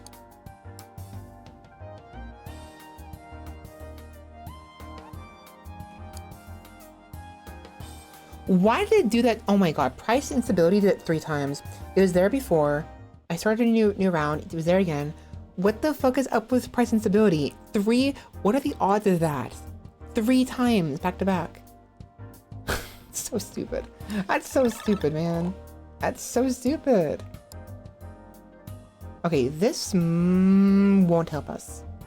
No, it won't. Oh my god. Thank you for nothing. You use this rent rent game, I don't know. Each time rent is collected, there's a 10% chance to add 1 plus multiplier. That'd be nice to have earlier. Correctly, we just unlocked that. Why? We lose.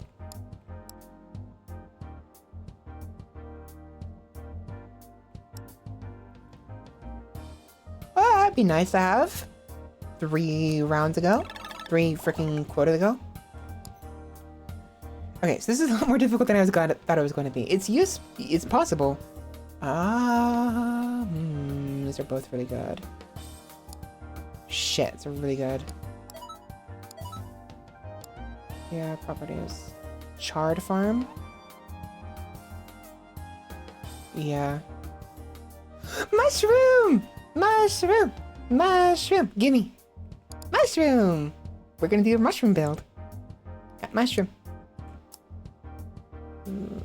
Some money. Mushroom. Nice. Mushroom.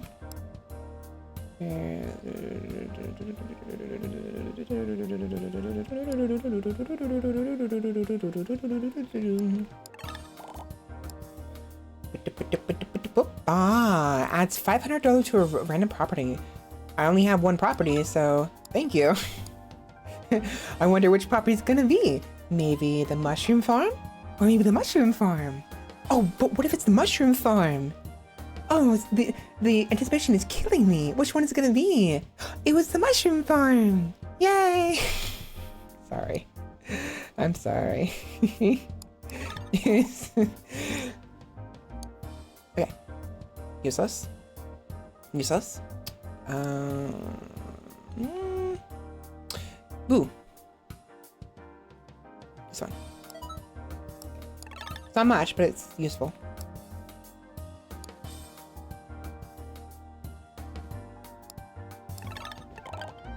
Nice.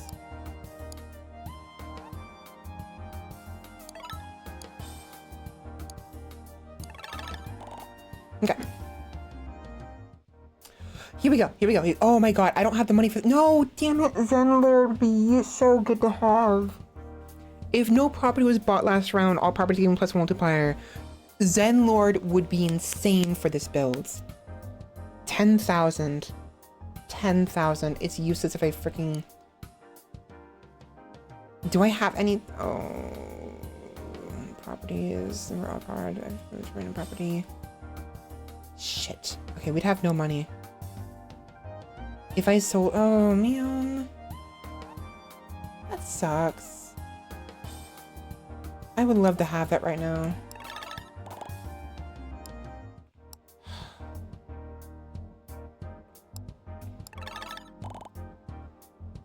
Okay, we're doing 4,000 each time. Thursday, 15,000. We can only make 8,000 at most. I'm paying early. I need the money.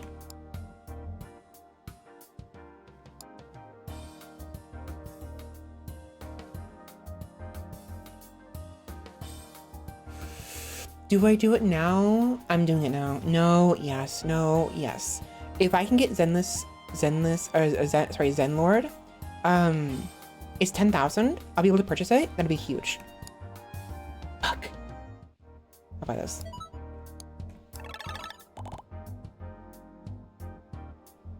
We can make it. We can make it within it's 5,000 each. We can find it. I mean, we can do it.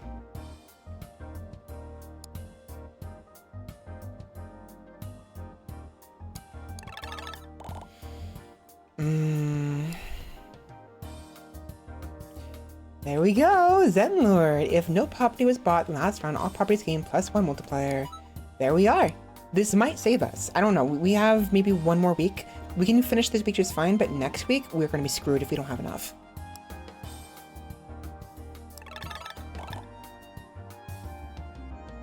Nice.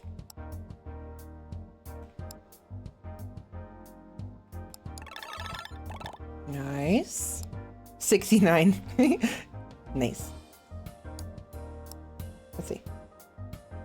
After each rent collection, your lowest rent property gains +1 multiplier. Oh boy. Oh boy. Okay, what do I not need? I don't need this anymore. That's good. That's good.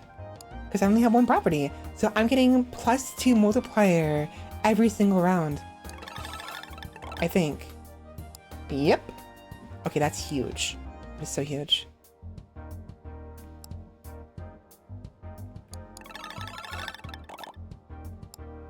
Nice. Actually, I wonder.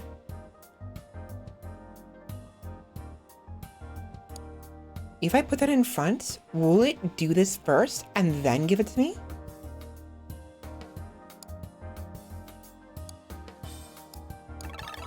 No. They only happen afterwards. Okay, it won't matter then.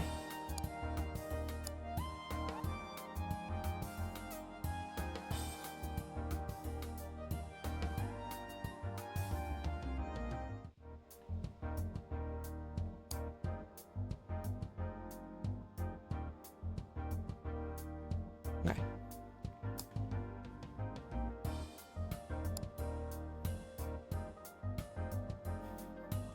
Fuck. Oh my god. Landlord's favorite. I need this so badly. Oh my god. It would be so good to have. Okay, 50,000. We need to save up 50,000. Oh, it's getting annoying. Okay, that's fine. That's fine. Always pivot to high card. Exactly. You said that 15 minutes ago and I forgot. I didn't even notice it. I'm sorry. I'm so blind to chat sometimes, but yes. Always pivot to high card. Best strat. Always. Okay. We could pay early. We're making 17,000 a round. There's no point doing that. We make more by... Actually, we definitely don't want to do that because we need to actually go through every single round manually to increase the multiplier of Mushroom Farm with Rentlord and also Ketchup Boost. So we need those. We need every round we can get.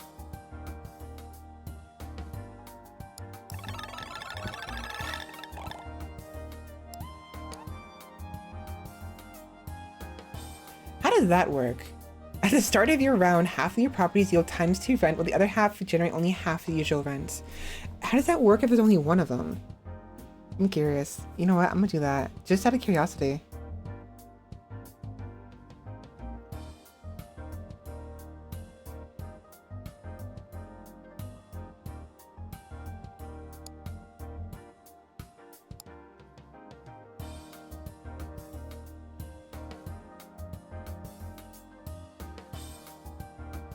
This is kind of having diminishing returns, but I'm just gonna go with this.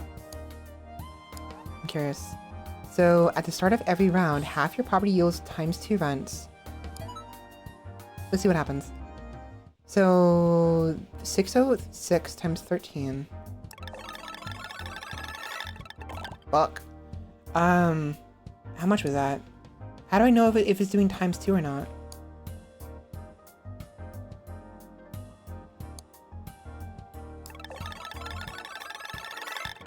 $1,800. 35. What?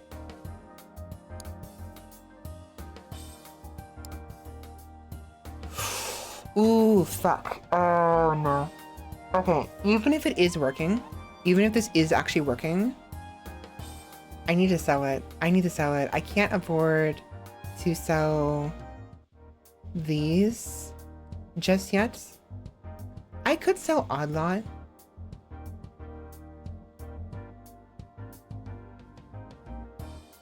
How much did we make? 35.6? Hold on, wait, let me do some calculations. So...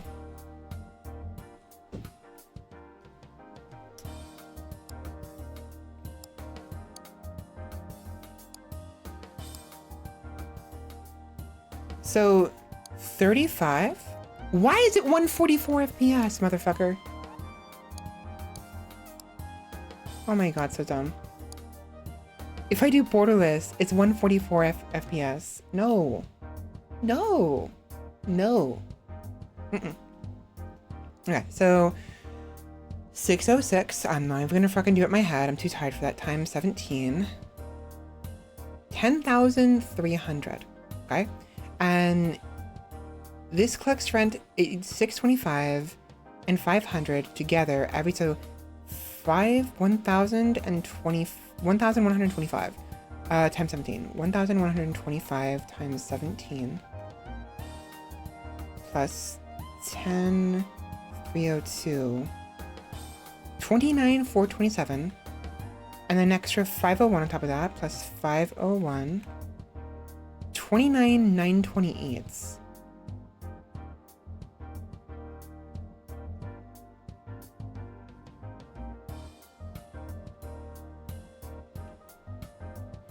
Oh, wait. It's 15, not 17. I'm stupid, right? They just collect the...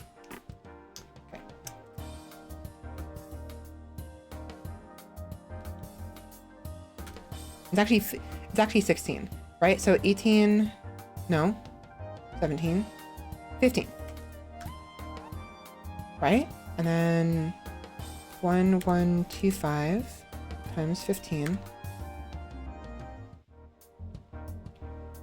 9090 plus 16, 875 plus 501, 26,466.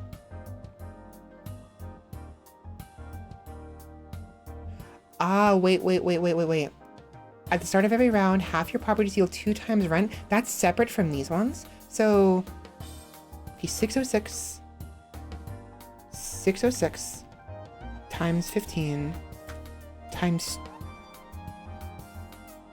2. Wait, no. Yes. And then... plus 16,875. That's a 2.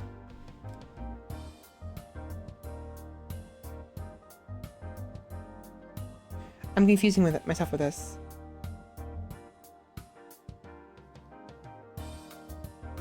Let me restart. I'm confusing myself. 6. Nope, 6. Times 15. Times 2. 18,180, right? And then 1,011.25 times 15, 16,875. Okay.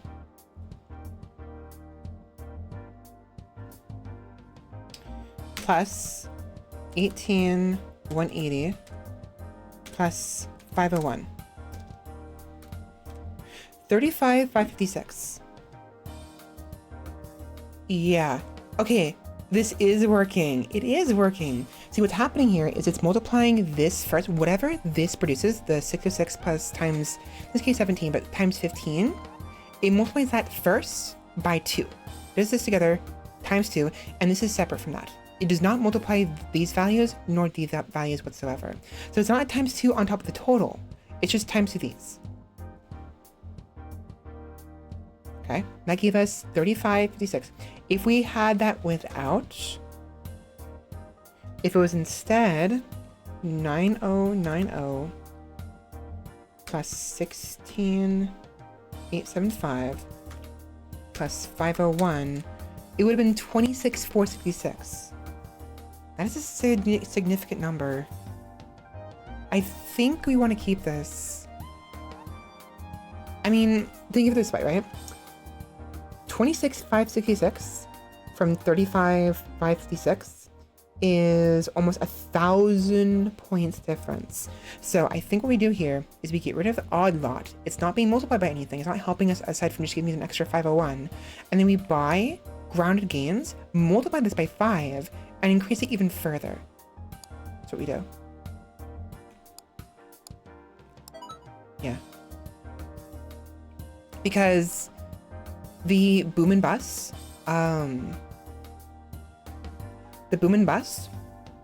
it'll do times 2 and then divided by 2. But because it already times the mushroom farm by 2, it does not do divided by. So boom and bust is extremely useful on a high card route, because you'll never get the half generation ever. Nice. Nice.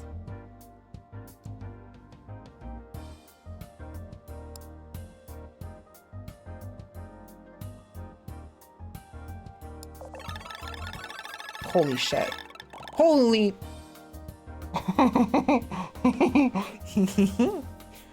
Nice. Look at that. Wait, how much? It's a Wednesday. We have to keep going. Right? We have to follow through with the rounds. That's really good. That's really good. Okay.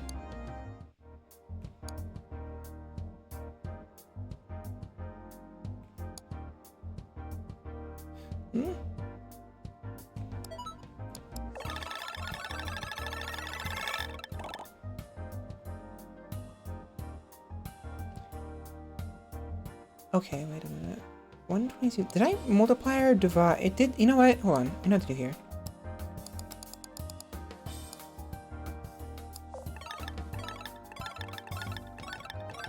Okay, yeah, so because there's a green thing around it, I'm pretty sure that's the boom. Yeah.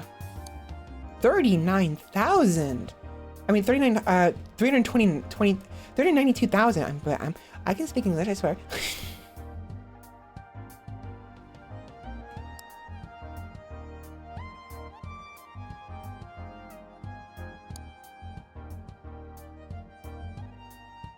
Oh, it's kind of useless.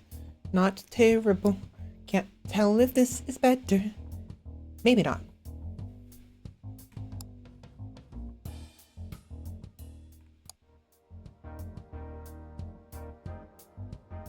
+1 multiplied to every all current owned properties. That might be good, actually.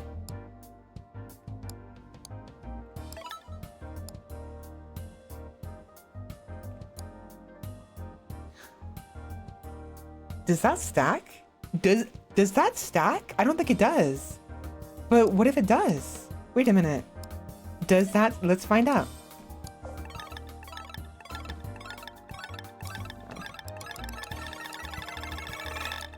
It doesn't, unfortunately. That's a shame. That's a shame. I would have been so cool if it did. Oh well.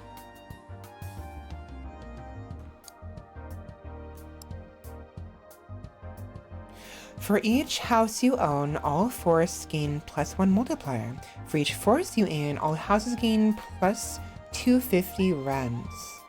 Neat little interaction there.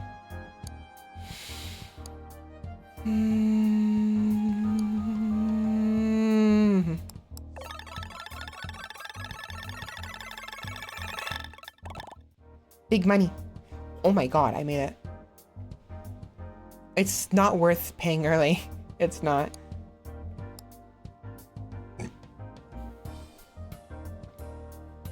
Mushrooms OP.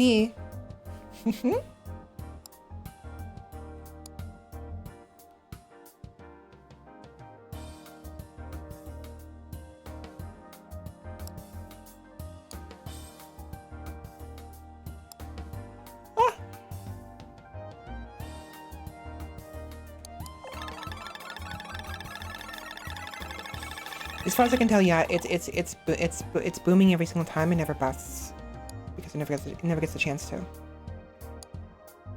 Dude, can I please get Landlord's Favorite? Please, I need Landlord's Favorite. It'll be. Do I already have it? I need Landlord's Favorite.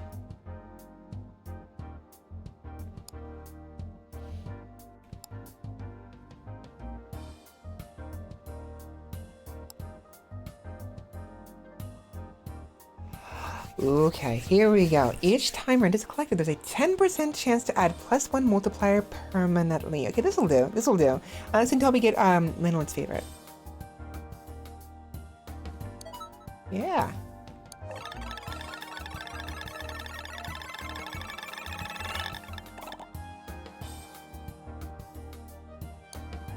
Nope, didn't happen that time. It's 10% chance.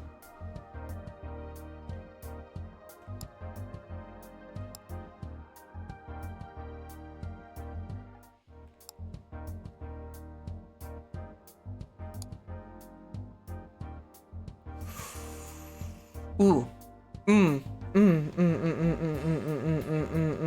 Compounding rents. Shit. I need that. I need that. What can we get rid of? Also, why does... Wait, when did multiplier... When did mushroom... Wait, what? When did the mushroom farm get 3000k? When did that happen?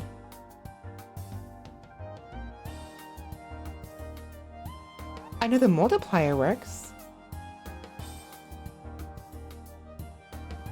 When did it get 3,000?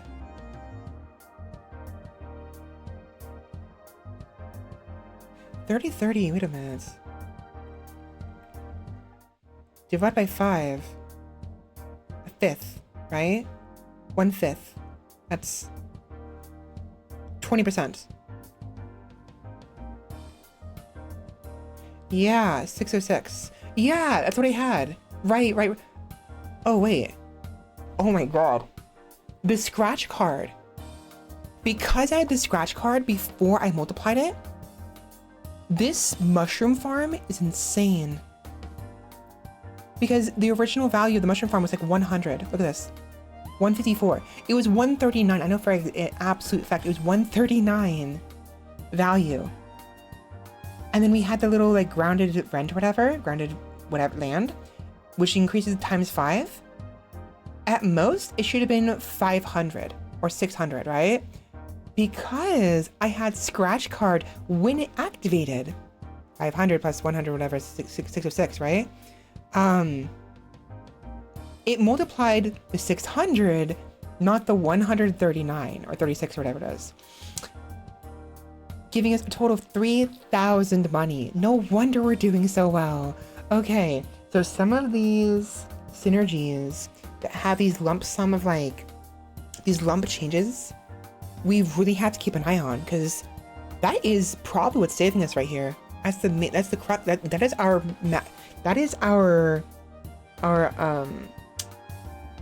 cornerstone right there.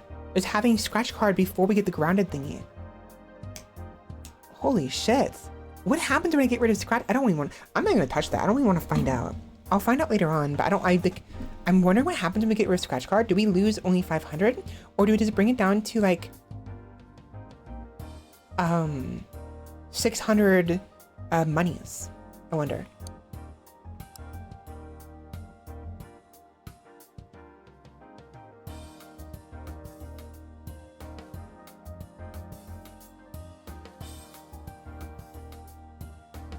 I think we get rid of one of these raw profits because the amount of money we're making from this alone is far greater. 500 is nothing.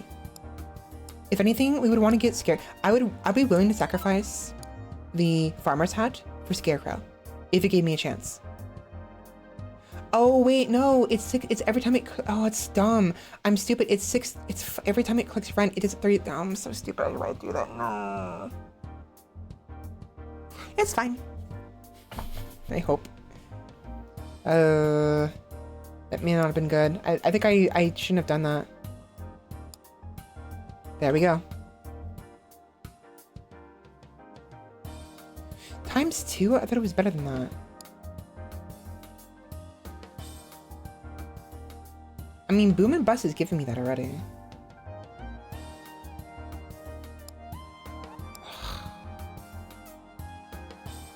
Growth glitch is it's 10%. I think I'd rather have the permanent.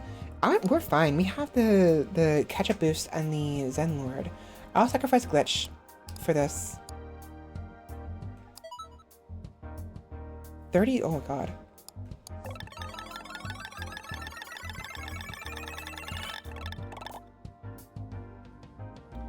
We made a lot, but we could have made so much more had I kept the other one.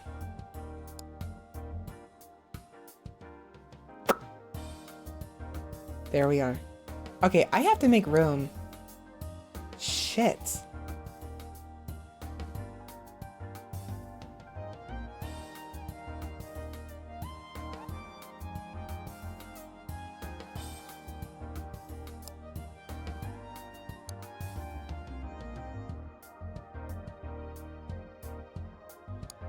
Okay, so effectively, these two right here are the exact same thing.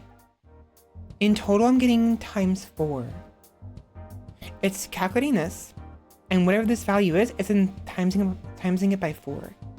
Separate from the farmer hat. Let me determine how much money I'll be making anyways from this. Like, how much money am I actually making from farmer hat? Right? 30. Farmer hat is 625 times 33. 31. 31.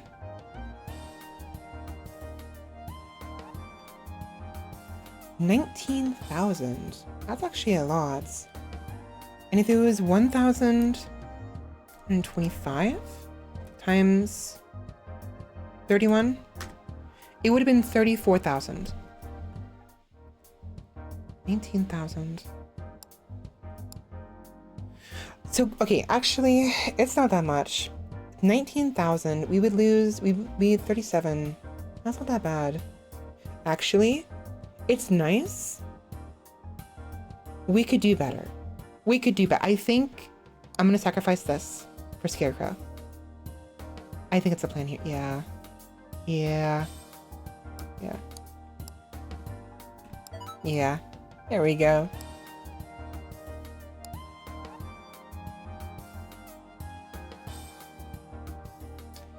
Spawns a buyable property on the map based on your most owned building type at the start of each day. So that ensures you gain, so if you have most of like farms, for instance, which I do, it'll ensure you get at least one additional farm, a new one, spawning on the map for you to purchase later on in the next round. It helps you snowball those kind of things.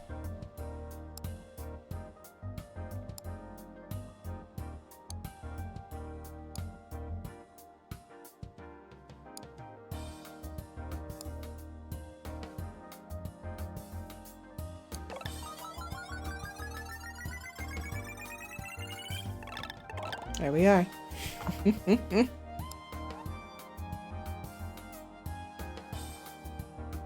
36 from 33 is insane. This would be good. The 10% is not worth it though. And I don't want to risk losing the scratch card and then messing up my entire build here. And compounding rent is actually really good. It's 1% every round. 1% of 3,000 is 30, which is nothing to scoff at in this scenario. Every 4 rounds, we get an additional 1,000.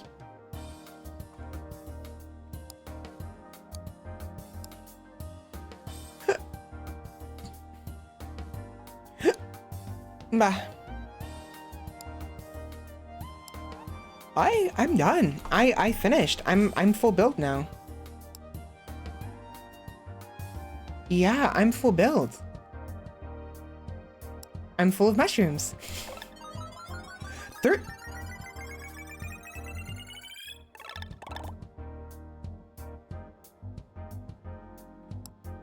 What?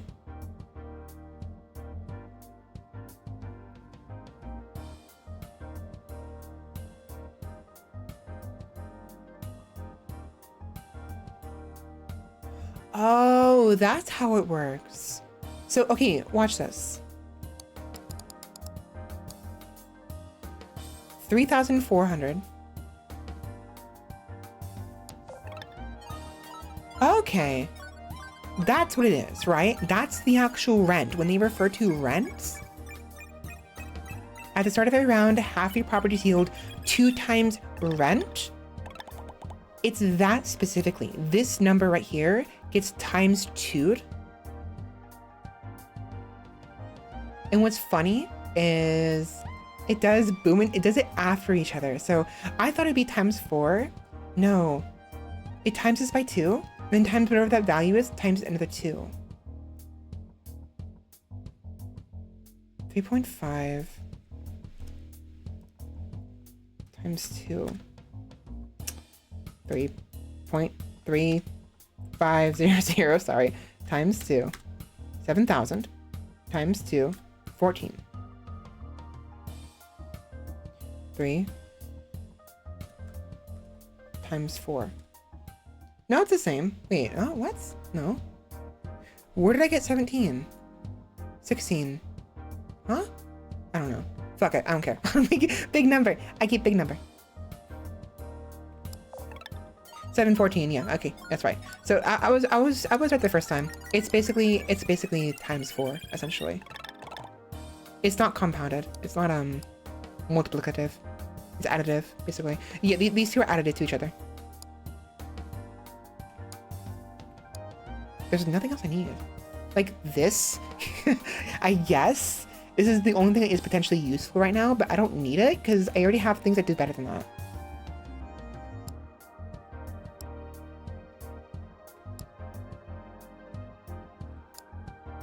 I win.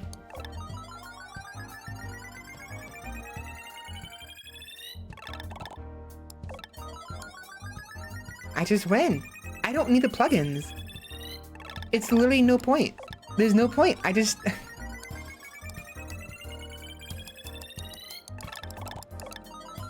I just keep going, and I win.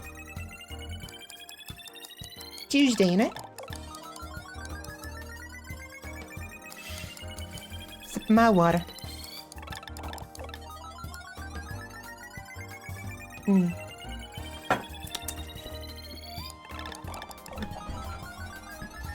I have to make 640,000. You guys think I made it?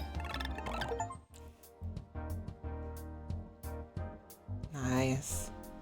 Okay, so guys, so for this week, we have to be very on our game when it comes to collecting rent, okay? We need to make 1.3 million rent within this week, within 5 days, okay? It's gonna be very tense, very, very, very scary, but I think if we try hard enough, we might just barely make it.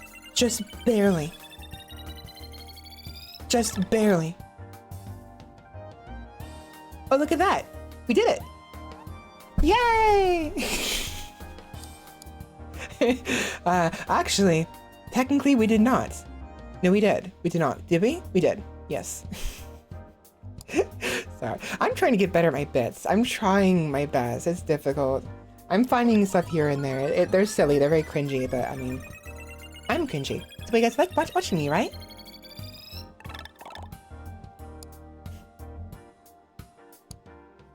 There's nothing here for me.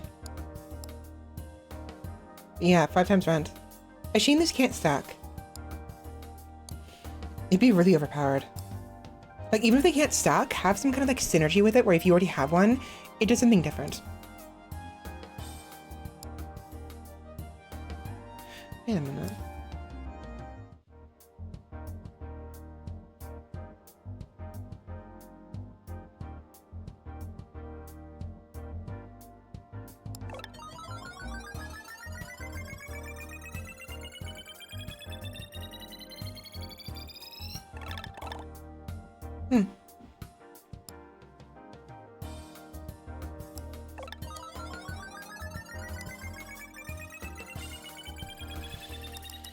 Cakewalk. 9 out of 10. We win. Easy. We have one more, I think. Yeah, we have to finish the 10th one, and then we win. There's like 2.6, right? I wonder if we'll be able to reach to 2.6. I wonder. You think we'll be able to make 2.6?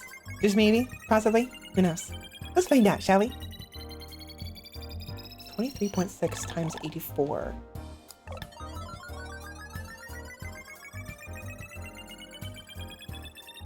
Why did it not? Wait, what? That was weird. 7, yeah, that's right. What was that?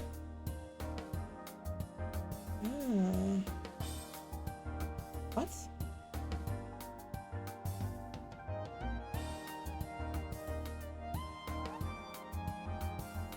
Okay. Hopefully the game audio isn't too quiet. I turned it down because it seemed a little too loud on my end. And especially this one right here would be really grating. Not to mention, the music is nice and all, but like it keeps repeating the same song over and over again, and it's not terrible. But I did notice after a while it started getting annoying. It's a good song. Nothing here for me.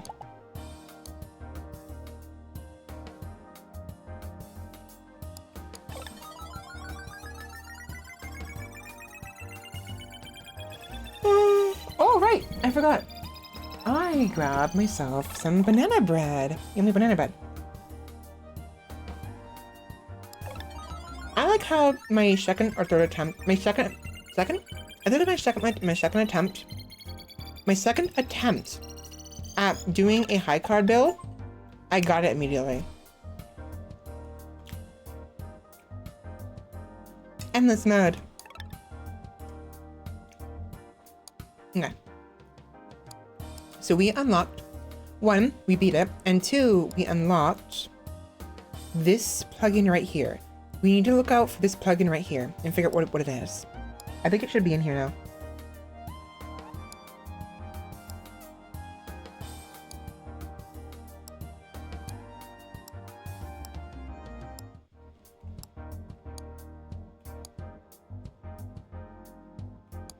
Hmm. 2.8 million. We'll probably lose in week 11 or 12.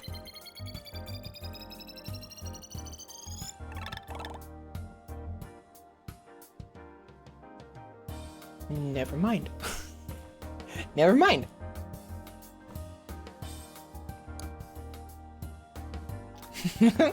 Never mind.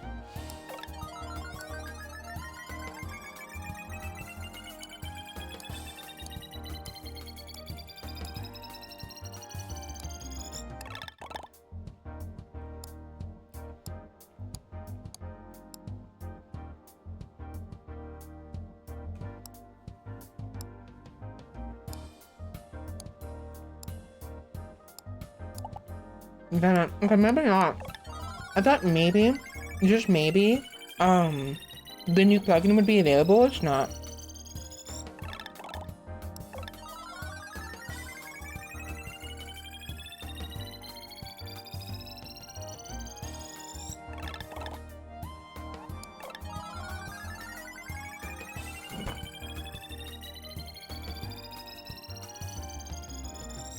My fucking god.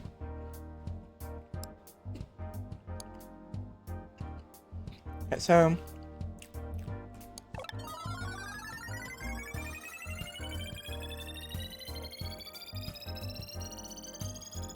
it's disgusting.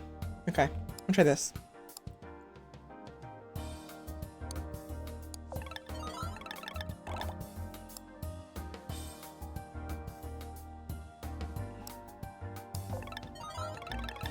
Blum blum. Blum blum. Blum blum. I'm pretty sure I can make more doing this than otherwise. I already proved it earlier, but like I wanted to see how much difference. These are pretty significant. Oh, maybe not. I don't know. Hard to say.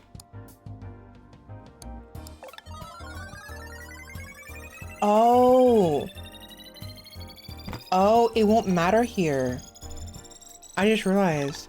Do you know why I was making more money with this instead of this? With the 1 instead of 50?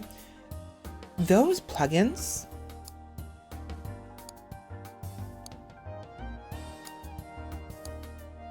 raw profits. Each time a vacant property collects rent, getting an extra $500. Okay. every time it collects rent is when this ticks up. If you have the 1 selected, it'll tick every single time based on the multiplier. However, if you have the 50, and let's say you have between 100 and 150 multiplier, it'll only tick 3 times. Effectively, maybe 2 times.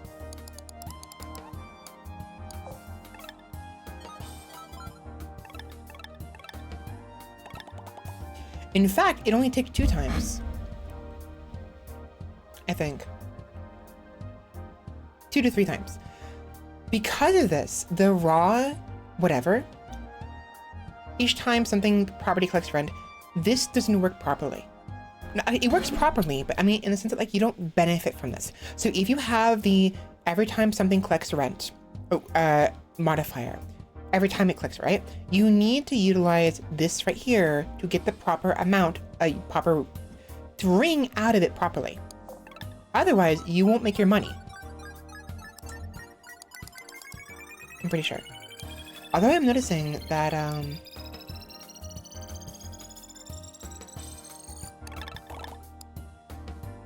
no, yeah, it's like basically it's basically going up like 4,000 each time. Yeah, so it won't matter if it's 1 or 50 if you don't have any of those kind of modifiers, plugins. But if you do, you need to make sure you use this one. Even more for a reason to get rid of those early on if you can. Not early on, later on. Early they're really good, but late game they're not very good once you have things like this. This would be good to have. But what I have is way too good.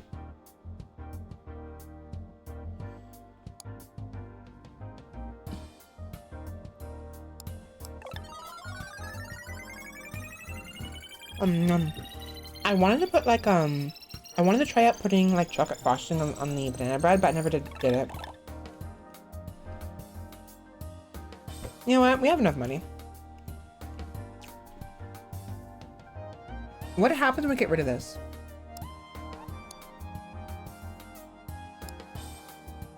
12.4? 11.9.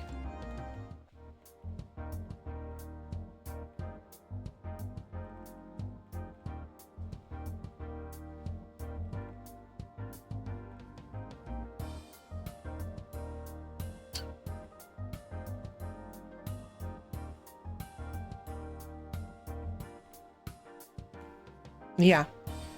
Okay. That confirms it. So when you get scratch card, when you initially get scratch card, and then you get the grounded whatever,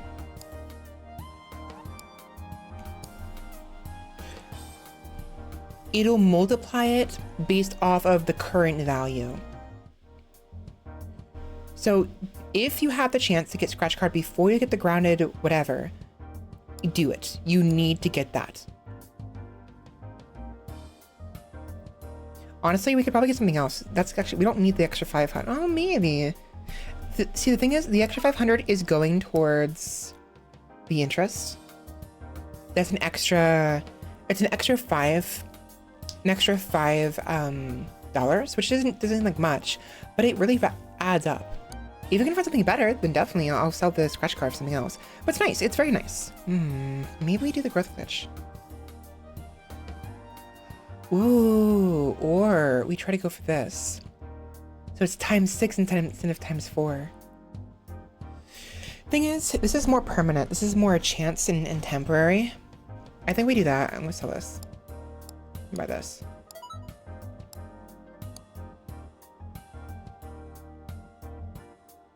Yeah.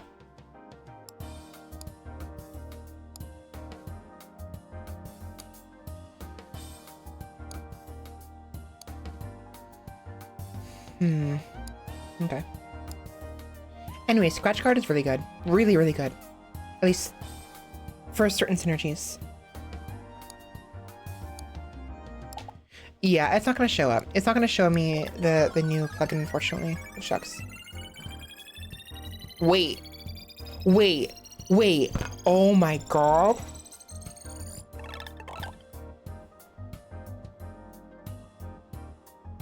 Okay. This is busted. Right. Each time rent is collected. Every time it's collected. Oh my god. Okay.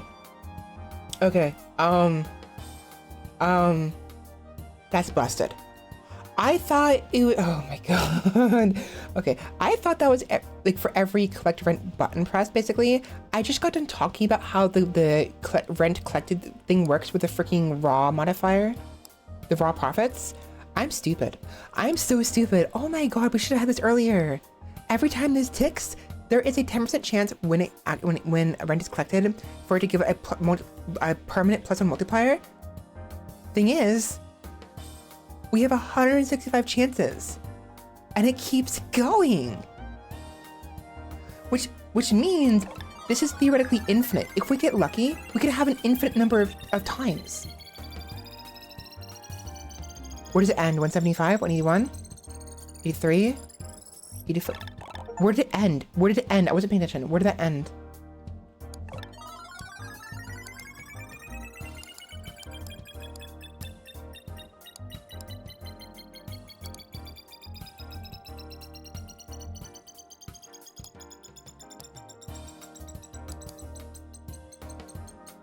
It's over 200. Does it go, okay, does it go past 200? Or does it only go for the original multiplier? Okay, it stopped at 189. How does it determine where it stops, even though it's at 209? Interesting. Very interesting. It got even better. I'm making, oh my god, I'm making freaking 9 million per. We're not gonna make it. We're gonna lose after this. That's fun. That's fun. The 209. It should stop at 209. 60, 70, 80, 90, 100, 120, 110, 20, 30, 40, 60, 70. It should stop at 209. Yep, it stopped at exact. Okay. So, the way it works is when you go to hit collect rent, it'll determine what it collected by, how many multipliers, and it'll stop at the original multiplier. Even if you have something like growth glitch, which increases your total multiplier mid rent collection, it won't care. It'll stop at the original, whatever it was before growth glitch activated. However, it will at least give you the extra multiplier for the next time, right? So it won't give you 13.9 times 239 for the previous one. It'll give you 13.9 times 209. But come next round, you'll benefit from the extra 30 freaking multiplier you just got from doing that. So I should have got it earlier. I didn't think it was as useful as it actually was. That's busted. That's so fucking busted.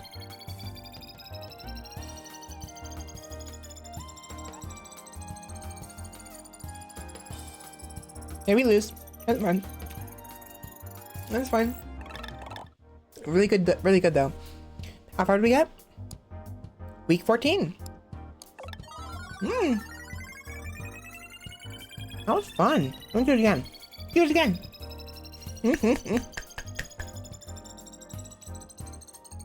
These kind of games are really interesting.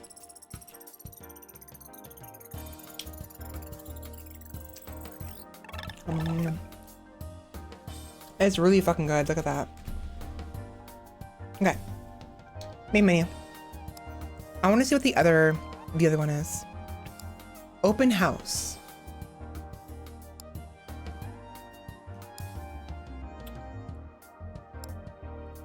So starting is 10,000. You start with one house, and houses cost 15% less.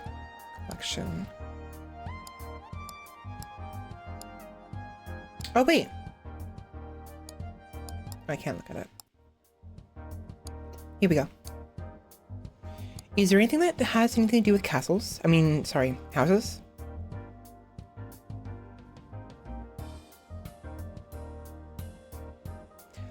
Oh my god, you know what I should have done? I should have done this. I should have bought a bunch of properties and sold a bunch of properties. It would have gotten these really quickly. Oh well.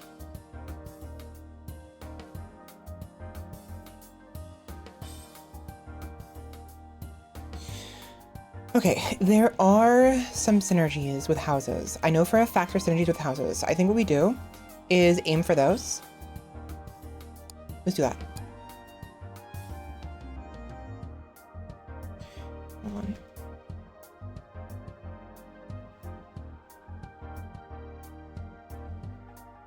on. Is there...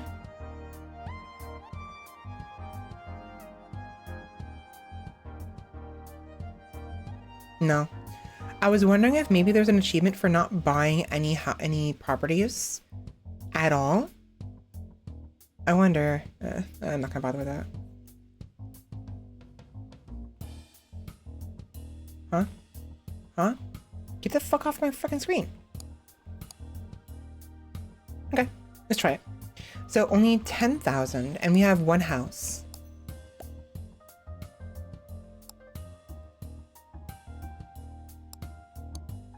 That's good. It's actually really good. Each time we have, oh, that's right. There is that, oh wait, there is that one, that plugin that merges 3 houses. Let's go for that. Let's make a freaking like, we're gonna make freaking high rises, basically.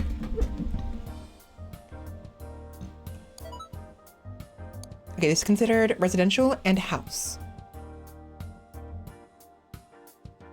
And this is worth $0.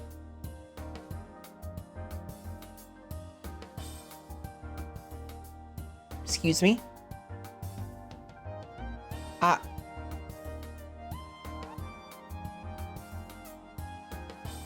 that was not a Gura impression.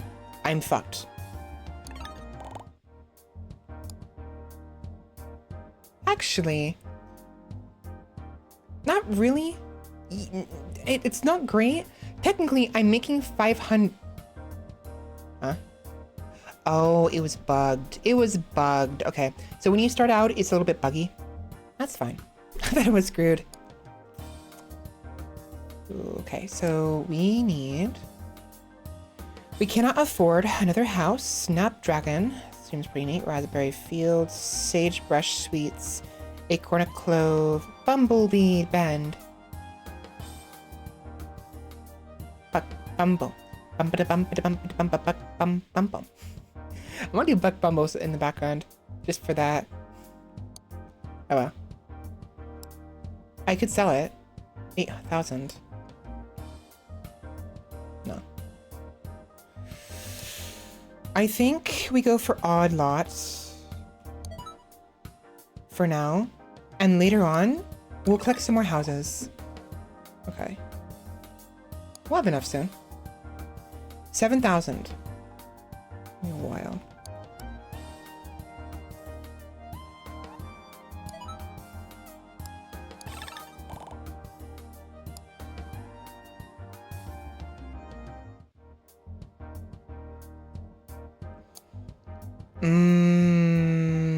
Vacant? No. We have residential house. The first property you purchase is available for a 15% discount on its purchase price. Okay, I think it's the first one since you buy this. So the next property will be 15% discount. I'll buy it. And then 13. We have enough, thankfully. How much we're making? We're making 2,700. We might as well pay early. We'll make more money from that. Yeah. It'll be good. 1,200. Do it. Okay. So now we have 2 houses. Very good.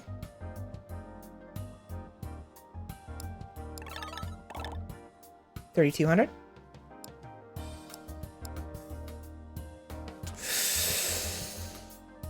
That would be good to have. That would be very good to have actually, because it would, we need that. Yeah, I'm buying properties now, but the potential from this is really huge, especially when we get that one plugin that combines them. It combines their collective, it combines everything, their collective money and their collective modifiers. And so if we have Rentlord and we don't buy any properties for a while, and then we combine everything, it'll be even greater. There it is. Combine 3 owned houses into a singular property, adds together their rent and multipliers. But 50,000. We have to survive long enough to get there first. Which might be difficult, honestly. We'll be able to make it at least. Here we go. It won't matter. Really won't matter. Okay. We could reroll and get a cheap one. We have room. Ugh. Useless.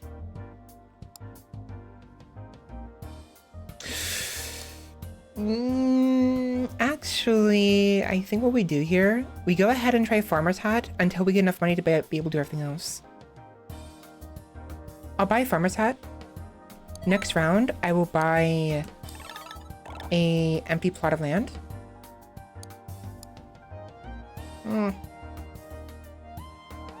Ooh.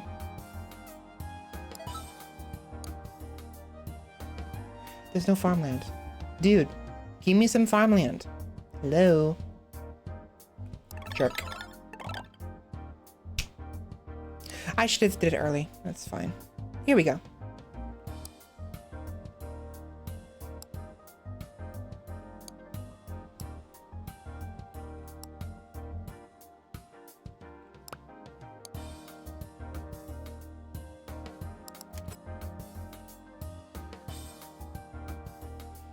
Yeah, until we get enough, for, actually, we probably would have had enough, huh? Yeah, no, we wouldn't. Never mind. That's fine. That works. 8,000. Okay, not bad, not bad.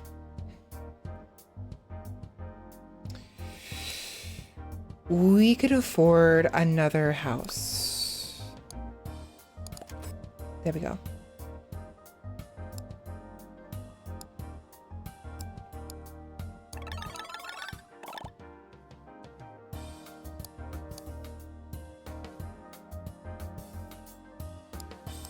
I'll leave it on. If your number of properties are even, receive 500 per property. We could do that.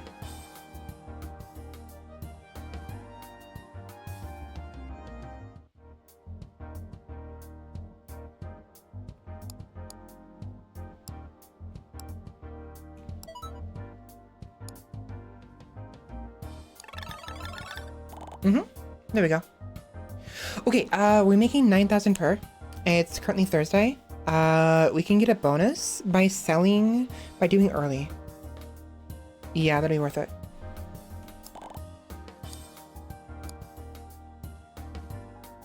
I don't know how this is supposed to work. The first property you purchase. Makes us whatever.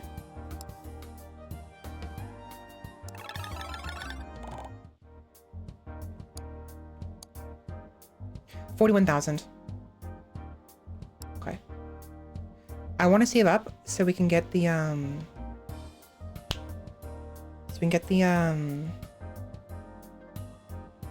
maybe I sell extra rooms and then no. I'm saving up my money. Please give me the one I need. Fuck. Oh, wait. This would be good to have. A multiplier for all of them. What can I afford to get rid of? This one.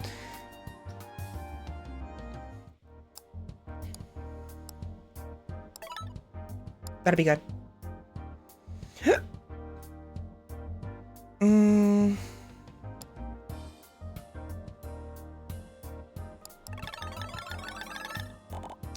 $13,000 that time. Okay. 13,000. You have 61,000. Restaurants. Vacant properties. If the number of your properties are even, receive 500. I'm gonna sell extra rooms so we can buy it again. And multiply the Silver Bell Sanctuary. Bring Silver Bell Sanctuary to on par.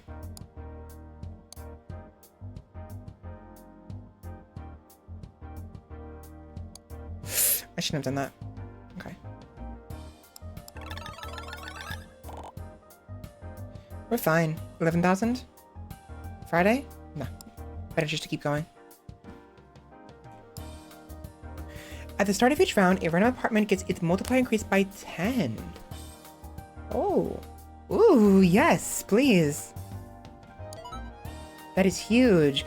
And once we get the one that combines all three of them together, that'll be even better.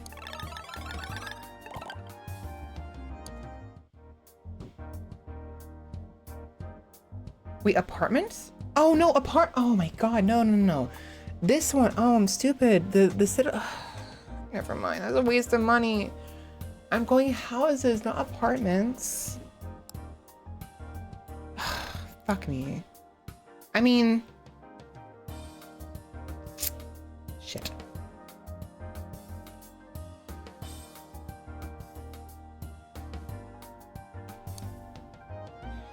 That's great. I just wasted that. I mean, it would be useful if we had apartments. If we have the funds for it, I'll go ahead and buy one apartment just to at least we get that bonus. Dude, look at this. Apartments are they're worth nothing. 114 times, I mean, it's 10. It's 10 and 7. They're not worthless, but it's like, that's frustrating. That's very frustrating.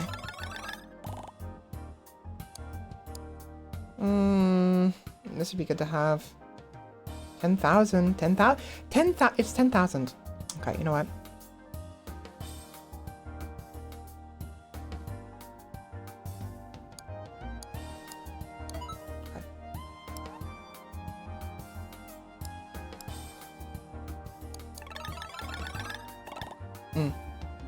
Okay.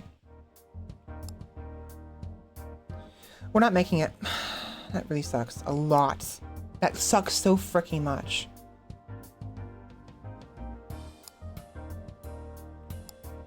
Oh gosh, okay. We'll have to restart. This penthouse screwed us, income-wise.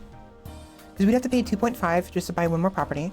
And then apartments, there is none, so never mind. We lose.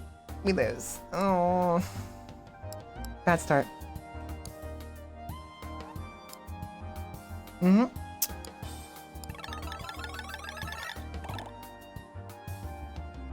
Okay, we have one more day. I didn't realize we had one more day. We need to make up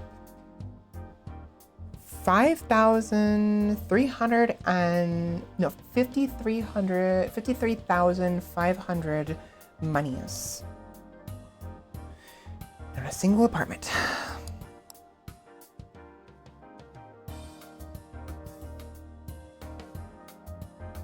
For each residential property, increase the multiplier of all commercial properties by +1. I don't have any commercials. It's this thing. I'm gonna sell the penthouse in order to make room for extra rooms. It's not gonna be enough, but...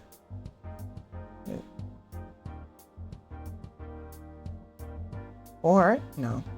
It's like it's 24. It's 2,400. 2,400. I mean, it's not gonna, no, it's not enough. Unless no.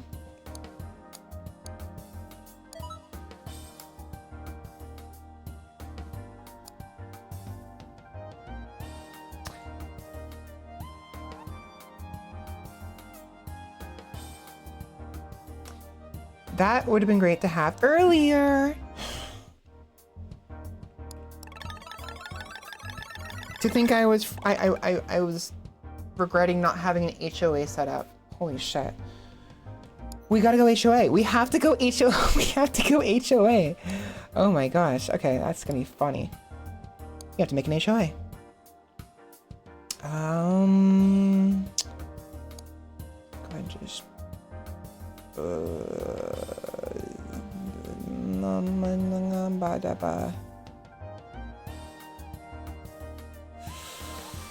Twilight Grove's a really cool name.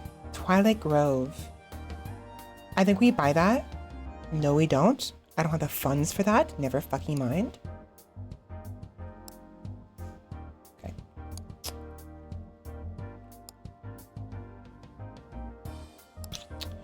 Just 500. 5 rounds. In fact, 5 multiplier, and we'll make it up. Well, I mean 5 then times 6.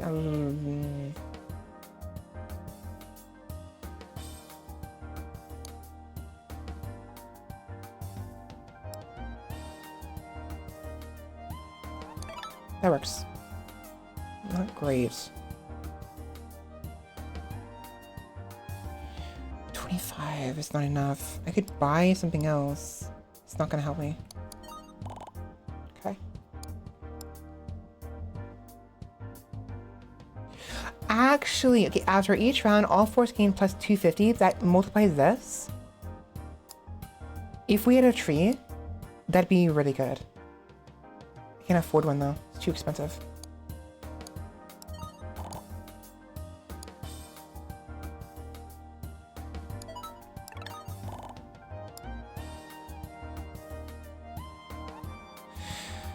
If the number of your properties are odd, 501, I have to do that. I need that. I hate the fact I'm gonna need that because I could have used something else. So we make 2.6 per time. I think we pay early.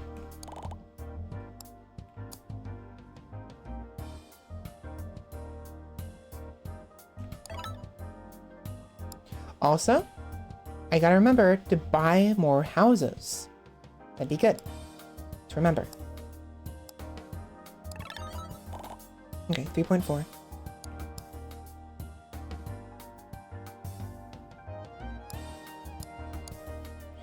$9,000, $9,000, $9,000, 15, 12, 11. Okay.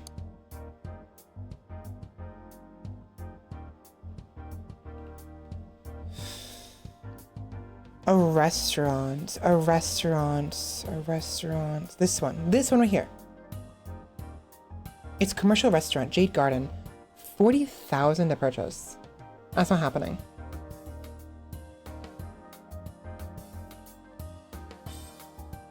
Huh? There's 2 tangerine terraces. I can buy, yeah, I guess it makes sense. I can buy multiple mushroom farms. Okay, that's gonna be interesting. That's funny. I have 2 tangerine terraces. I'll take it. I mean, what else am I fucking do? Okay, it's Thursday. We get an extra amount of 15,000. I fucked up. I fucked up. Okay, good. Thank God. We had to do it early. I wanted to go look at the Scarecrow, my beloved. I wanted to go look at the plugins, and I realized I had to go freaking do the calendar immediately. Ooh, extra rooms. Okay. Fernwood Farm. Or Quartz Quarters. That seems neat. Quartz Quarters. I like that. I should have bought this first. Oh, well. If I'd bought that first and then gotten the extra rooms, it would have been better. I could sell these. I'll collect rent one more time.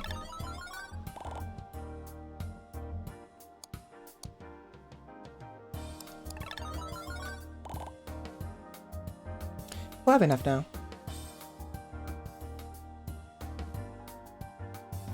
Every time commercial, I'm gonna sell these both. Extra rooms. And multiplier by amplifier. Collect rents once. And then bank on getting them in plugins. Oh, at the start of each round, increase the rent of all houses by 250 for every house owned. That'll work. I still want the other ones though.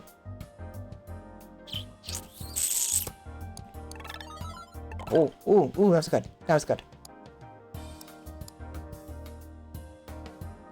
Each time residential property collects rent, gain an extra 500. Ooh, if you own at least one of every residential property, increase the multiplier of all residential properties by 2. That includes the apartments and the castles. It's gonna be a while. We're not gonna have the funds.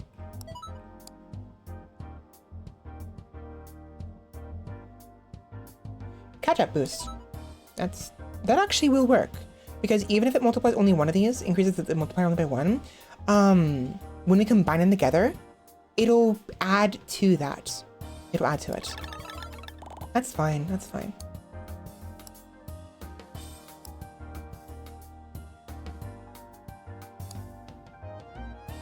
Here we go.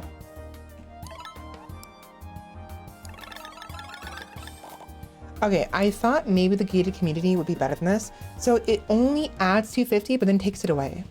So it's not it's not an additional permanent addition. It's only temporary. So we actually don't want to keep that eventually. Really, we want to find something better.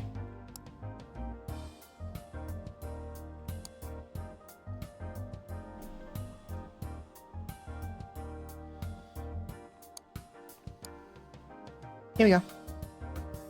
Oh, we don't have room now. I can get rid of rent boosts. I don't need it anymore. Perfect.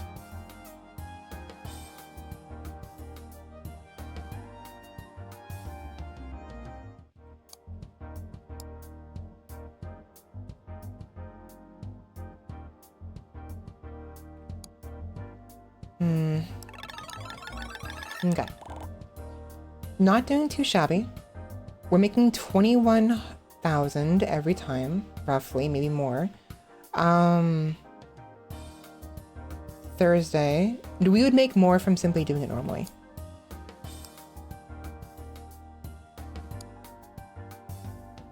Ooh, growth glitch. That could be really good. Especially on the Tangerine Terrace, the times 6 one. Okay, what would we want to get rid of though? The gated community is helping us a lot. I don't want to get rid of that. I could, no. Maybe. Okay, if the number of your properties are odd, receive 501 per property. That's only 1,500 flat. We don't get anything extra from that. I'm gonna get rid of that. And we'll buy the growth glitch.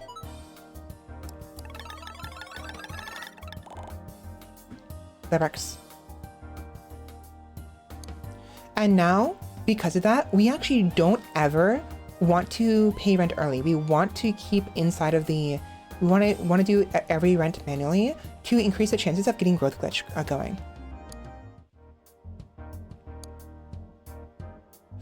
Rentlord. Ooh, fuck. Rentlord. I need that. I need that. 10,000. Okay, what do I sacrifice for this? Maybe I sacrifice scratch card. No. I want scratch card. I need scratch card. We need that for the rooted whatever it's called. Rounded gains. Oh, but it's at random. It's at random. Shit. It'll still be... It's at random. Every time residential property collects rent, gain extra 500. We want that. Start of each round, increase it by 250 if we want that. Every round, lowest rent property gains +1 multiplier. We want that. +1 multiplier to all currently owned properties. We could get rid of that potentially. Add 1 multiplier to all currently houses. Those are both good right now. But once we get things going, they won't be as... Rentlord might be better. Actually, Rentlord would be better.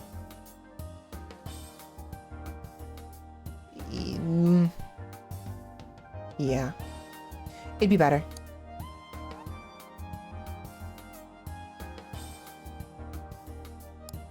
Rentlord is way too good to pass up. We cannot afford to pass that up. In fact, we can probably buy another property. Yeah.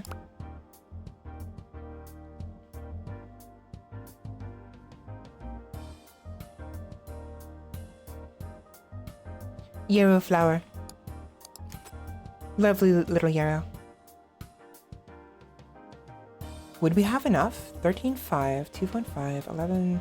We would not have enough. I was gonna buy another house. We won't have enough. There we go.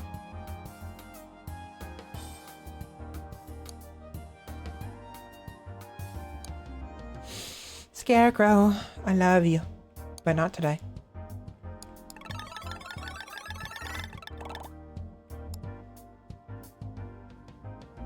Right. I bought a rent. I was wondering why I never got the ×1 when I initially got Yarrow Yard. It's because I freaking bought a property. Duh.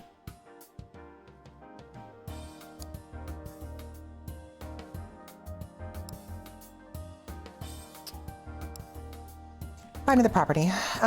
Wisteria Walls is the only option.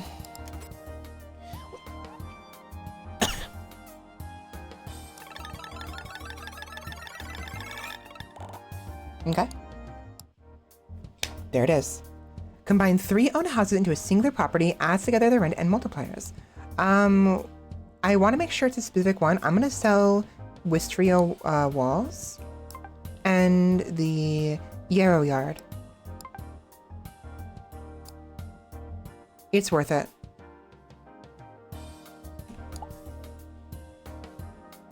Oh, fuck's sake. Okay, fine. Extra rooms. No, I need that for this combo. Okay, so combine them together, right? So 847, 448, 367 together. It's additive, not multiplicative. So 500 is 500. 500 is 500. It doesn't matter, right? Wrong button. Yeah, 500 is 500. It won't matter.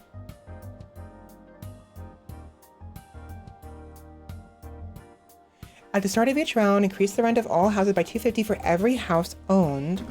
We would only have one house. It'd be 250. You can make that 500 by buying Lantana Lane.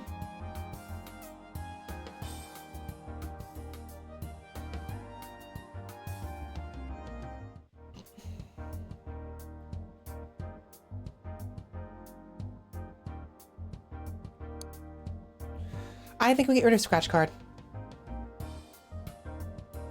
We get rid of scratch card. The gated community effectively is the same thing as scratch card, except it's half.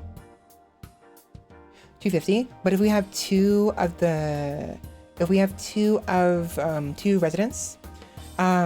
it's on par with this, and it's even better because it gives it to everything, not just a single one. Yeah, so scratch card goes away.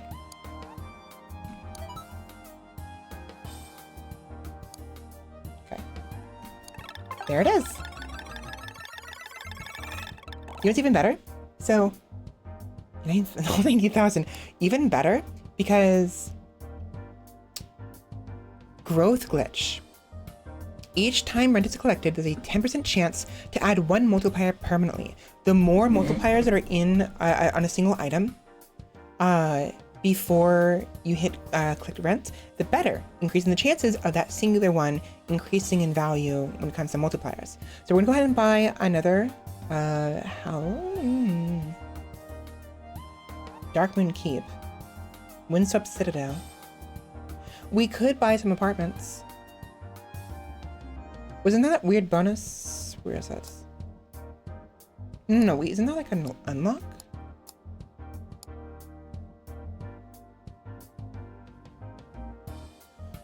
Buy 3 castles, sell 10 properties in a single run. I have no idea how. I sold 2 of them.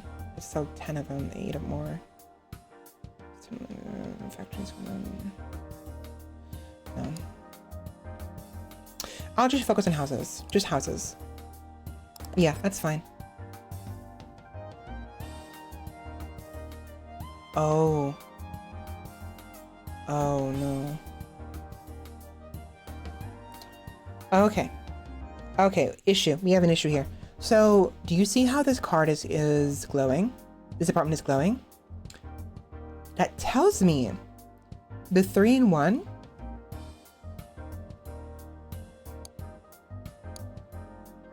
will not work again. I'm pretty sure. We have 3-in-1.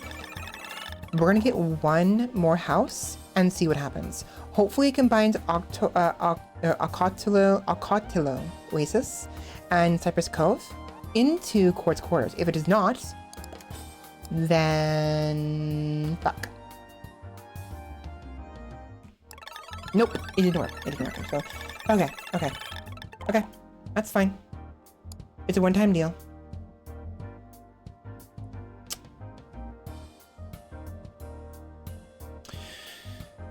So what do we do then?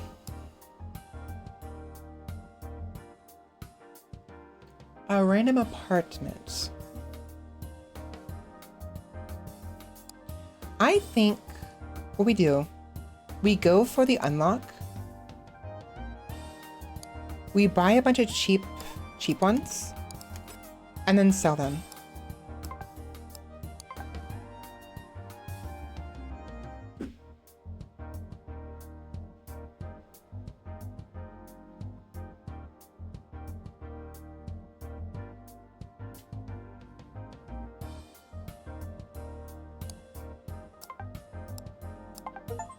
There we go. Urban transformation. The reason why I'm doing this, right, is we want catch-up boosts to affect the court's quarters. We're essentially going high card now.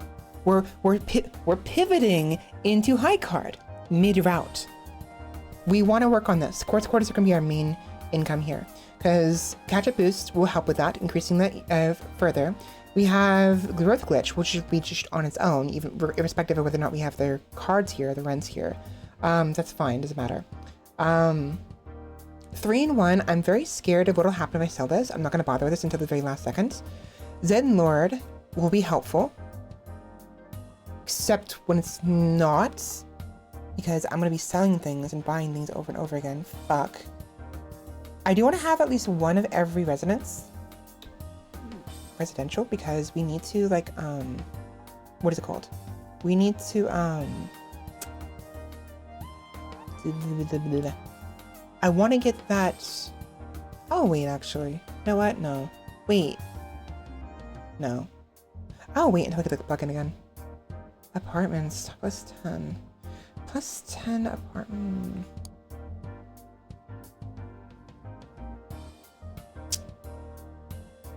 $16. 166. 16. 3.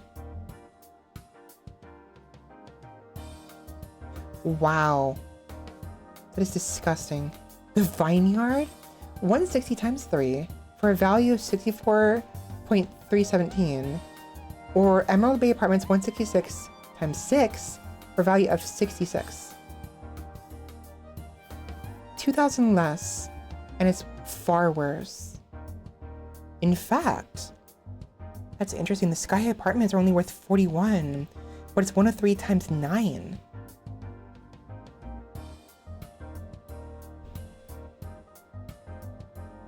I can't tell what's better. It's 103, right? 103 times 9 is effectively 900. 160 times 3 is 300, 400, 500, whatever. 600, 600, 900. Emerald Bay Apartments would be better, technically, than Sky High Apartments.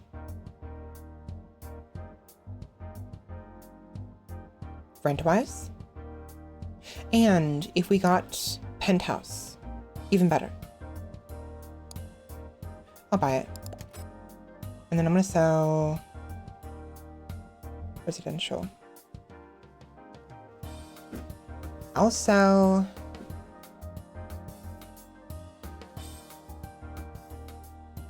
it's 500 times 33. I'm not selling that yet. One multiplier to currently all. No, remember that. Okay. Here we go. If you own at least one of every residential property, increase the multiplier of all residential properties by 2. That is not worth it. That is not worth it. A measly plus 2? I get that so much more easily in 2 rounds permanently from catch-up boost alone on a single property. Or even better yet, Rentlord. No, not worth it. That is not worth it at all. Yeah. Okay.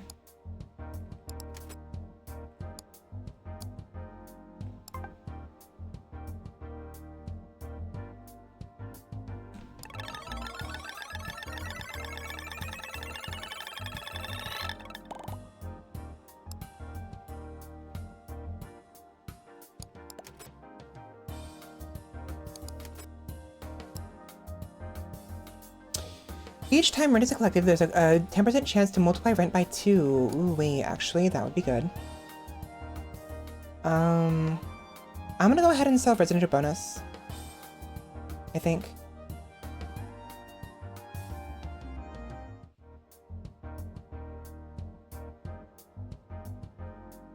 Yeah. Landlord's luck actually could be very powerful here because it'll multiply this value here. And I think this might be permanent too.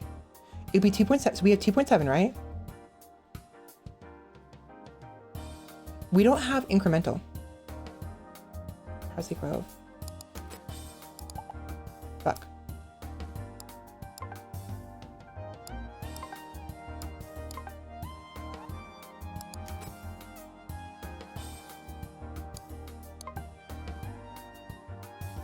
$231. I'm good.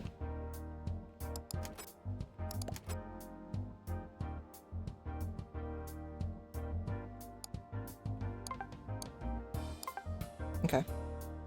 I could afford it, you know what? I'm doing it. Okay. 11.6, holy shit. 2.7 is what we had, right? We had 2.7? Oh, it's not permanent. That's frustrating. Every time rent is collected, there's a 10% chance to multiply rent by 2. So it's not permanent. I thought it would... Okay, maybe rent is both of these. I don't know.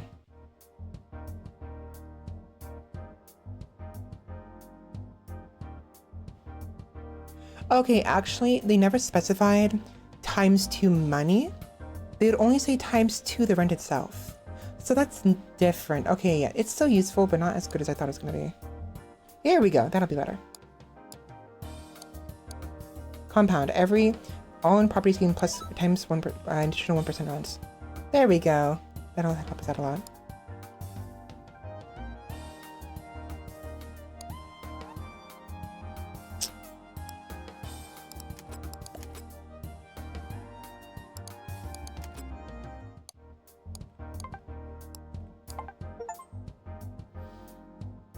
There we go. Stone by stone and liquidation. Here we go. Yep, sell 20 properties in a single run. Perfect. Buy 1 factory and 1 farmland in a single run? How is that difficult? Haven't I done that already? 1 factory and 1 farmland in a single run. 1 castle and 3 restaurants. And 1 of each type. Okay. Factory. Buy it. No. That's expensive, that's why. Oh, 466,000. Yeah, okay, I see why it's expensive now. We don't have to worry about the achievement, the collectible anymore, so we can just ignore that. I'm not gonna buy and sell things willy-nilly anymore. So we need to make enough to be able to afford a factory and a farmland. Okay, here we go. Sigma fabricators. What the Sigma? Can't believe I just said that. Oh my god. There it is. I got it. Oh. I also got diversity. By accident. So biofuel plant, buy 1 factory, 1 farmland in a single run. Done.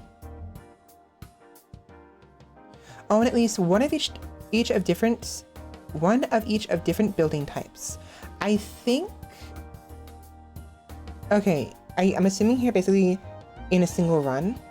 They meant in a single run because I just got this. I thought I was supposed to have them all in one time, at one given point, right? To be honest, some of these are really buggy. Buy 1 castle and 3 restaurants. We bought 1 castle already.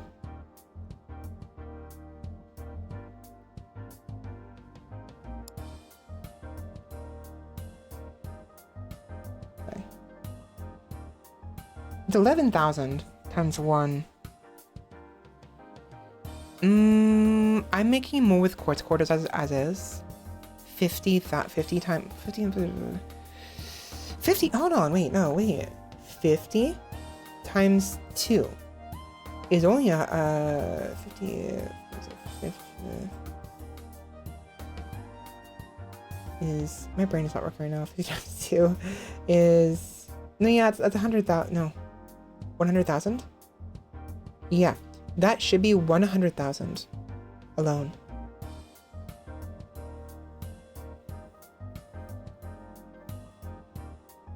I think. Unless I'm stupid. Won't be the first time.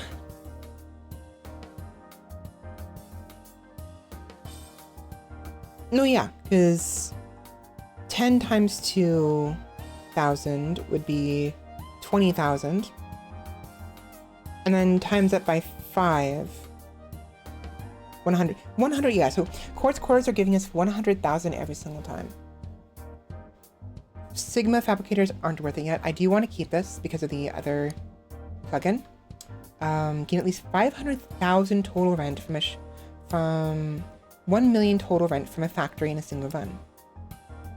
We also have to buy 3 more restaurants. We already bought a castle. I think we bought 1 restaurant. We need to buy 2 more restaurants. We'll keep this for now. Should be fine.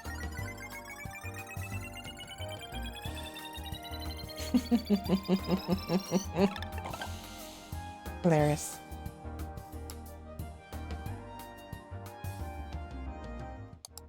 There it is. King Chef. Got it. Okay, goodbye.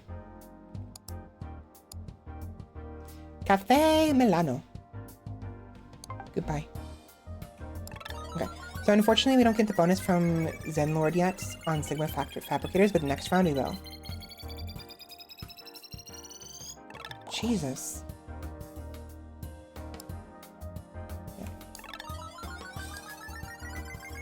Yeah. Ah, this would have been no. Yeah, no, yes, maybe. I mean, I could.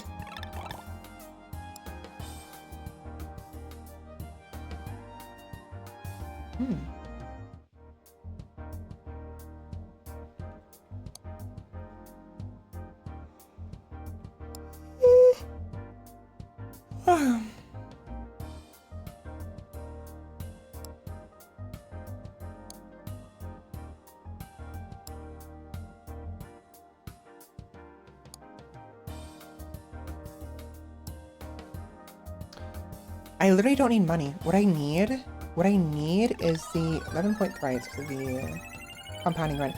I need the grounded whatever. Whatever it's called.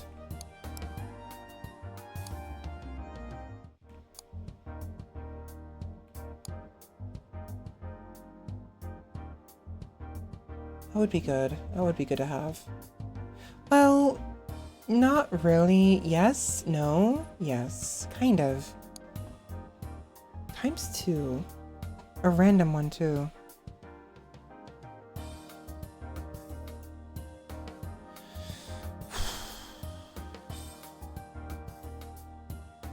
Oh, so this one's not gonna, okay, this actually only works for this one, only 250. 250. That's not worth it. I'm gonna get rid of the gated, I think I'm gonna get rid of gated community. We're gonna bank on landlord's favorite and try to get a nice boost to things. Yeah. Yeah, it'll be fine.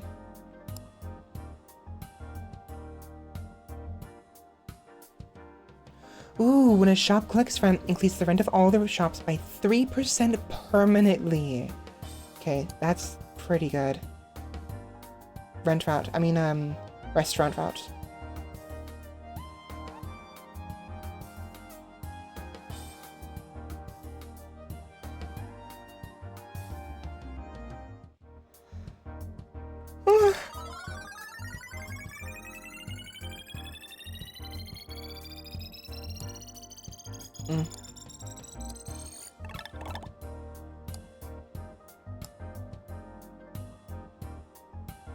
Wait, hold on. We have industrial factory, residential house, and residential apartments. Okay.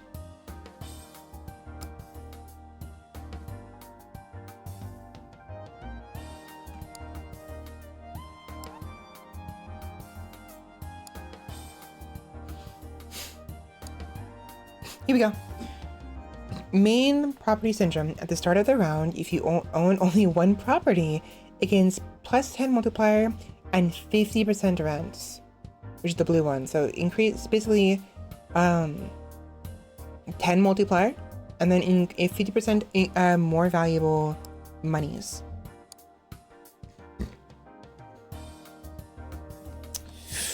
I want to play with that, but I also want to play with the factories.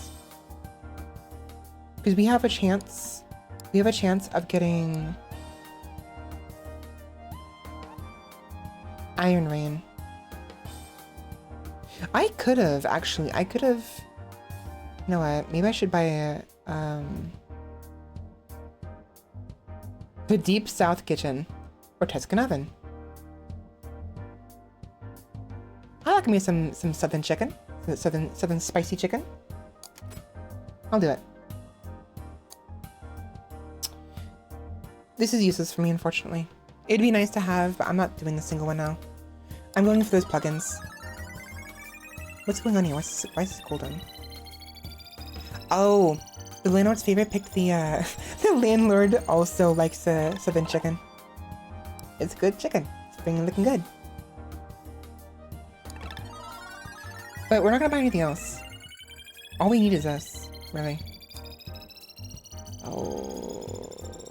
RB3 farmlands. No, it's not. I don't want that. Oops. It's fine.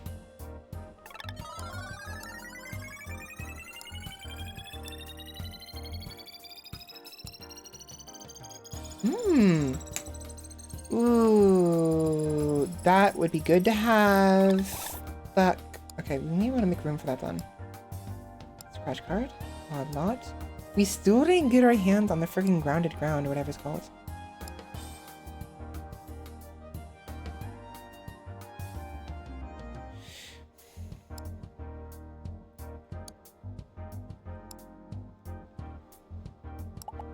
Fuck. I ain't got enough money. Ooh, so we got doubled. Nice. 82 multiplier. Dude, yeah, so growth glitch is so insane. It's so insane. What did we do to unlock that? Fuck off. What did we do? Collect rent 50 times. That's a little too easy. That's way too easy to do. I feel it should be harder to get because that's the potential is literally through the it's infinite. The potential is infinite.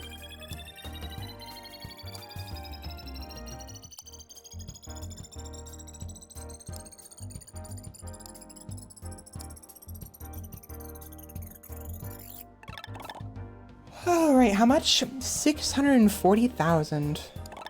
I didn't mean to do that. Whatever, works. I didn't mean to do that. I was a misclick. Misinput. Here we go. A random property receives a permanent increase to 5 times but its rent, but it can no longer be sold. I'm fine with that, I guess. I have to get rid of something though.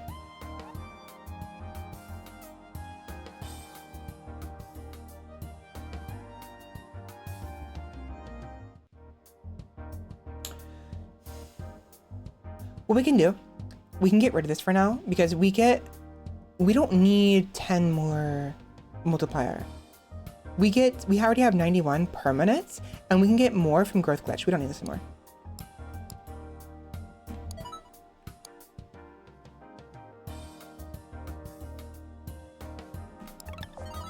Emerald Bay. There we go. Iron Rain.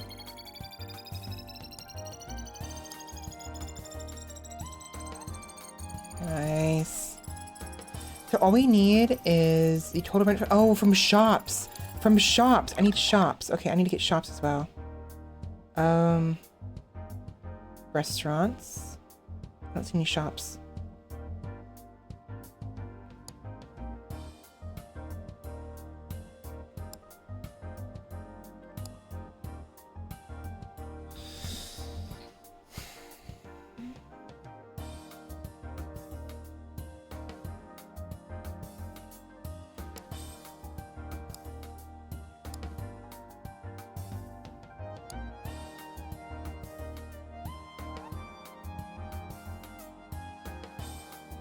After each round, all fours gain $250.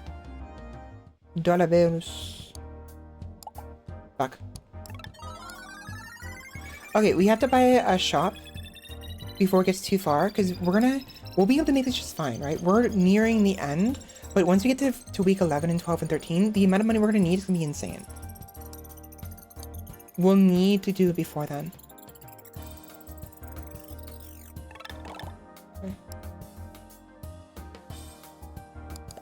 Okay. That's the last plugin, I think. All we need is that. 500,000 shouldn't be that difficult, actually.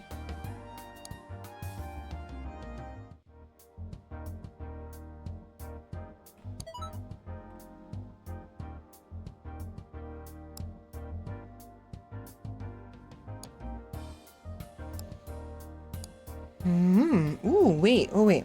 At the start of each round, a random restaurant is selected as Gourmet Star, and its rent and multiplier doubled for the entire round. That's better than Landlord's Luck. So much better. Especially because we only have one. We only have one restaurant, and so it'll be guaranteed. And the thing is, its rent and multiplier gets doubled. Because its multiplier gets doubled, it has more of a chance to activate Growth Glitch. You see how fast that went?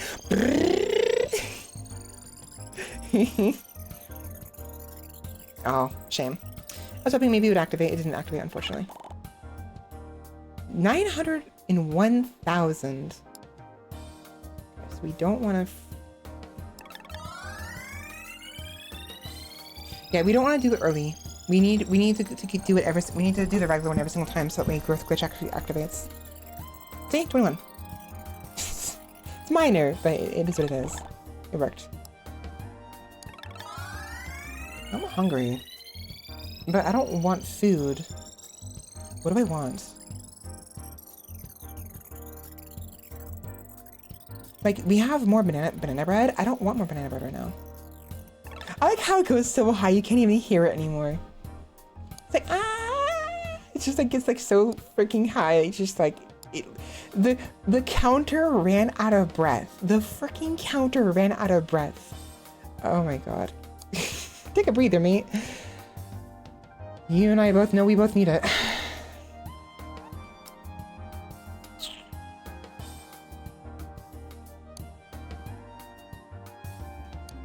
I literally need none of this. If anything, all I would actually need is the 34. What I would actually need is the what do you call it? The grounded thing again? To increase a different item. Did we increase the Emerald Bay? We want to do something else now.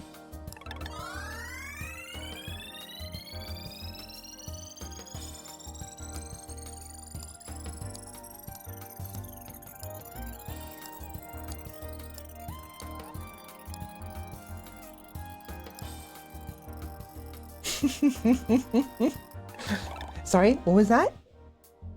Could you speak up, please? Hello? Money trees. Penthouse. Here's my face.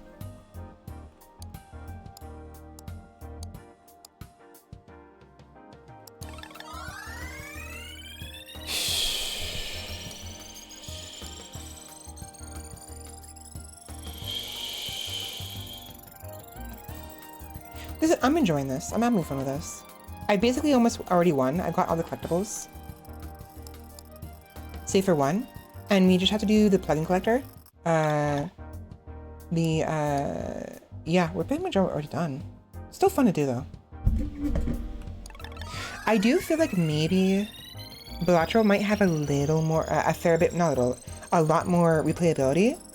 But even if this lacks the same playability as Belatro, being able to like challenge yourself and figure out what kind of builds you can do can be a lot of fun, especially once you have like all the plugins.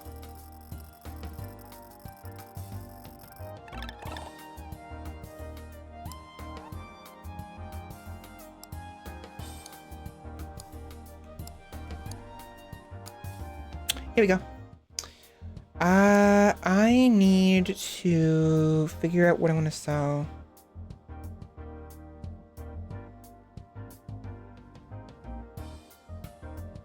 I just realized this has nearly 500 multiplier. It may only be 1,000. 500 multiplier is insane. It's like 5 million. Right? No, 500,000 from that alone.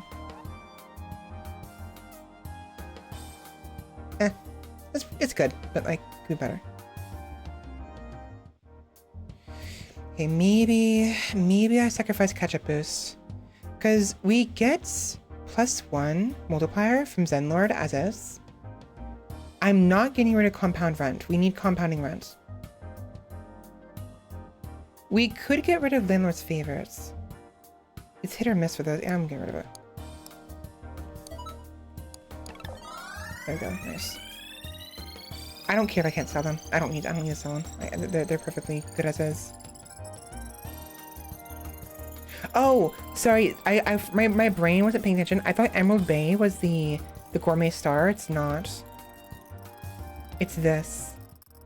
Also, I just never realized 11,000. Oh yes, because it's no. Wait, what does the Deep South Kitchen have more rent than the and the smoke please?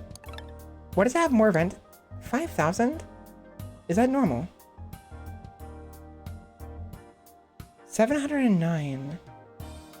Yeah. So a restaurant has a base of 709 money, whereas the apartments have a base of probably around anywhere between 100 and 200. Yeah, okay, so yeah, that makes sense. Makes sense.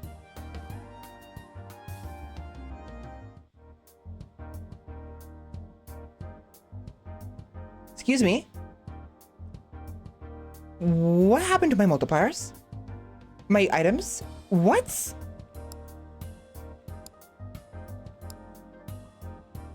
Motherfucker?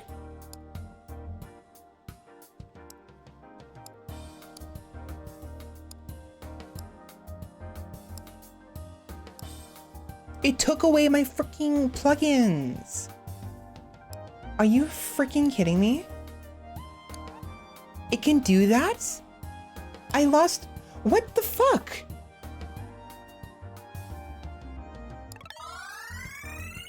Is going on? My plugins are gone.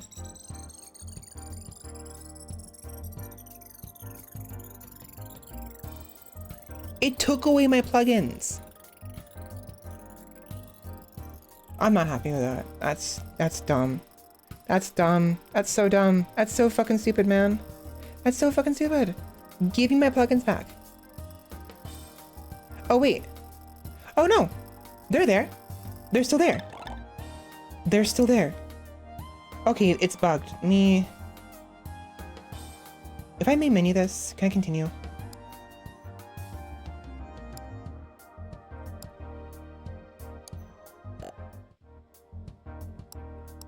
Okay, there we go. I panicked for a second there. I was so upset. I was like...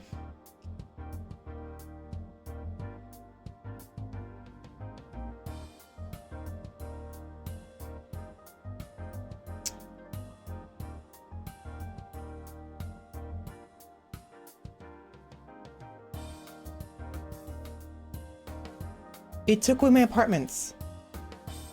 Are you fucking kidding me? It took away my apartments. This game is buggy. This game is so fucking buggy, man. Not boogeyman, buggy man. Whatever. It's fine, I guess. That's annoying. That's really annoying. We're making more money from these anyways. Fuck.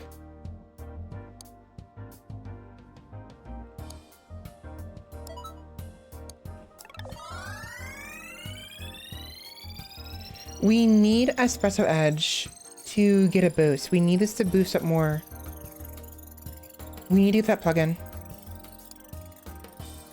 500,000 total from shops.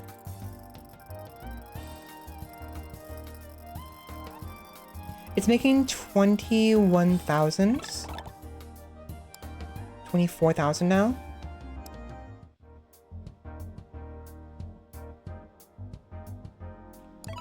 I don't want it on that.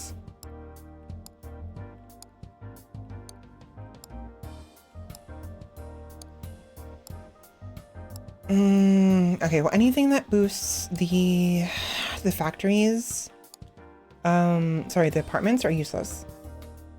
Do I have anything that does that? No, I don't. Okay. Okay. That's fine.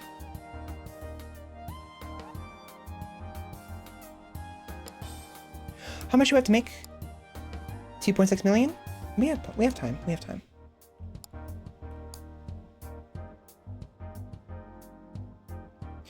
All factories earns 20% rent, while all other buildings types suffer a 5% rent penalty.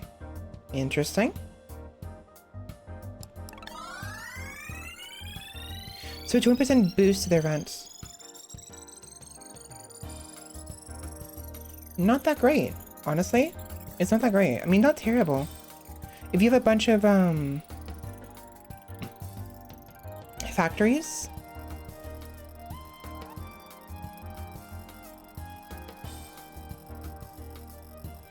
okay, if you listen closely, it's still going. It's very high pitched.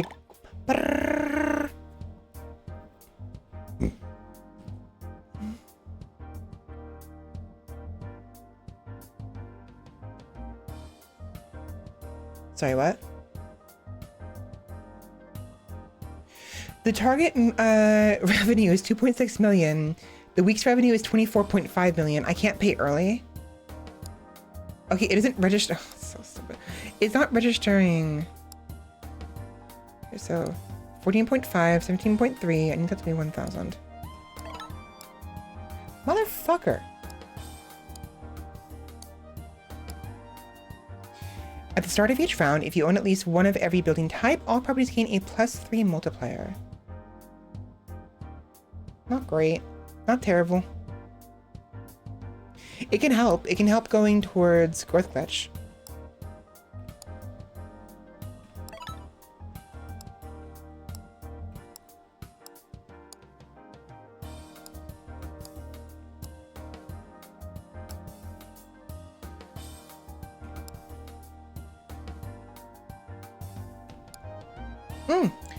One base multiplier to all castles.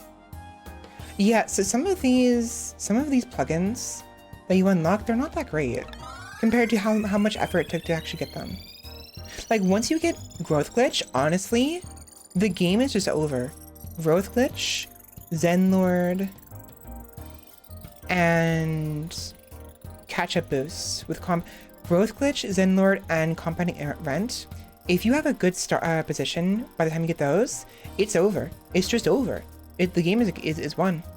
Not terrible. Again, it's a short game, and I bought it for like what? Like,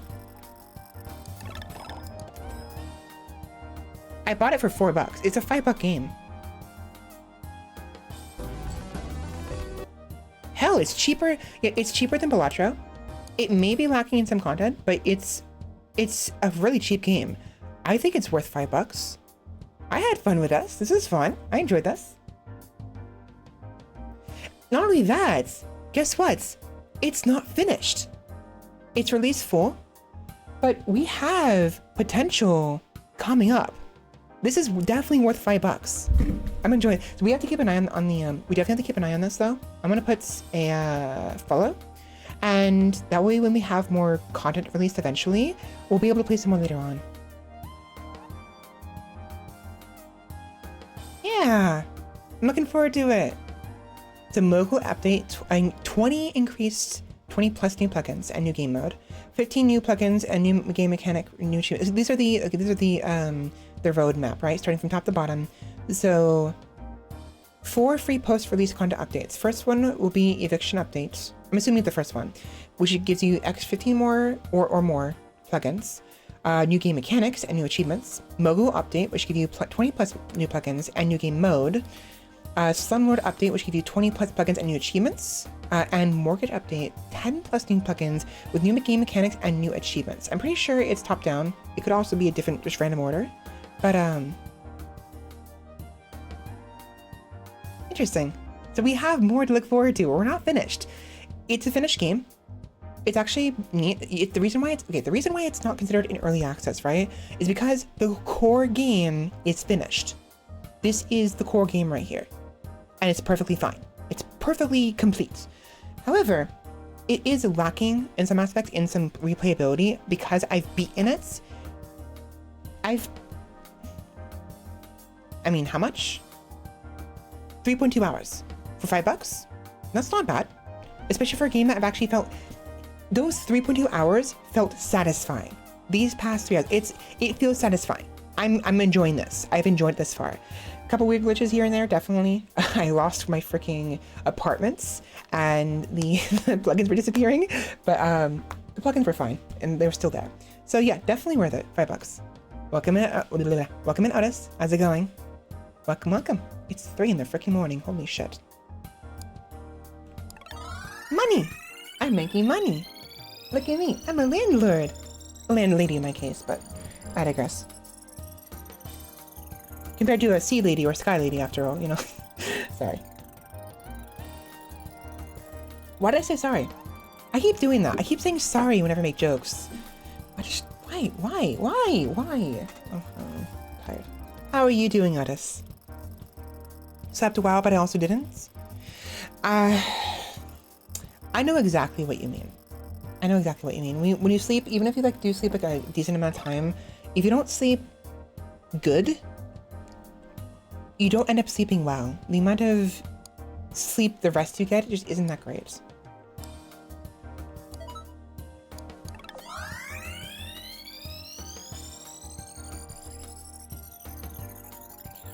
Oh my god, I just realized. So not only did we lose one of our properties, I just now realized they re-rolled the names of the properties. I didn't start with Cypress Cove. This was not Pulse Heavy Industries. I don't remember having the Imperial Walk. That was supposed to be the Southern style restaurant or whatever. And like the Espresso Edge. So they all changed. This one went from the Southern states to Far Eastern delicacies. Not even delicacies, like recipes. Oh yeah, I bought it. What? I bought it? I bought it already. Then why? What? The re-rolls are not working. The re-rolls are not working. Are you kidding me? Wait. It's Friday. Wasn't it Friday yesterday? I think I broke the game.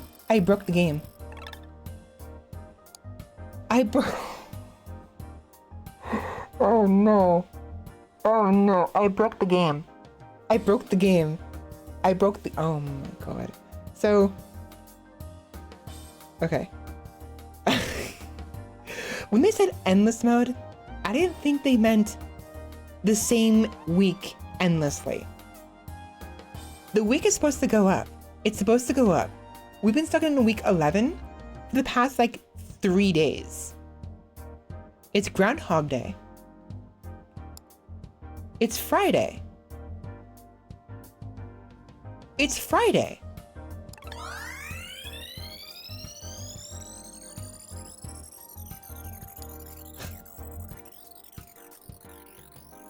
It's Friday. Okay, it's rainy. I have to make 2.6 million. I've made 75 million.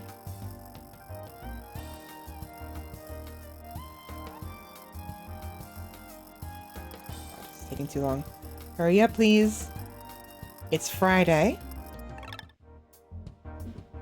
It's still Friday. And the weather changed. I broke the game. I don't All right. Anyways, what were you saying, Otis? My things inverted low. I slept less than the usual hours, but my sleep quality was definitely better than it's been a week. Okay, that's good. Not sure how much these are canceling out, yeah. Exactly. Too mighty for this puny game to handle. Yeah, it's basically Balatro. It's very... in fact, it's in the actual store page, it directly... Not directly. It links to games similar to Balatro. It is basically Balatro. But I freaking broke the game. I'm the game breaker!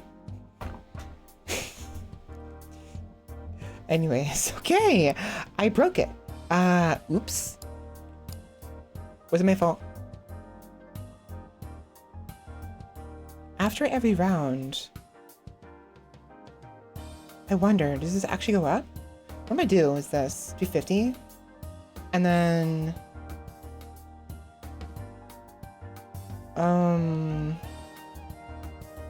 okay, this should increase. Let us see what this is. 126, right? 139. Okay, so that did not go up to 140, unfortunately. So, okay, that's interesting. The per rent modifiers, they work properly. Anything that works per round end does not work, which tells me the round is not ending. If no property was bought last round, all properties gain +1. So round starts and round ends are not working. Except no, they are, because the gourmet star is working.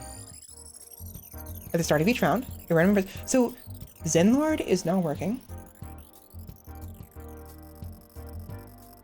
Your lowest rent property gains 1 multiplier. That's this one. After every round, all on properties gain 1% rents. 15,490. The 15,490, and this one should be whatever it is. The game breaker with the light bringer. Who wins? I win! Me! I win! 15,490. And then 52.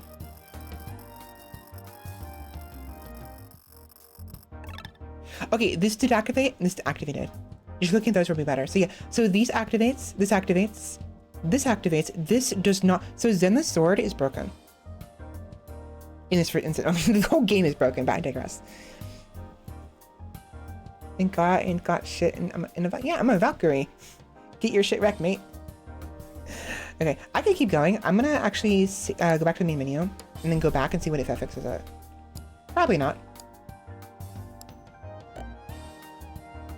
It's Monday. It's Monday. Mimosa Meadows. Okay, that Koya Safrasa. Oh, it's by the amount. Fusion Fabricators and Vase. Yeah, I know for a fact, like, the Fusion Fabricators was Sigma Fabricators before we bought it. We had Sigma Fabricators, we had something or whatever. We had the Southern Restaurant, and then whatever the hell this is. Also, my plugins are broken. Again. Again. In fact, this time, the plugins are completely gone. Look at this. The amount of multiplier I'm getting is not going up in the slightest. Which means this time, my plugins are gone. They're just broken. They're gone. Before they would disappear, but they're still there. That's frustrating.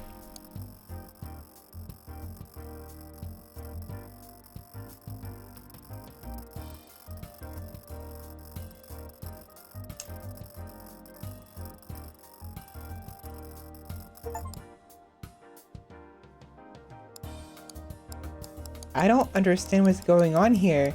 This is not normal. Are we okay? Are we in the Twilight Zone? What is going on here?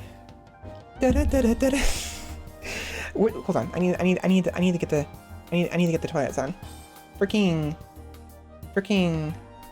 Twilight Zone theme.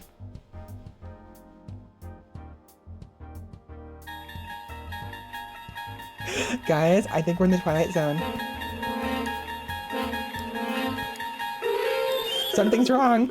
Something's wrong. I don't think we're supposed to be here.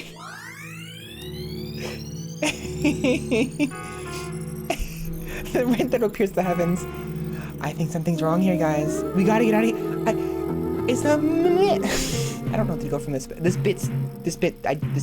Okay. That bit's broken. I broke the bit. I don't know where to go with this. It's 3 in the morning. Anyways. Hi. Come here often?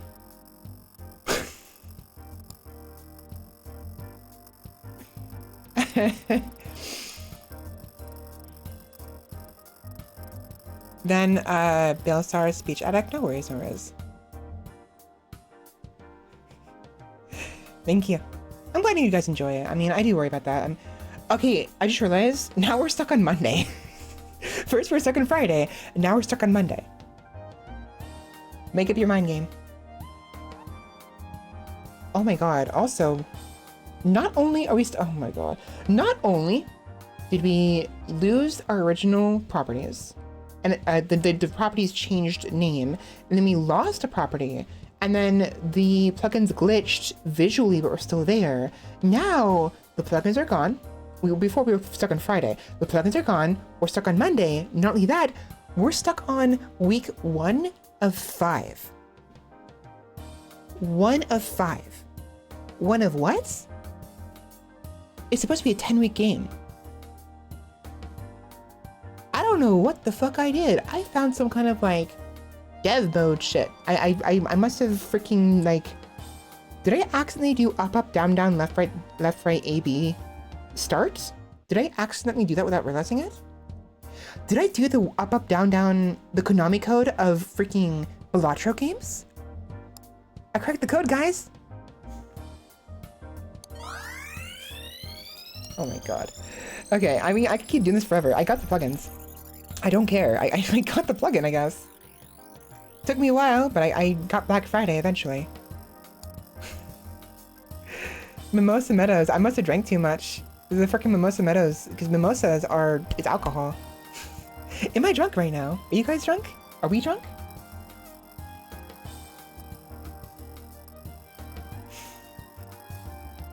I don't know. The silly little bits I do. I'm glad. I want to get better at the bits. I really, I'm self-conscious about myself in my entirety. I never will not be. But I have been noticing I'm getting a little bit better, at least starting the bits, you know? Okay, I read Monday, and then I looked away and realized something said sun. Like, wait, is it Sunday? No, it's sunny. Not Sunday, sunny. Yeah. Oh shit, I am running, oh my god.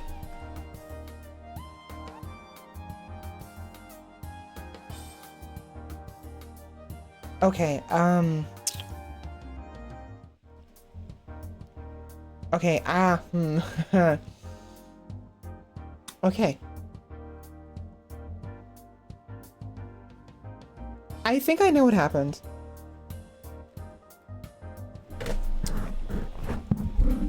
So, do you guys know how, like, speedrunners, okay. First and foremost, speedrunning. For those who don't know, speedrunning is a category of video gaming where an individual or group of individuals, if they want to race each other, compete against each other, will try to beat a game, finish the game, reach the credits scene as fast as possible, as feasible, right? This could be with or without glitches. This could be collecting every item or collecting as few items as possible. It could be a number of things, challenges, right?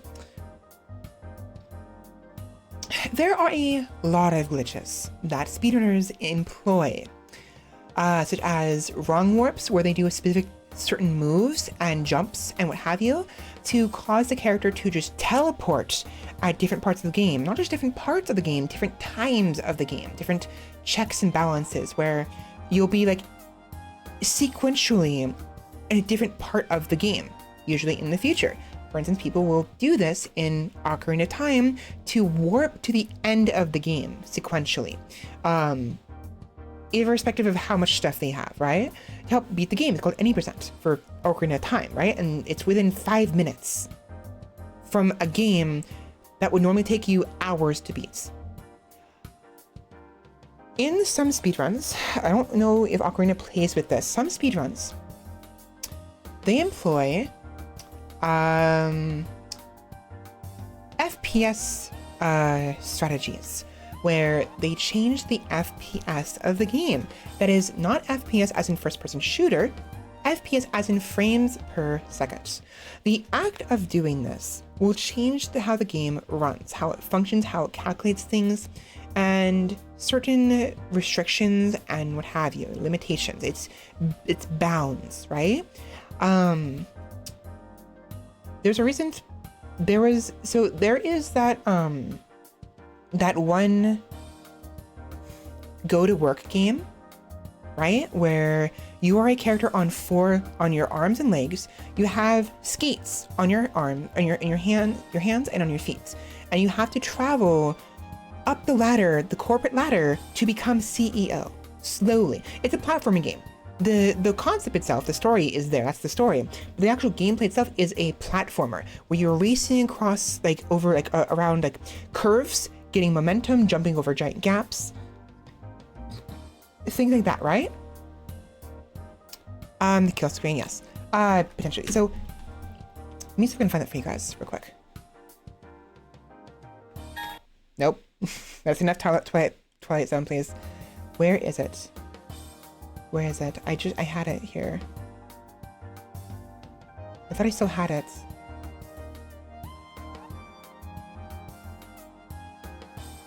No, I watched it all and then got rid of it. So, how speedrunners broke my rage game. Get to work. The game is called Get to Work. This game right here. Me. Don't go into the corner in the building. So this person, Isto Inc. made this game called Get to Work. It's apparently a rage game. Look at this. On the second jump. What do you mean? Huge. But when Frostkiller goes left, he's actually backtracking, and now has diminished the impact of his initial skip because he has to turn around and continue on. And now is the little bump to get onto the ramp. Really? Do you see this? Karem has skipped having to do see how this game is? So this developer, during this hour-long video, is going over how speedrunners broke their game. Intentionally, they wanted to. They made a thing out of it. They made a whole competition out of this. Right? On December 2nd, we released our third commercial game, Get to Work, a rage game about climbing the corporate ladder on rollerblades that rewards hitting clean jumps, smooth lines, and precision, and punishes, well, pretty well every mistake.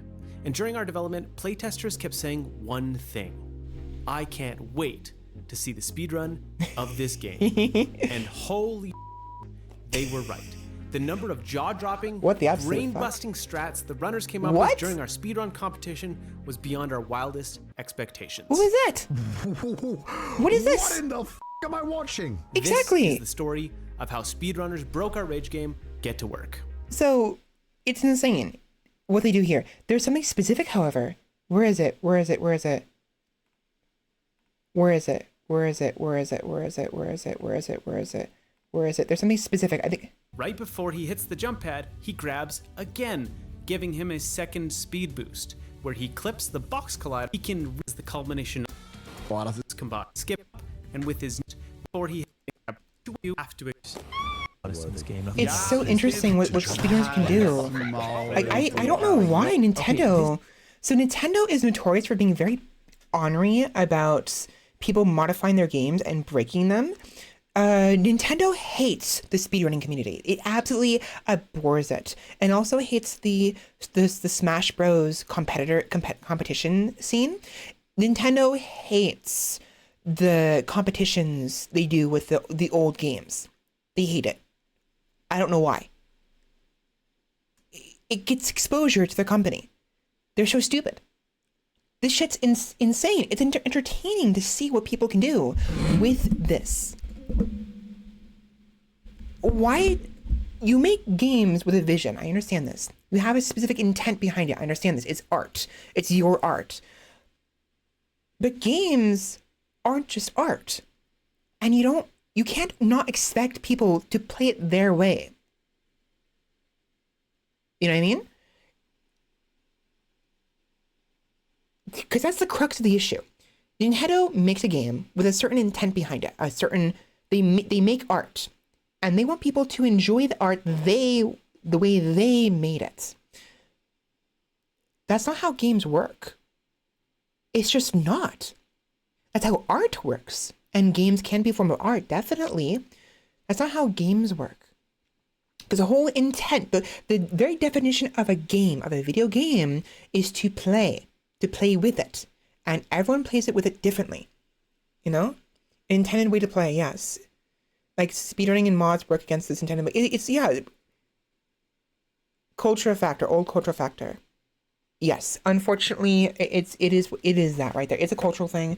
But they need to understand games are not just art. In fact, they're not even art. They can be, but they're not art. And they're never intended to. You can't do that. You can't restrict a player that, you know, and like, it's so silly. Like, I kind of understand if the game-breaking bugs occur, and like, From Software kind of does the same thing, right? There's so many glitches people find in things like Bloodborne and Dark Souls for like glitches and what have you, and they'll like fix it. Right? There was this glitch called Cookie in Bloodborne, where at the very beginning of the game, by using the first wolf to clip you through the gates that lead to the forest, right? And the poison swamp, you can get there immediately, within 5 minutes of the game. And you're not supposed to be able to get there until 5 hours into the game, right? And so they fixed it. And then people had to find a new way to do Cookie. And they did it. They found a different way of doing it. Or some shit. There's so many different bugs. And it's like, one, these are glitches that people have to intentionally do. So it's not accidental. And two, get over yourself. If someone's going to do a glitch that's intentional and it's difficult to pull off easily, reliably, unless you... Because you can do Cookie pretty reliably, but like you risk yourself getting hurt and dying. People are going to find that by accident, right? They're going to do the game. If it's something that happens by accident in the intended pathway, I can understand why they may want to fix that, right? Because it breaks the game. But if it's something that is not obvious and is not likely for them to encounter by accident, then who fucking cares? It's a feature, not a bug at that point, you know? It means they're not immutable, yes. The officer exists. Yeah, so it's just frustrating. And so it's really interesting. I love it when devs embrace it. Again, it really depends on the bugs. There's a lot of bugs with Hollow Knight they haven't even touched. They haven't bothered with.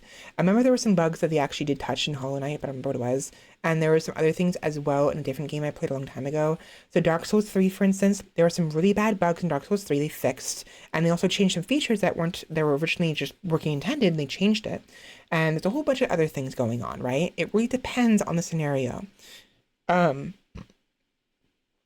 like, in this game, this author, they embraced it. They embraced all the things they could do. And they were amazed by what they can do. And there is a specific part. I gotta find this. Where is it? It must be earlier on. Or this right here. At the very end. 7. After they finished it, right? After this guy finished it. With a flourish, too. A freaking saucy little turnaround. 9 minutes and 57 seconds. They beat their game that would normally take several hours to beat in less than 10 minutes. Wow. Wow. Like a real ice skater. I did not think it was possible. Like, if you compare that to, like, I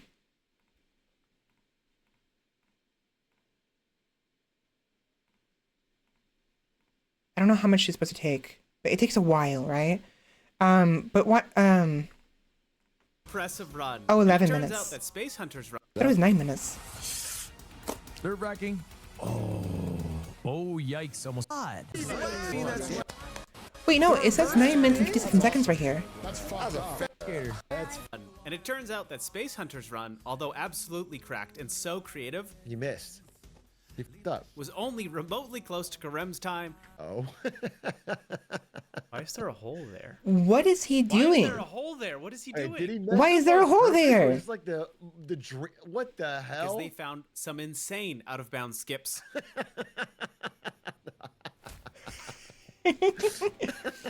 You dirty dog. Reverse. Yeah. Miss. But he's still like, you know, Karem's not making any mistakes, and he's. Okay. Where is it? There's a specific scene in this. Which is because amazing. I'm so glad they submitted, but was illegal for the final run, disqualifying them. it was illegal because of the certain glitches. So there was something specific someone did at a certain point in the game. They talked about it. And I can't find it. But my point I'm making here, right?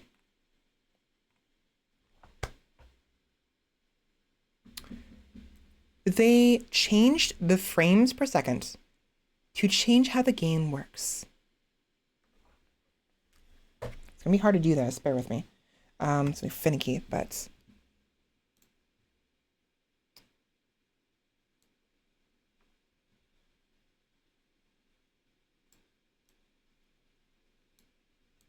it really that difficult to do? Motherfucker.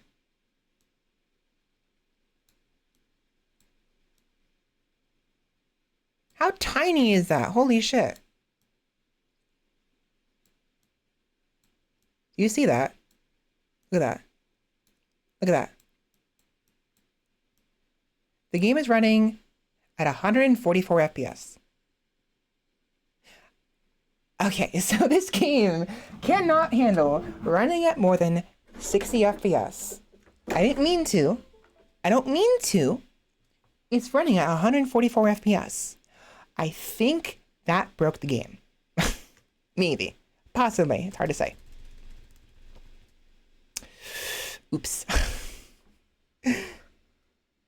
Stinky drift pogger. Yeah. So, unfortunately, the game is absolutely busted. Completely, utterly destroyed. Unusable. Not usable, unusable. I can't progress the game. But by some miracle, from the funky FPS manipulation, accidental manipulation, not only are we stuck on Monday on a single day and cannot progress, we're at week 1 out of 5. And I have no plugins. I cannot purchase any more plugins. Maybe I can now. Maybe? Okay, I got that back. What else can we get here? I don't know. I don't really care to, honestly. Hey, what was that? Anytime a property is sold, 10% of its rent is transferred to a random owned property. Interesting. How peculiar.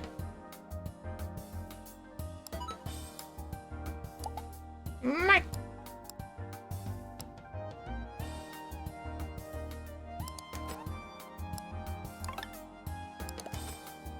$35, $15, $6, $11.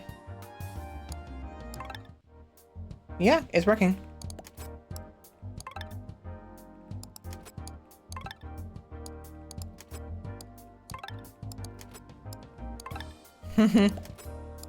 So yeah, the act of accidentally frame manipulation freaking broke it. Yeah. The reason why it does that is because of the... Yeah, I don't know. It was doing that at first when it was borderless, and I thought going full screen would fix it. No, still 144. No, the game just runs at 144. I don't know why, and I can't change it. It shouldn't. Honestly, it shouldn't be running at 144. I don't think it can handle running at 144. I don't know why.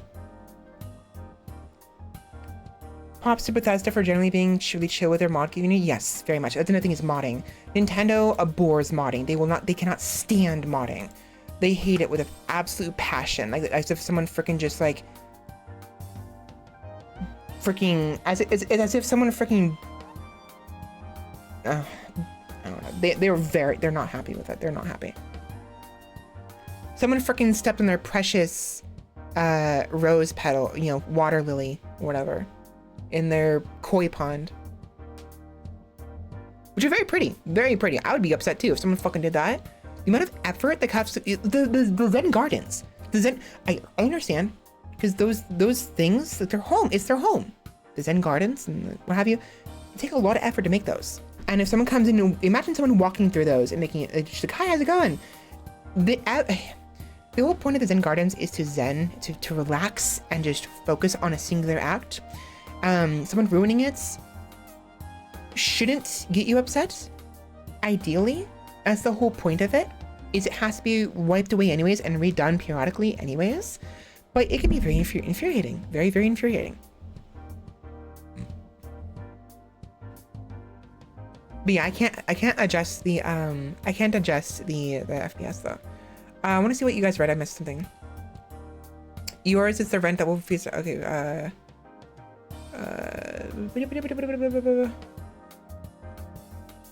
You have been. I'm proud of you. Thank you, Ram. Where's my RAM running out? I have no idea how to adjust that.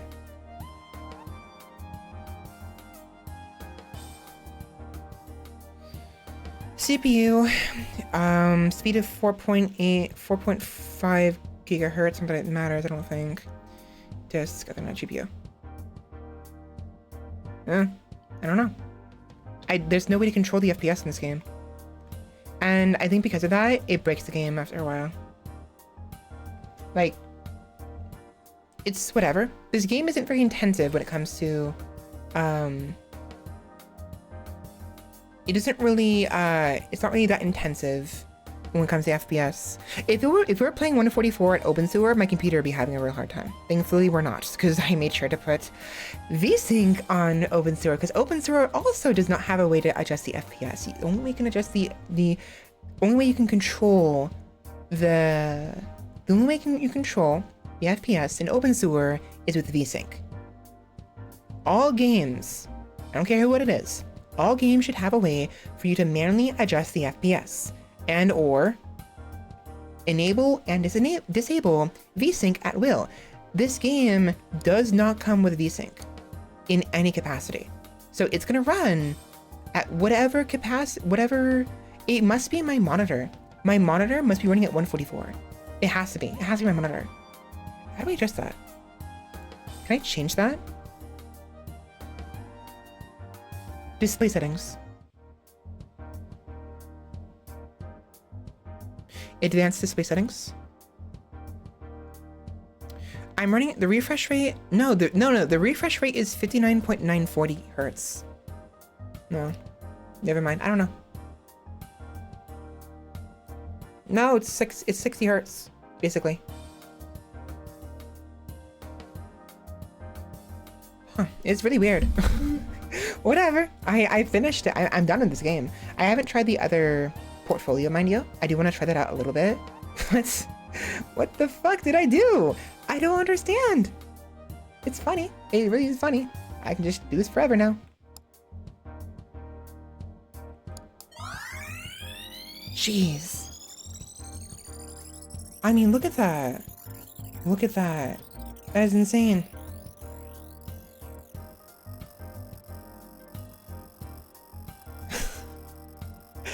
What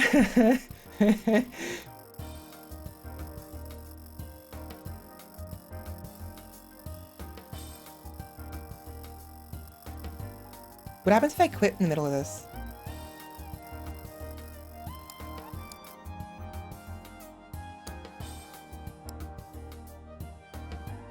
Yeah, week 11 out of 10, mysterious day. I straight up broke. It's the 4th day glitch. I did the 4th day glitch in Majora's Mask. That's exactly what I did. I did the 4th day glitch of Balatro landlording. So, okay. For those who don't know, this is going back to the glitches, the speedrunning, right? There is this, is it Majora's Mask? We've played it on stream before. I had a lot of fun with it. It is a Legend of Zelda video game made by Nintendo. A really old game. A game that was released initially on the Nintendo 64. Really old console, and eventually was released on GameCube for the collector's edition.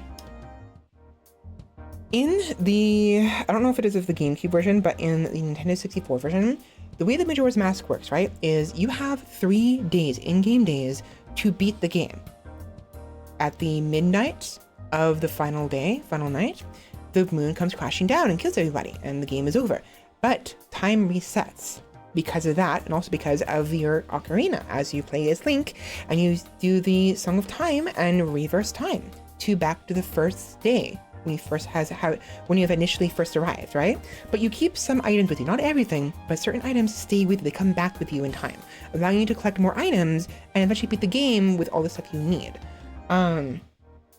There's this glitch that speedrunners can do sometimes, utilizing the very last frame, the very last second before the moon crashes, with this thing called the observatory. There's this area in the game, in the very beginning of the game, an observatory. It's just like this building that you connects to Clocktown, the city of the game, underground, right? Through the sewers. And you get through the sewers, and there's this old man there his house is technically above ground on this hill outside of Clocktown. You can't reach it because it's gated. And you can look through his telescope, his giant telescope, to look wherever you want, basically. And to look at the moon, to look at the certain characters that happen to be floating around, to look at Skull Kid, who's the main antagonist, who's being a little butt. And the way it works is it acts as a sequence, a scene change to using the telescope and leaving the telescope. And because when you're in buildings, everything else is unloaded essentially. You're in an own building, own instance, right? And so by using the telescope, you're brought into a new instance, a loading screen, and to a different room technically. And you can look around in your static position where the observatory is. At the very last possible moment, when the moon is about to crash, there's a timer. There's a timer for the last 6 hours or to 12 hours. The last 6 to 12 hours of the game before it crashes, a timer will pop up, and it's by the second. And if you... So frames, every game plays by frames, and there's certain frames. I'm not gonna go too much into deal with frames because it's a little too complicated, but like that's how the frames work, right? Every game runs in frames. And if you look through the observatory, through the telescope, and it doesn't matter where you're looking, anywhere works. Look at it through the telescope, and you leave the telescope, the very last possible second, the last frame, if you do it right, what'll happen is you'll leave the telescope, you'll be back in the observatory, talk to the old man, he'll be like asking you what you found, and time has stopped. Specifically, it's the next day. It's called fourth day glitch, where it's daytime and it's the fourth day, which is not possible to reach. However, the act of moving from the in telescope view to leaving the telescope is a loading screen, and the game is very finicky when it comes to loading screens, because loading screens are uninterruptible. So by leaving the telescope and going to a loading screen, like a transference screen from area to area, right when the moon is supposed to crash, it interrupts the crash completely, removes the crash. You're fourth day now, you're the next day, and the moon is very, very tiny up in the sky. So tiny, you can barely see it. Because the moon is a physical object in the sky that can move as the days progress. So fourth day, the moon is so far up in the sky, you can barely even see it. And time does not progress. And so you have all day to do whatever you want within certain parameters. Certain things will brick the game. It'll completely crash it, or some things just won't be doable on the fourth day. Some things cannot be done unless they're done on specific days. Day 1, day 2, day 3, night 1, night 2, or night 3. And so on fourth day, certain things just don't work at all. And so if you try to do those things, you'll crash the game. Now you can still go back in time. You can still use the Song of Time to reset time. It works just fine. Everything is fine. And you keep everything you collected in the fourth day, if you happen to collect anything. And so speedrunners, as well as randomizers, people who do randomized version, they break the code of the game to randomize everything. They will use that as well as in a pinch, if they really have to, because let's say you do a randomizer, and whereas normally you can get your hands on the Ocarina of Time and the Song of Time early on, like you're supposed to, In a randomizer, you might not be able to. It may take you several attempts to get the ocarina. And so one strat is to stop time on the 4th day glitch. So you have infinite number of time to look around, try to find the ocarina, and then try to find the Song of Time so you can turn back time and make it easier to actually progress the randomizer. And then you can keep resetting time as needed, because otherwise you won't be able to reset time, and if the moon crashes, you lose everything. You can't save the game unless you do Song of Time. You can save the game with the owl statues that are around the area, and one in each main area. A couple in each. There's some statues around that you can use to travel from each other and also save the game, but it's not a permanent save. It's not an actual save. It's a temporary save, and that save gets deleted when you reload the game. So if the moon crashes, and it doesn't matter if you have a moon, you don't, if you're in the game, you don't have a owl save. The owl save is gone. It resumes where you left off and deletes the fact it's saved at all. So if the moon crashes before you can turn back time to the first day, you lose everything, because the last time you saved was the first day when you initially started the game. And time does not save unless you use the Song of Time. Your progress does not save, so you lose everything. And it's very frustrating. So the 4th day can be very useful in that regard. And there's a number of different things, right? So I have succeeded and somehow accomplished, I got the 4th day glitch of, what is this game? Rentlord. The 4th day glitch of Rentlord. I don't know how I did this. I really don't. It kept breaking every time I went to the main menu and came back. It kept breaking until this happened. It says 11 right here. It's not 11. It's 1 out of 5. Monday. Forever. And ever. And ever. Groundhog Day! This shit's so broken, yo. It's so fucking broken. It's funny. Oh yeah, also my fucking plugins are gone. I forgot. What is this? Why does it default to this? Also, that's weird. That is really weird. It defaults to Landlord's Luck. Each property has a 20% chance to collect double rent each time.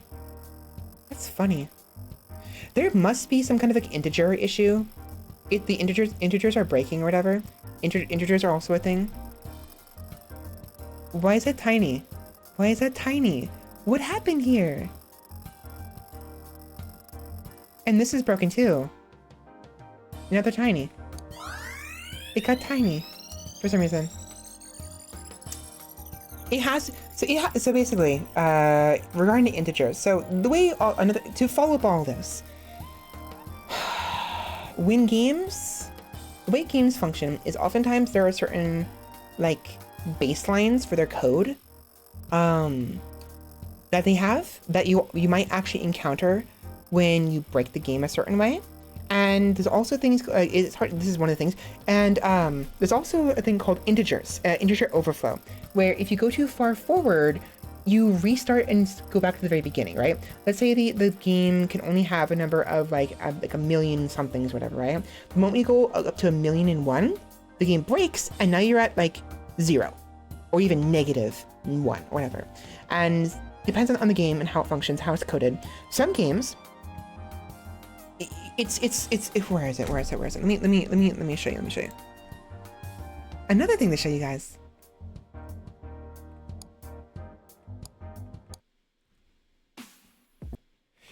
Beating Meats Boy with only 1 jump. Sample does a great job explaining this. Super Meat Boy is one of the most influential indie games of all time. Yeah. And secondarily, I guess, it's also one of the hardest games of all time. So, to flex my gaming superiority... Just in case, let me check to make sure that's fine. As usual, in today's video, I will be answering the age-old question. This is really it interesting, possible really to fun. beat Super Meat Boy? Now, I don't want God, wait a minute, I'm a challenge YouTuber? When did this happen? Yep. Here's the thing. Not only Embrace is this it, mate. game already a challenge on its own, but it's also a pretty mechanically simple game, which only makes things harder for us. I know that Move left, games move without right, and jumping jump. is generally my go-to, but with this game being a hardcore precision platformer, with jumping as its one and pretty much only mechanic, what would it even mean to try and play it without the jump button? Well, as we'll soon see, it makes the game very, very interesting. Very interesting. Super Meat Boy, no jumping challenge. So, I want to show you guys the entire thing. I don't want to watch the entire thing because it's his video. I'm going to link it. Let me find the specific thing I'm looking for. This will spoil the video a little bit. But the whole point of doing this is I need to show this to you guys. Where is it?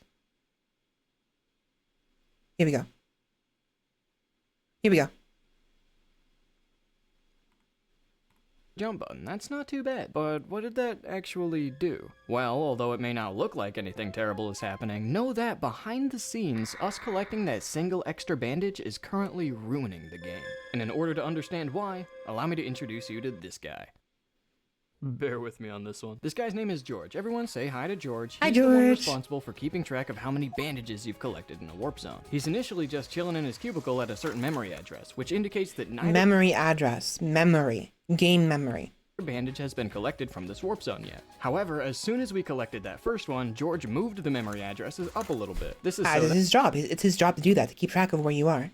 that if the warp zone is completed, he can remind himself of which bandages were collected so that he can save them to the overall counter. Once we collected our second bandage, then he again incremented the memory address, business as usual. But then we collected a third bandage. Warp zones are only ever supposed to have 2 bandages in them, and they're But the warp zone he's at, because of the glitches he's doing, you have to watch the rest of it to understand what he's talking about. Now there's 3. There shouldn't be 3 of them.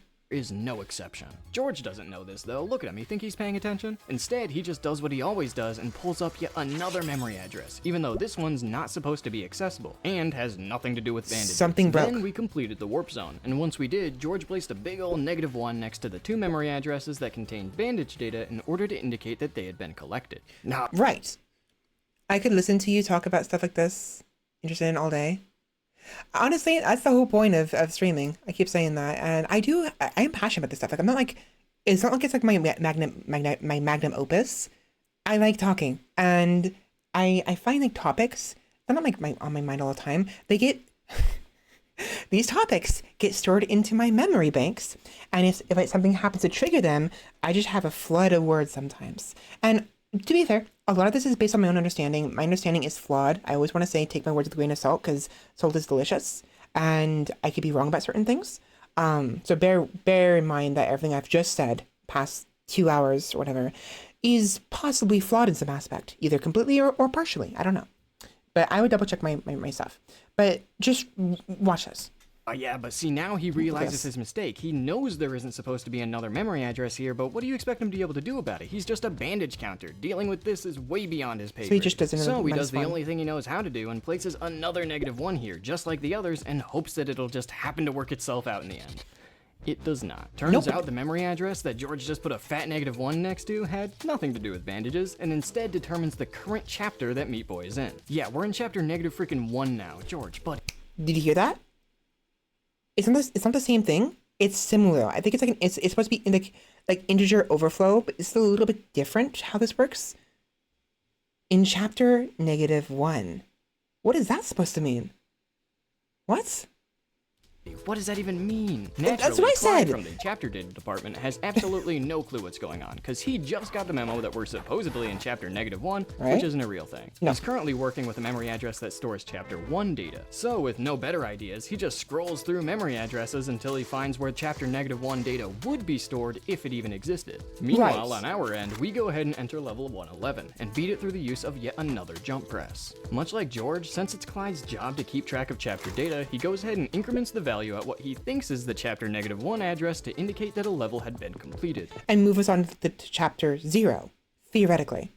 But that's when Beatrice shows Right? up and is all like, bro, Clyde, what in the world are you doing at my address? I've only been gone for like 5 minutes. And Clyde's just like, your address? I thought this is where chapter -1 data is stored. And Beatrice is like, dude, chapter -1 doesn't even exist, you idiot. What are you talking about? And so it this breaks address even is supposed further. to determine the level type that Meat Boy is in. See, now Clyde's also freaking out because he doesn't even know what he just did. So he's just like, oh, okay, Oh, so boy. like hypothetically then, what would happen if I, say, incremented this level type? Level type and ID of last level. What does that do? By 1. And Beatrice is like, nah, that'd be bad news, because any value of 1 or above would indicate that Meat Boy is in a warp zone level. Yeah, bad news indeed, Beatrice, because now we're back over to freaking George, who's looking in horror at the memo saying that level 111 here is a warp zone level, which he knows isn't the case. Yeah. But in a panicked attempt to try and right his wrongs from earlier, he again just tries to improvise with what he's got by going back to his starting address and treating this level as if it's a warp zone. Yes. We go ahead and spend 3 more jump presses to repeatedly replay this level, collecting the bandage. So obviously this is not an actual no jumps. He mentions this earlier in the video. It's impossible to beat this game without jumps. So instead it becomes a how many jumps can you do in order to beat the game, right? It's minimum possible jumps. So it ends up putting it being still fun to watch. I do recommend go watch Sample. Sample is really fun to watch.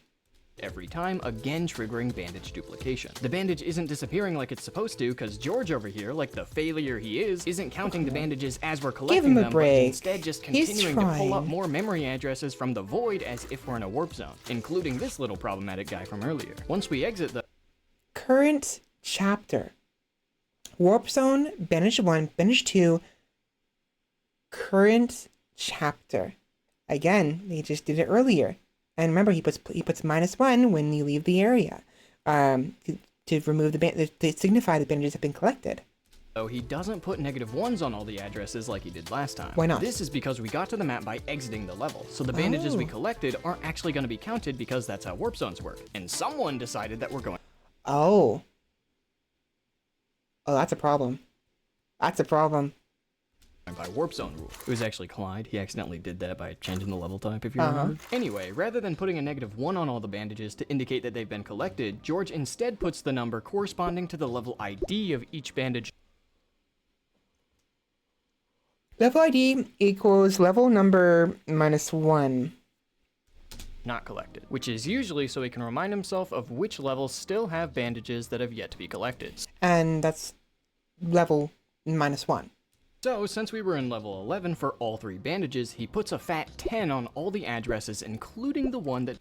Oh, level 11, or wait, -1 equals level 10, yeah.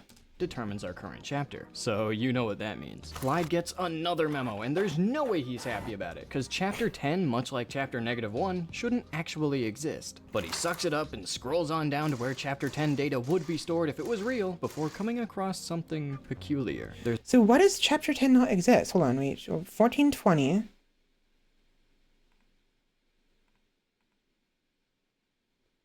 What do you mean chapter 10 doesn't exist?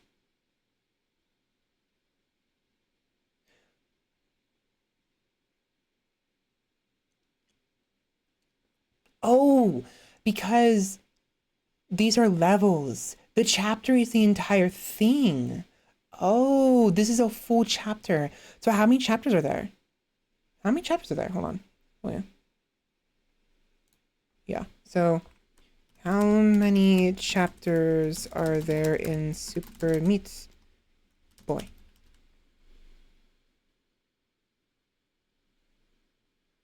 Super Meat Boy has 6 main chapters in the core game, plus a bonus chapter.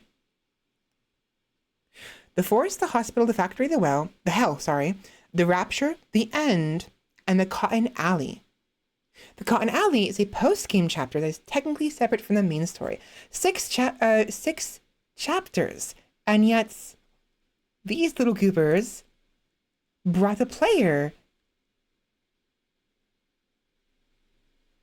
to chapter 10, which doesn't exist. So before coming across something peculiar, what there's happens then? already some data there. Wait a minute.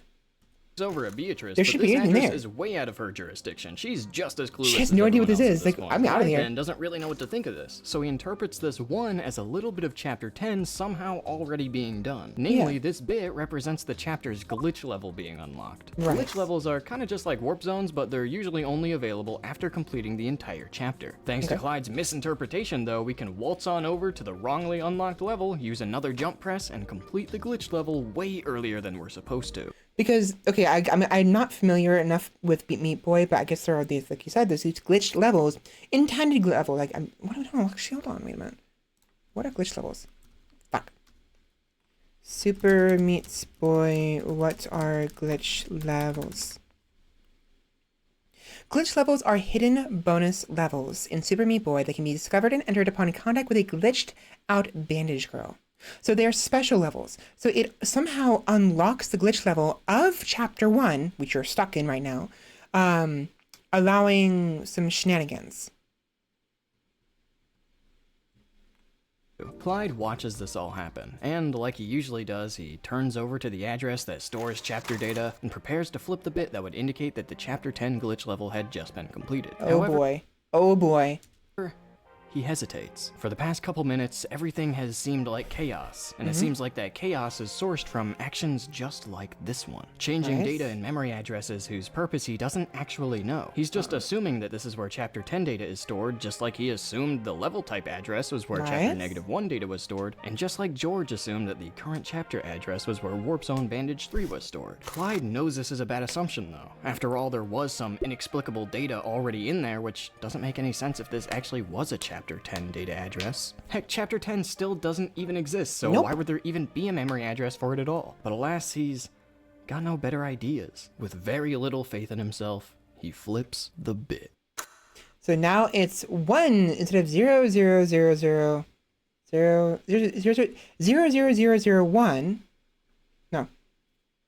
Instead of it being 0, 0, 0, 0, 0, 1, it's now 1, 0, 0, 0, 0, 1.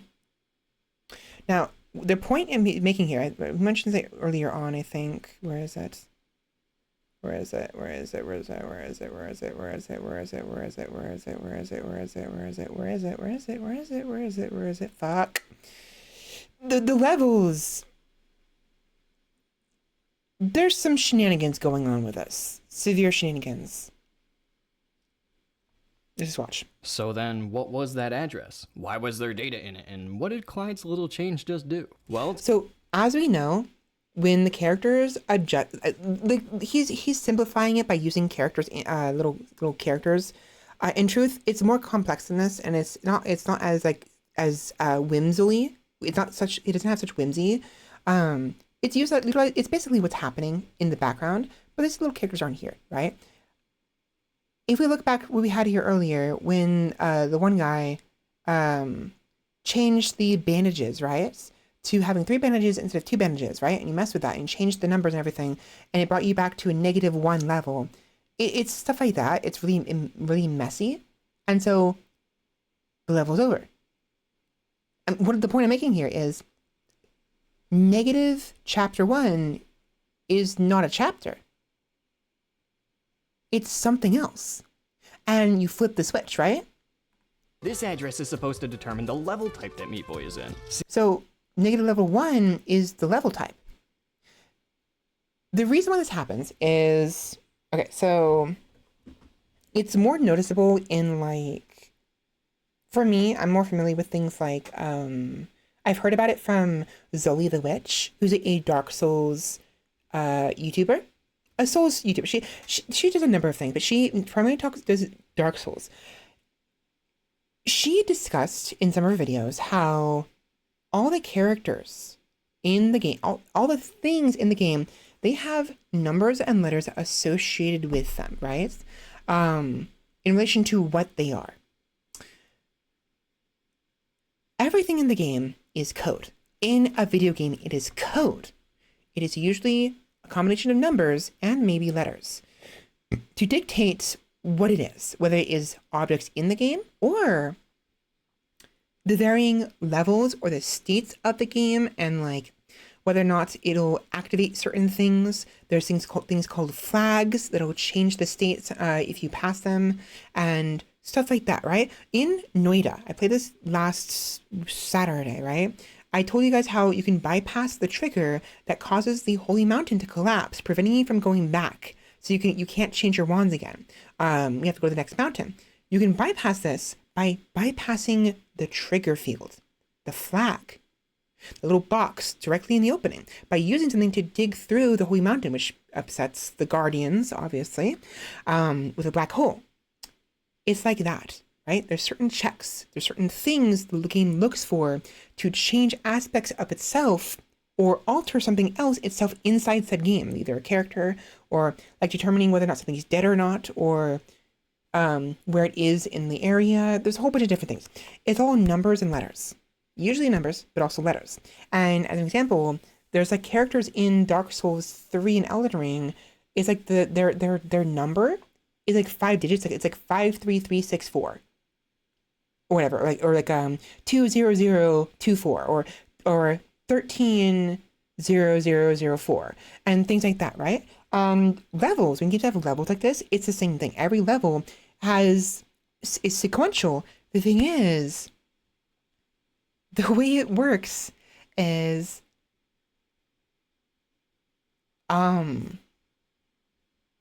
it's not just that each type of thing in the game has their own run of numbers. No. There can't be an object that is 2002, and there can't be a level that's 2002.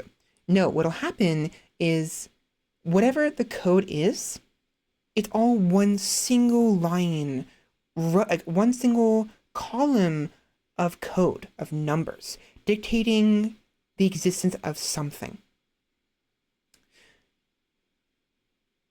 So,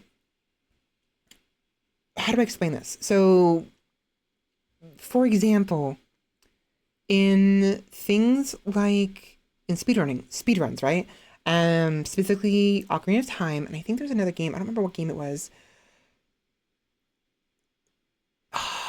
You can, doing certain things, can manipulate the game, the code, the numbers, the sequence, right, of a specific thing, right? And so when you activate something else later, it'll do a different thing. That's how wrong warps work, I believe, in Ocarina of Time. The wrong warp that allows you to go from the beginning of the game to the end of the game immediately. The way the wrong warp works is Goma, the first boss you encounter in the first dungeon within the Deku Tree, the parasite Goma, the thing that's corrupt, that's eating the Deku Tree's insides, basically. It's a bug, a termite of sorts. When you defeat Goma, I believe, the little like a teleport little circle thing appears on the ground, right? And what speedrunners do, right? There is a specific sequence of events, some side jumps, and so like they have to round themselves up, jump into the portal in such a way where they don't actually go into the portal, allowing them to move while the portal noise is running, because the portal is supposed to tell, the way it works is the portal, when you walk into it, a little circle of light. Link will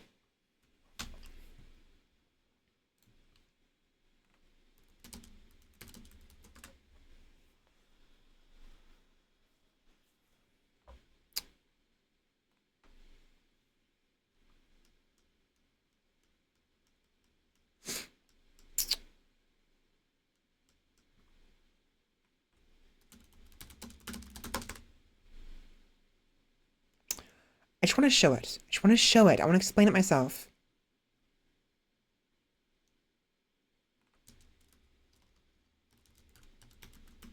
No commentary.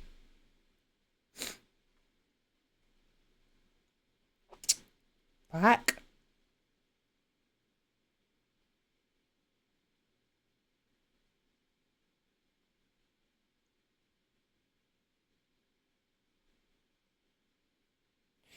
They're all explanations. I want to do it myself. I don't want explanations. Whatever.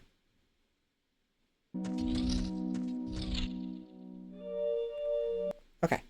So MSP. Watch this, okay? Watch. Just watch this, okay?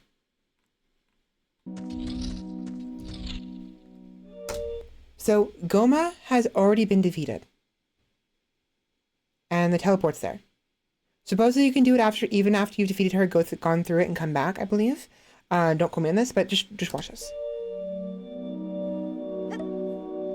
So they drop the fish, the bugs, and then grab them quickly. There's a reason for this. It's important. That's loud. Hop left. Back flip, back flip, back flip. All the way. Side rolls and forward roll.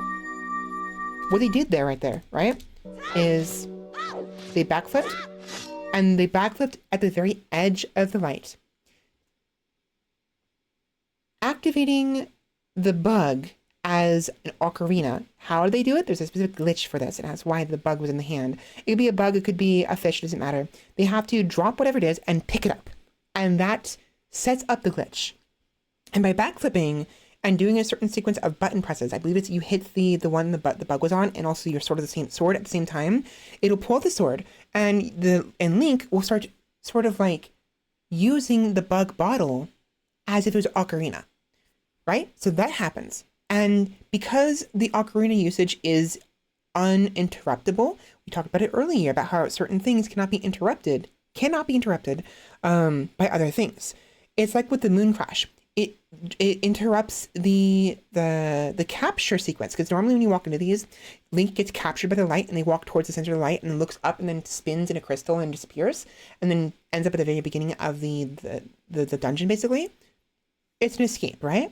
The ocarina use interrupts that, it prevents it from happening. And so what speedrunners will do is they'll activate this, sit here for a certain amount of time until the capture is no longer applicable and they can move freely.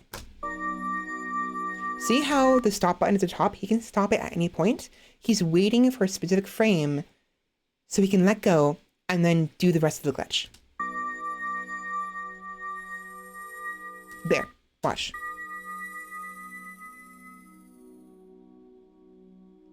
Now, I think. Maybe not? How long do you wait? There we go.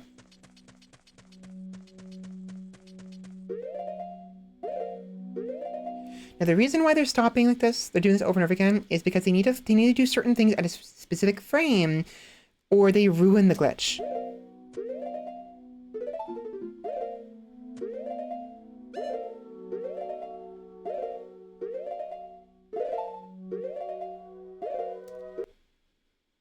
It was 3 in the morning, I was tired. That's fine.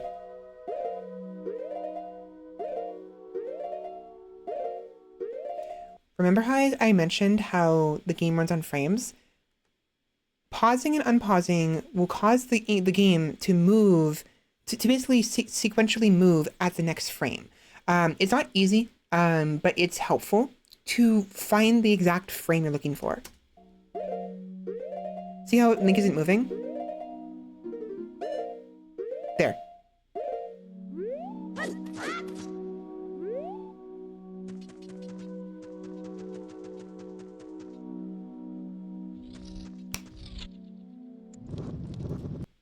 What the fuck? Where is he? Where is he? The answer is he's at the very end of the game. In fact, he's at a sequence called the Tower Collapse, which you're not supposed to be at unless you're an adult Link. He's a little baby Link here. And so now he's nearly at the end of the game. Almost nearly. 1 frame late. So frames are important here. They're very important. If you don't do it right, you end up messing things up entirely.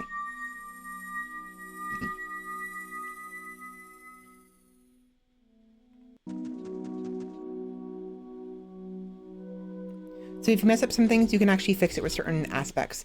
But the point is, though,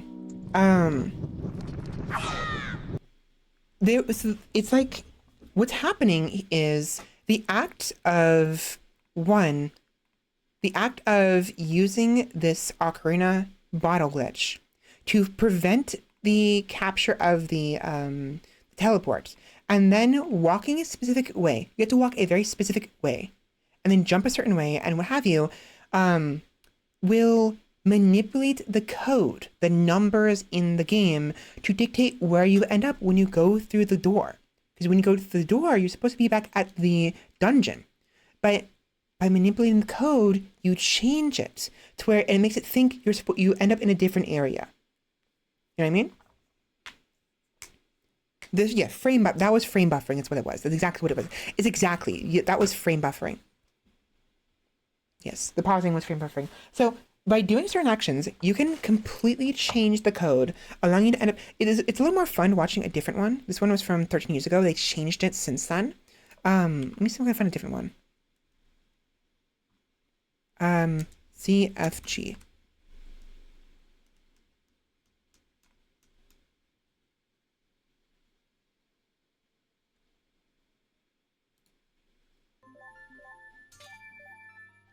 I enjoy watching CFG from time to time. Yeah, I can do more. The nice thing about short categories like this, it's easier to do more runs a day.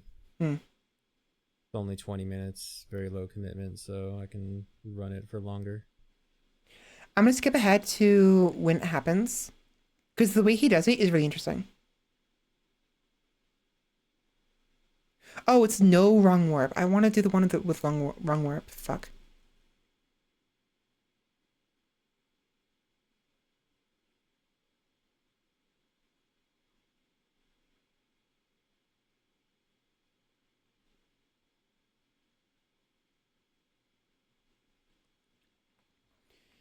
Any percent ZFG. If it's any percent, it'll give me what I need.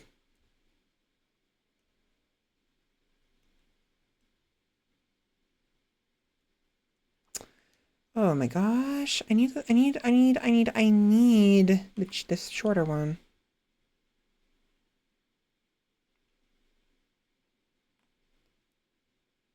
It's called arbitrary code execution, I think. Hey guys, so I'm just doing a bit of post commentary for this run since I didn't really talk about or explain stuff during this run, and this run's kind of hard to follow if you don't really know what's going on. So recently, arbitrary code execution was found in Ocarina of Time. What that means is you can have the game interpret regular data as code, and you can execute that code and have it do basically whatever you want. For this run, we actually use that to make the credits play early, and so you can go straight to the credits using arbitrary code execution. Arbitrary code execution was found about 2.5 months ago or so, but it was only found possible to be used with any percent and actually do a faster any percent route about 2 weeks ago, and then that was still TAS only until a few days ago when it was finally made RTA viable. And so now people have been doing some runs with a lot of the lingo RTA there. viable method A lot of of lingo. arbitrary code execution. And so the way this works is pretty complicated. The first 9 minutes or so of the run is kind of just set up, just getting Sword Shield, Ocarina, Deku Nuts, Slingshot, which are just items needed for the trick. And then after that, you'll see me do a lot of very strange and seemingly random movements and inputs. Everything being done after that point has a very specific purpose. It's all about loading stuff into memory in a very specific way. There it is. And then doing some very precise things to have the game read from the right place for instructions, and then eventually force it to load the credits. Watch this. I'm gonna just look what he's doing here.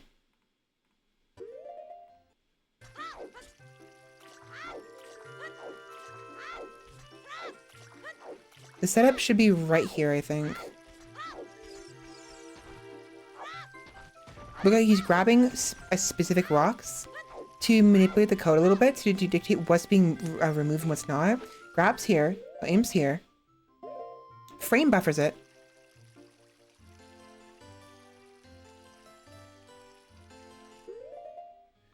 January 17th, not an April Fool's joke. I feel like I recognize the name Bismuth. I'm not sure, maybe? I don't know. But he's frame buffering here, right? He needs a specific frame to do what he needs.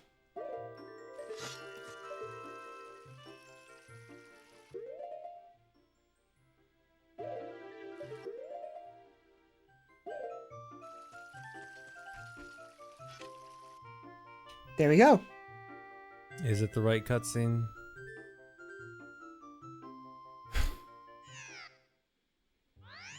It is. What the fuck? What the fuck? Threw a couple rocks, and voila, Dude, we're here. Did I just PB with the AGDQ IHOP story? Beat the game in 12 minutes and 48 seconds. Now, there is even faster. I've seen people beat in 9 minutes. Time, any percent.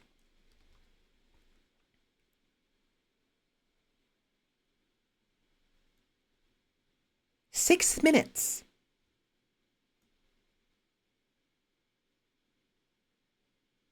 Three minutes. 3 minutes? 4 minutes. Holy shit. Someone named Ray Wolf.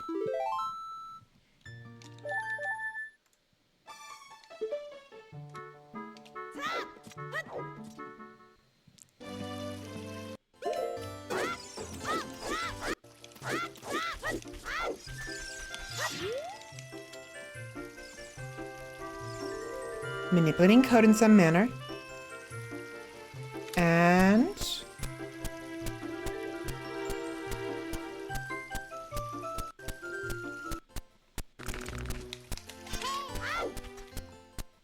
what? There's the 352. It's over. My God. It's over. That would... I want the Goma one. I want the Goma Rung Warp. Hold on. Ocarina of Time. Goma Rung Warp. I need this one. There was a specific one I watched a long time ago. They jumped a bunch.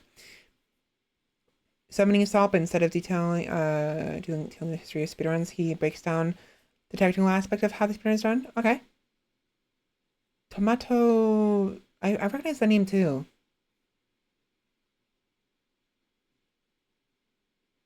Yeah, less than 4 minutes.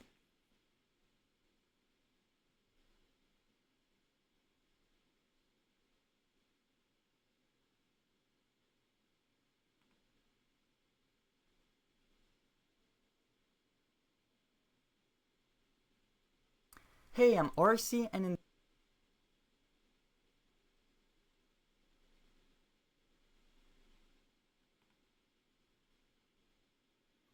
Okay, let's take a look at this. Ocarina item glitch. If you were right and when it and left all those after that, you simply want to so and won your clip. And if you look up, it's not what you will need by doing this. Right corner is at 9 and these two teleport door rent in the fast. Hold on, no, there's a specific thing I remember watching people do.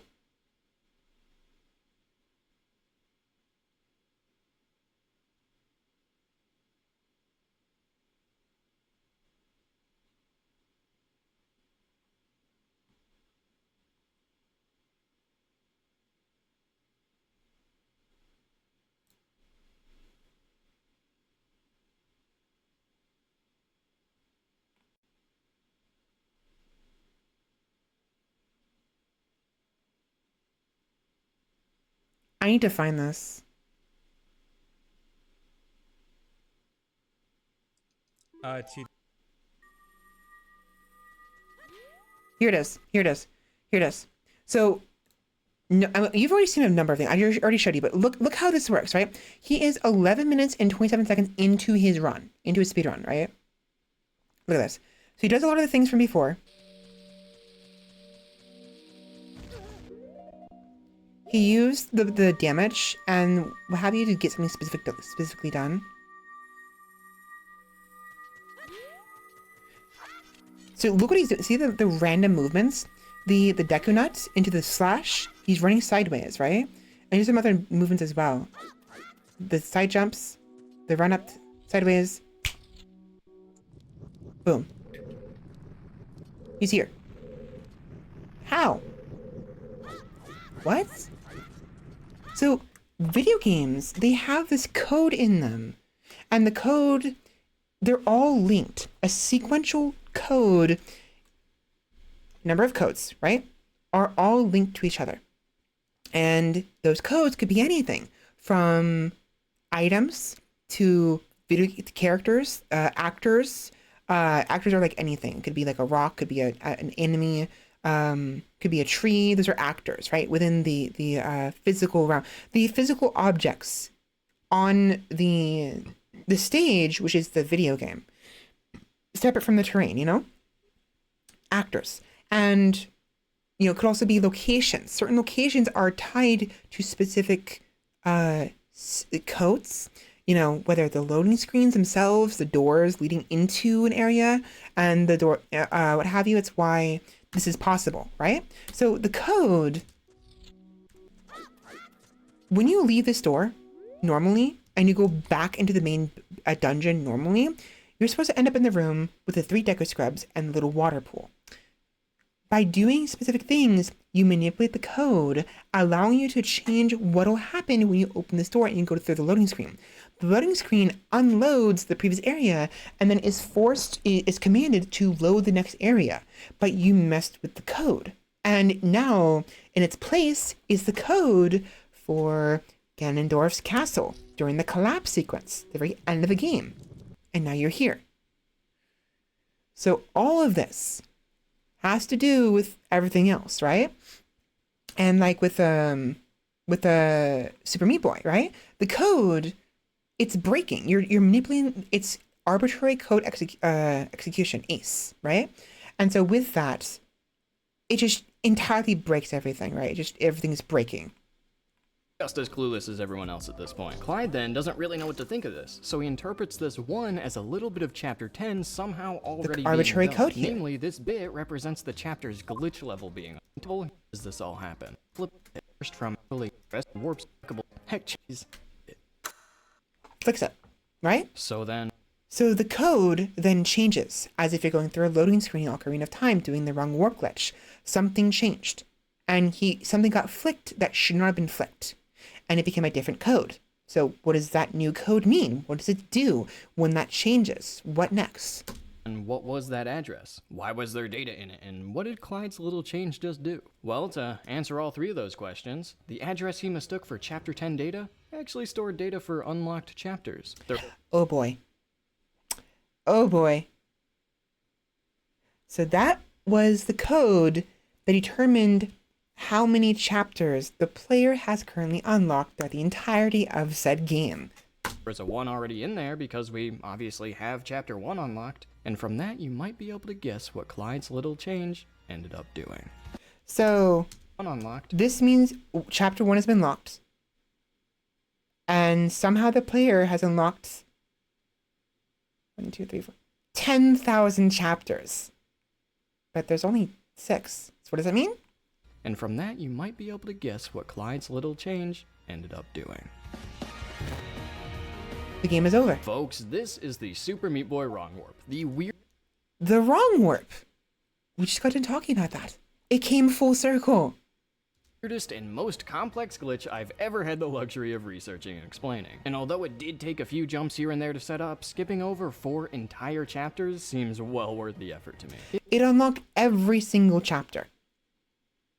It might be possible to reduce the number of jumps used in chapter -1 here, but I seriously tried as many things as I could think of, and nothing yielded any worthwhile results. It relocked. But that's fine by me, because now we're in the end, with only 5 required levels in the way of us reaching the end of our journey. Yeah, this level's pretty rough though, and although I did find out that you can travel up a single tile at a time by extremely precisely using the time stop glitch, it didn't end up saving this level from adding to our counter. The second level, on the other hand, oh yeah, we're in there. Level 3... So, the time stop you talked about in the beginning, so you can use time stop by pausing the game while Meat Boy's moving. He can teleport, kind of, because the game kind of like doesn't hear.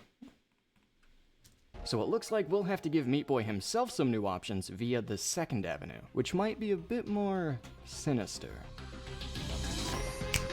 Okay, so I know it looks like I just made a jump cut from the beginning to the end of the level, which would obviously be against the rules of the challenge, Nice. But I promise you that's not the case. Take a look at this It's- replay, oh which my would gosh. obviously be against the rules of the So challenge. in the jump cut, jump cut as in like you pause the recording and then jump to anyways and then unpause it. It's against the rules not because it's actually cheating, but because he jumps. That's his excuse there. That's funny. That is funny. But I promise you that's not the case. No. Take a look at this replay and the unaffected timer up in the corner. As you can hopefully see, this apparent teleportation of Meat Boy is actually entirely possible in-game through the use of what I like to call the time stop glitch. By pressing and holding the Alt key on a keyboard, or in my case, clicking on the game's tab in window mode, the game will appear to completely freeze up. Although it looks right. So some games, you notice how some of the games I've been playing today, when I tab out to a different tab, the sound just stops. There's no sound. The game, not always, but some games, when you leave the window of the game will freeze and completely become unresponsive. Everything in the game just stops working. Everything stops. It's frozen completely, right? This is for certain reasons, and many games have this. It's not a bad thing. And I don't remember the reason why they do this. It just has to do with certain limitations. If you have like a borderless window mode version, it won't be a big deal, but certain games, you can actually toggle it of whether or not the game runs in the background or not. Rentlord, for instance, will not run in the background if you have it tabbed out. It'll still kind of run in the background. Certain things still will function, but otherwise it'll freeze, technically. And so Meat Boy is the same thing. If you're playing on desktop and you tab out, it'll freeze the game entirely. Looks like nothing is happening. During this time, the game is actually doing a bunch of calculations in the background to try It's still doing stuff in the background. Even though it's technically supposed to be paused, it's still doing stuff. It has to, right? Especially in games when the actual pause menu was not actually hit and it's just tabbed out, right? It's paused, but it's not paused. Because when it comes to movement, the game will still have to calculate your player character's movement and where it's going, right? Determine where Meat Boy will be after the game unfreezes. Right. For example, if you jump. Anyway, if you stop and resume time while midair, the game will take note of the fact that Meat Boy is airborne and use it to determine how far down he would have fallen had time not been stopped. Makes sense? This also works when moving horizontally. When stopping time, the game will calculate Meat Boy's change in horizontal position by taking the direction being pressed, whether or not the sprint button is being pressed, and how long time was stopped for, and putting them all in one big equation. This effectively allows us to kind of move around even though time itself isn't moving. Right, so theoretically, even the character as it's supposed to solve issues with like continuity and sequential and like where you are, and because obviously like if you're tabbed out, it's hard to describe exactly. It's just like, it's trying to remember where it's supposed to be, right? There's like a glitch in the matrix, right? And so, to make sure the sequence of events are followed correctly, but it doesn't always work properly. Which, as we've already seen, can have some weird effects. Obviously, you usually can't just run across thin air, but the game doesn't consider this when time is stopped. Right. Since we start off on flat ground, the game doesn't even think about changing our vertical position, and instead just focuses on moving us horizontally, in this case across an entire gap. It gets even weirder though. Check out this level. Oh yeah, not only were we able to run across this gap while time was stopped, but we were also able to completely pass through these walls and saws. Again. Interesting, right? You can go through walls. So that's the whole crux of this, not crux, is one of the main things about this challenge and why it kind of works, sort of. He does mention later on how it won't work if you go too far off screen. If you go too far off screen, it'll void the character, it'll void Meatball out, and he'll basically die. And he'll be respawned back where he was before, back at the beginning of the level, basically. So you gotta be careful with that. It treats it as if he dies. And so it's useful and it helps a fair bit, but it doesn't solve everything. Now, again, this glitch ends up being, this challenge ends up being how few jumps you can do instead of jumpless, because unfortunately this game is not possible jumpless. But even with everything, he was able to do it in very few jumps compared to how many you would normally need in the game. You would need hundreds, if not thousands of jumps in this game. He does it in like 10 or whatever, like 15.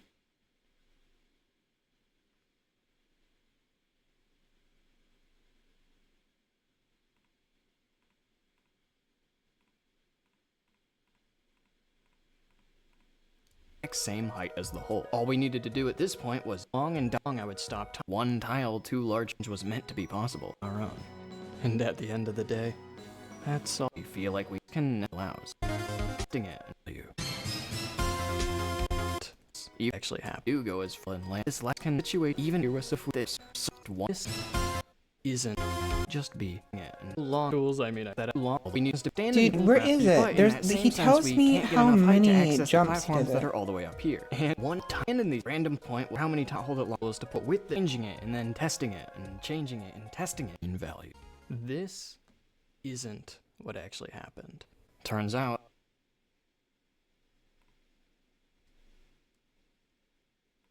Ending that we feel like we might deserve. The fact that we've even made... So 12 jumps. He finishes it in 12 jumps. Sorry for spoiling that part. It's important for the circumstances. I'm trying to...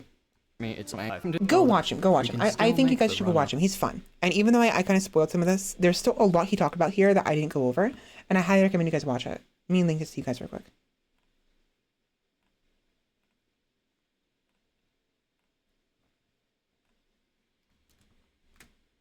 There. Right there. I will also link ZFG. I'll just link the video in question I was watching just now. So this one is ZFG. The second one is ZFG. But I highly recommend you guys go watch Sample. He has some really interesting things like, go watch his Hollow Knight run. Oh my god. He has this like, the Leave the Company one was funny. He has this like so many different ones. There's the no flashlight challenge in Luigi's Mansion. There is the no gold challenge in Stardew Valley. There's the no gold challenge in Shovel Knight. No jumping in Cuphead. No climbing in Celeste. The shenanigans he had to discover from like speedrunners and what have you and glitches, he had to discover and practice and do himself. To do certain of these challenges is really fun. It is really cool. No climbing in Celeste. Go watch it. It's really interesting. I'm pretty sure he doesn't climb one time, I think. And to specify what is required, so climbing is when you grip the wall and you stop moving. That's climbing. And if you crawl up and down the wall.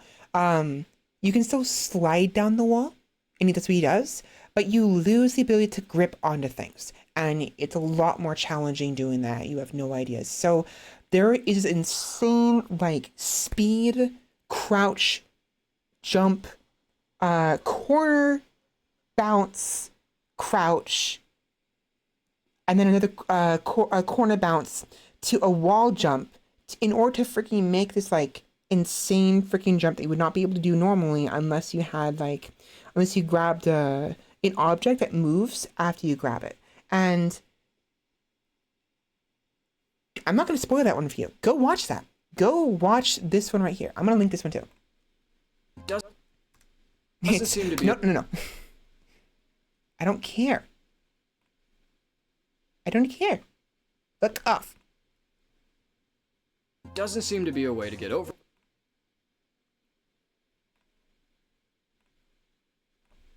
Oh, hey, it's me. Okay, go watch this one. It's really cool. It's really cool. I love these people who do like challenge runs. So Sample and Press A and who was it else? There's some other people that I remember who it is. Fireborn is fun to watch too. Fireborn with his Hollow Knight speedrunner versus 4 hunters. He gets chased. He has to beat the game in a speedrun, and then he gets chased by 4 of the people who try to kill him. And if he dies, the game's over.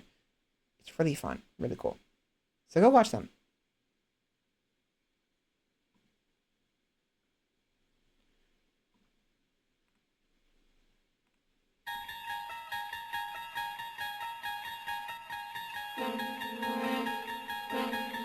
Sorry, we're still stuck in the Twilight Zone in here. Okay. Anyways, I'm done with this. I'm tired. I want to keep going, but I'm tired. 7 hours. That was fun. I did talk a lot after that. I probably should have changed the category to just chatting, but like, basically though, I don't know how I did it. Maybe it was just general glitching, but like, I guess I somehow glitched the game so badly with unintentional, arbitrary code execution, perhaps, or maybe just general glitching, to where we ended up in a sort of like 4th day status where we're in day 11 or week 11, but it's showing week 1 out of 5. And every time I leave and come back and continue the playthrough, all of my plugins are gone, and I can't progress the days. I can make infinite money, but that's about it. So one thing I want to do real quick, I forgot to do in Rentlord is I want to do the other portfolio real quick. I just want to see it. So 20,000 instead of 25 or 10,000. Rerolls cost 25% less, and 1 common random plugin. You receive a random plugin. That's neat. A free plugin. That's it. Not gonna play it. It's neat.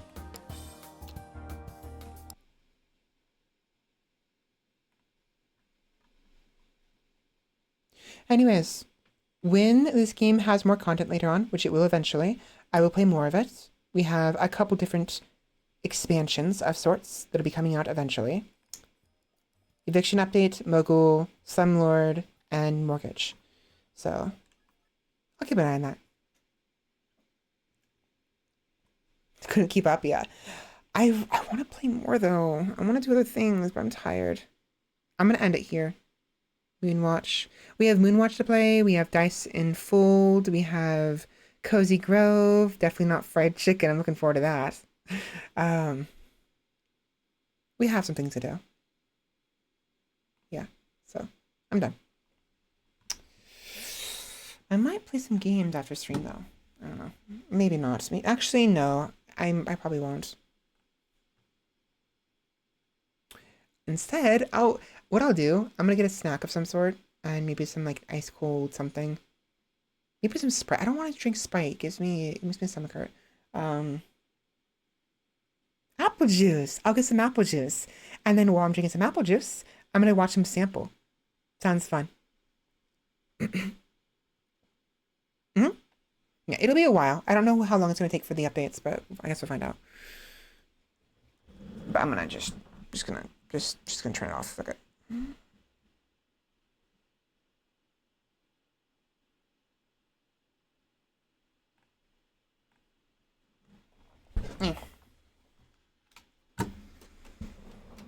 Oh, look at that. My phone has 20% battery left. Go figure. Not as if it's been on this entire time. Okay.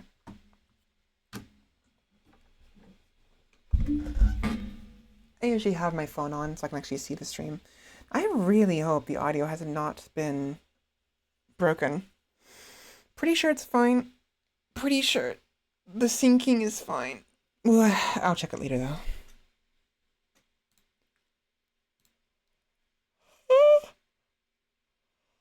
If we're going to stream tomorrow though, I gotta end this now. I don't want to. I want to keep going, but I'm clearly I'm very, very tired. Clearly.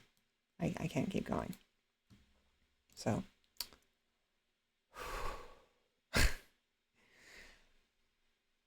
With that, we are done. Oh my god. Thank you all so much for watching, everybody. I hope you had a fun time. I did. I had fun. I do enjoy streams a lot. I really did enjoy doing this. I'm exhausted after stream. I exhaust myself. I don't pace myself, and I push myself too hard.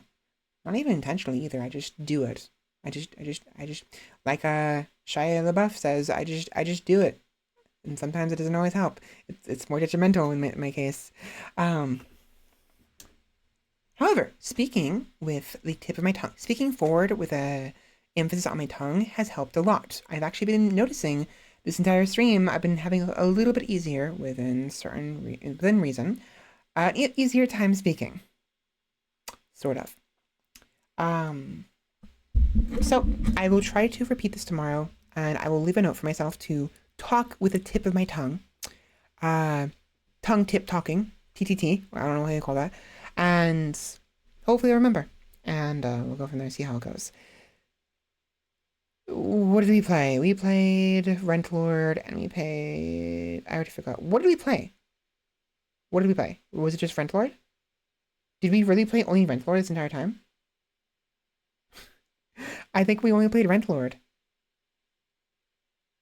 Yeah. We only played, oh my god. We only played Rentlord. To be fair, a good half the stream was me just talking nonstop, so I guess it is not just Rentlord, but like, whatever.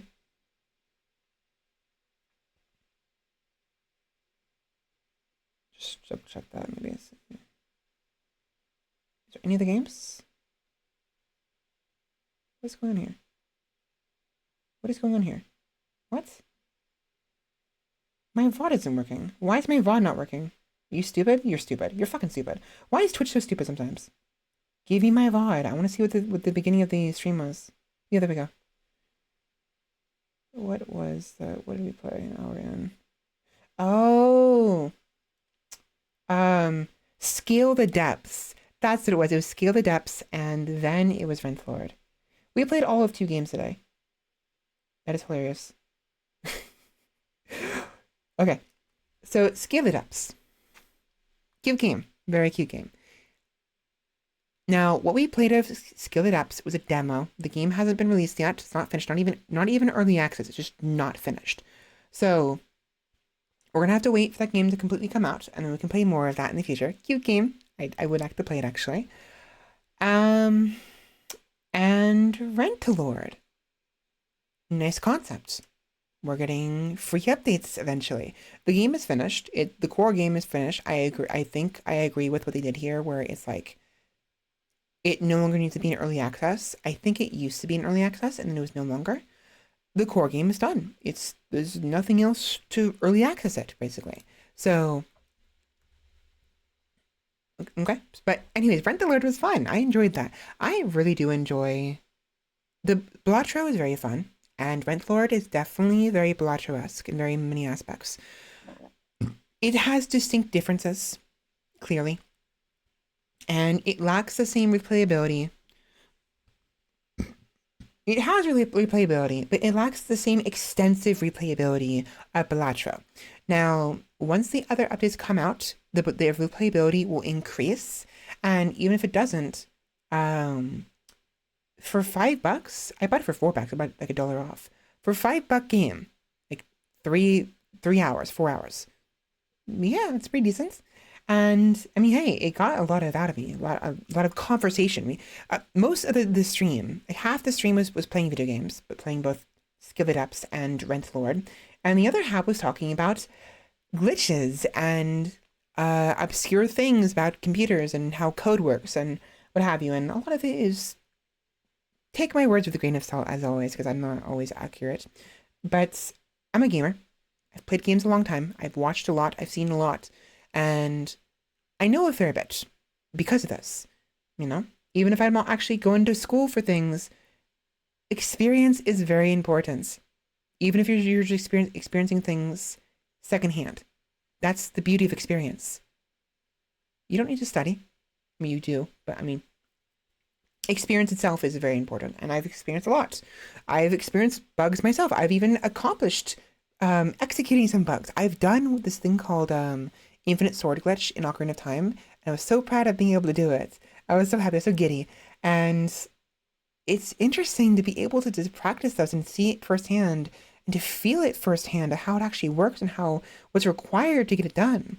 Like this Infinite Sword Glitch actually isn't that difficult. It's pretty easy. There's so many of the glitches that are just impossible sometimes, and it's interesting. The world is very interesting. There's so many interesting things in the world. And many of those interesting things are in the palm of your hand. Literally.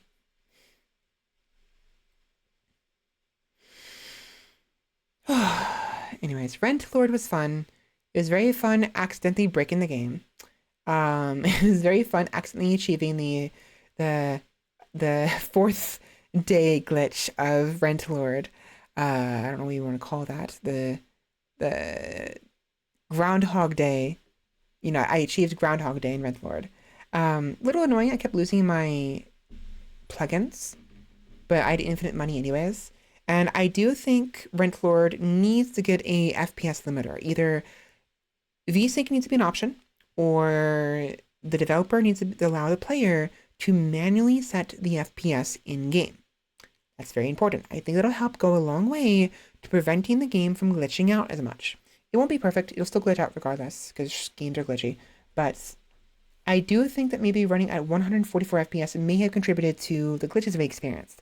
So, Dev, if you happen to be watching this, you probably want to add either VSync as an option. I don't know how you do that. I have no idea. I'm not a game developer. Or have a way to have the player limit the FPS manually. Some of them will want it to be high FPS. So either have unlimited and then 60 or 30, or have a slider that adjusts it. I don't know. It's up to you. Again, I have no idea how to make that work because I'm not a game dev, but it'll be required, honestly, to help with keeping your game less game breaking. And I would look into why the landlord's luck, with each of them being like 122,000, both sides of it for the plugins being the default. That must be the integer. That must be the integer that it defaults to when it breaks. Some kind of like integer overflow or sequential, like random arbitrary code execution or whatever. That was the main point, is why I kept bringing all that up, is I noticed the landlord's luck with 122,000 being the defaults. It was really interesting, really bizarre. Why would it do, why that specifically? I have no idea. It must be something, there has to be something in the code that the landlord's luck, the code of the landlord's luck, it must be the defaults of some sort. So anyways, I'm done. Today was fun. I enjoyed today. So with that, I'm gonna do my outro, the talk. Thank everybody. Thank you very much, Otis, for joining me. I had fun talking with you. Thank you. Usually you're a lurker because usually you are busy or you're tired. So it's nice to be able to say hi to you a little bit more. Upperson, thank you for joining me. Thank you, thank you. Sheppy, thank you for joining me. Roomba, thank you for joining me. Fungus, thank you, thank you. Your name is very close to Fungus. I thought I was thinking of this earlier. I find it funny that your name is so close to Fungus, considering you're the one that showed up during my open sewer playthrough. You're not here right now. I'll have to mention that next time, but I'll definitely do that. Olga Martz, thank you for joining.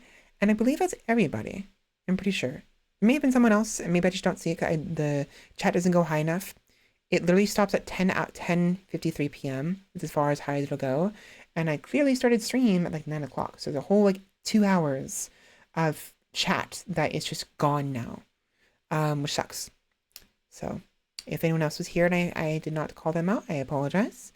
Thank you for joining me regardless. Lurkers, thank you for lurking in the background. I do hope my voice, my talking, and my nonsense was pleasant. I know I keep being told, especially by Roomba, my voice is apparently very soothing and fun to listen to. And clearly these people who join me on stream enjoy hearing me yap, clearly, because they watch me. They watch me for hours on end as I speak for hours on end. Why? How? I don't know. But, I mean, you do you. Because I'm definitely not going to allow you to do me, because you got to pay extra for that. I mean, no. Never mind. That joke. Okay, I'm going to backtrack on that joke. That joke was dumb. I'm tired. I can't speak straight. Lurkers, thank you for lurking. I hope you enjoyed. Viewers on YouTube, thank you for viewing. I hope my nonsense wasn't too bad. I still haven't uploaded. I still haven't made that video. I promised I would. I need to make time for that. I promise I will. I need to. There's so much good content I've been making that I don't do anything with, which sucks. But I see you tomorrow, everybody. I'm streaming tomorrow, ideally. Maybe not. If I don't stream tomorrow, I'll mention it in Discord. But thank you for joining me, everybody. Thank you, lurkers, for liking. Thank you, viewers, for watching. And I will thank you all for watching. And I will see you all next time. I have to end this before I freaking can't. I'm done. Talk to you later. Bye. Bye-bye.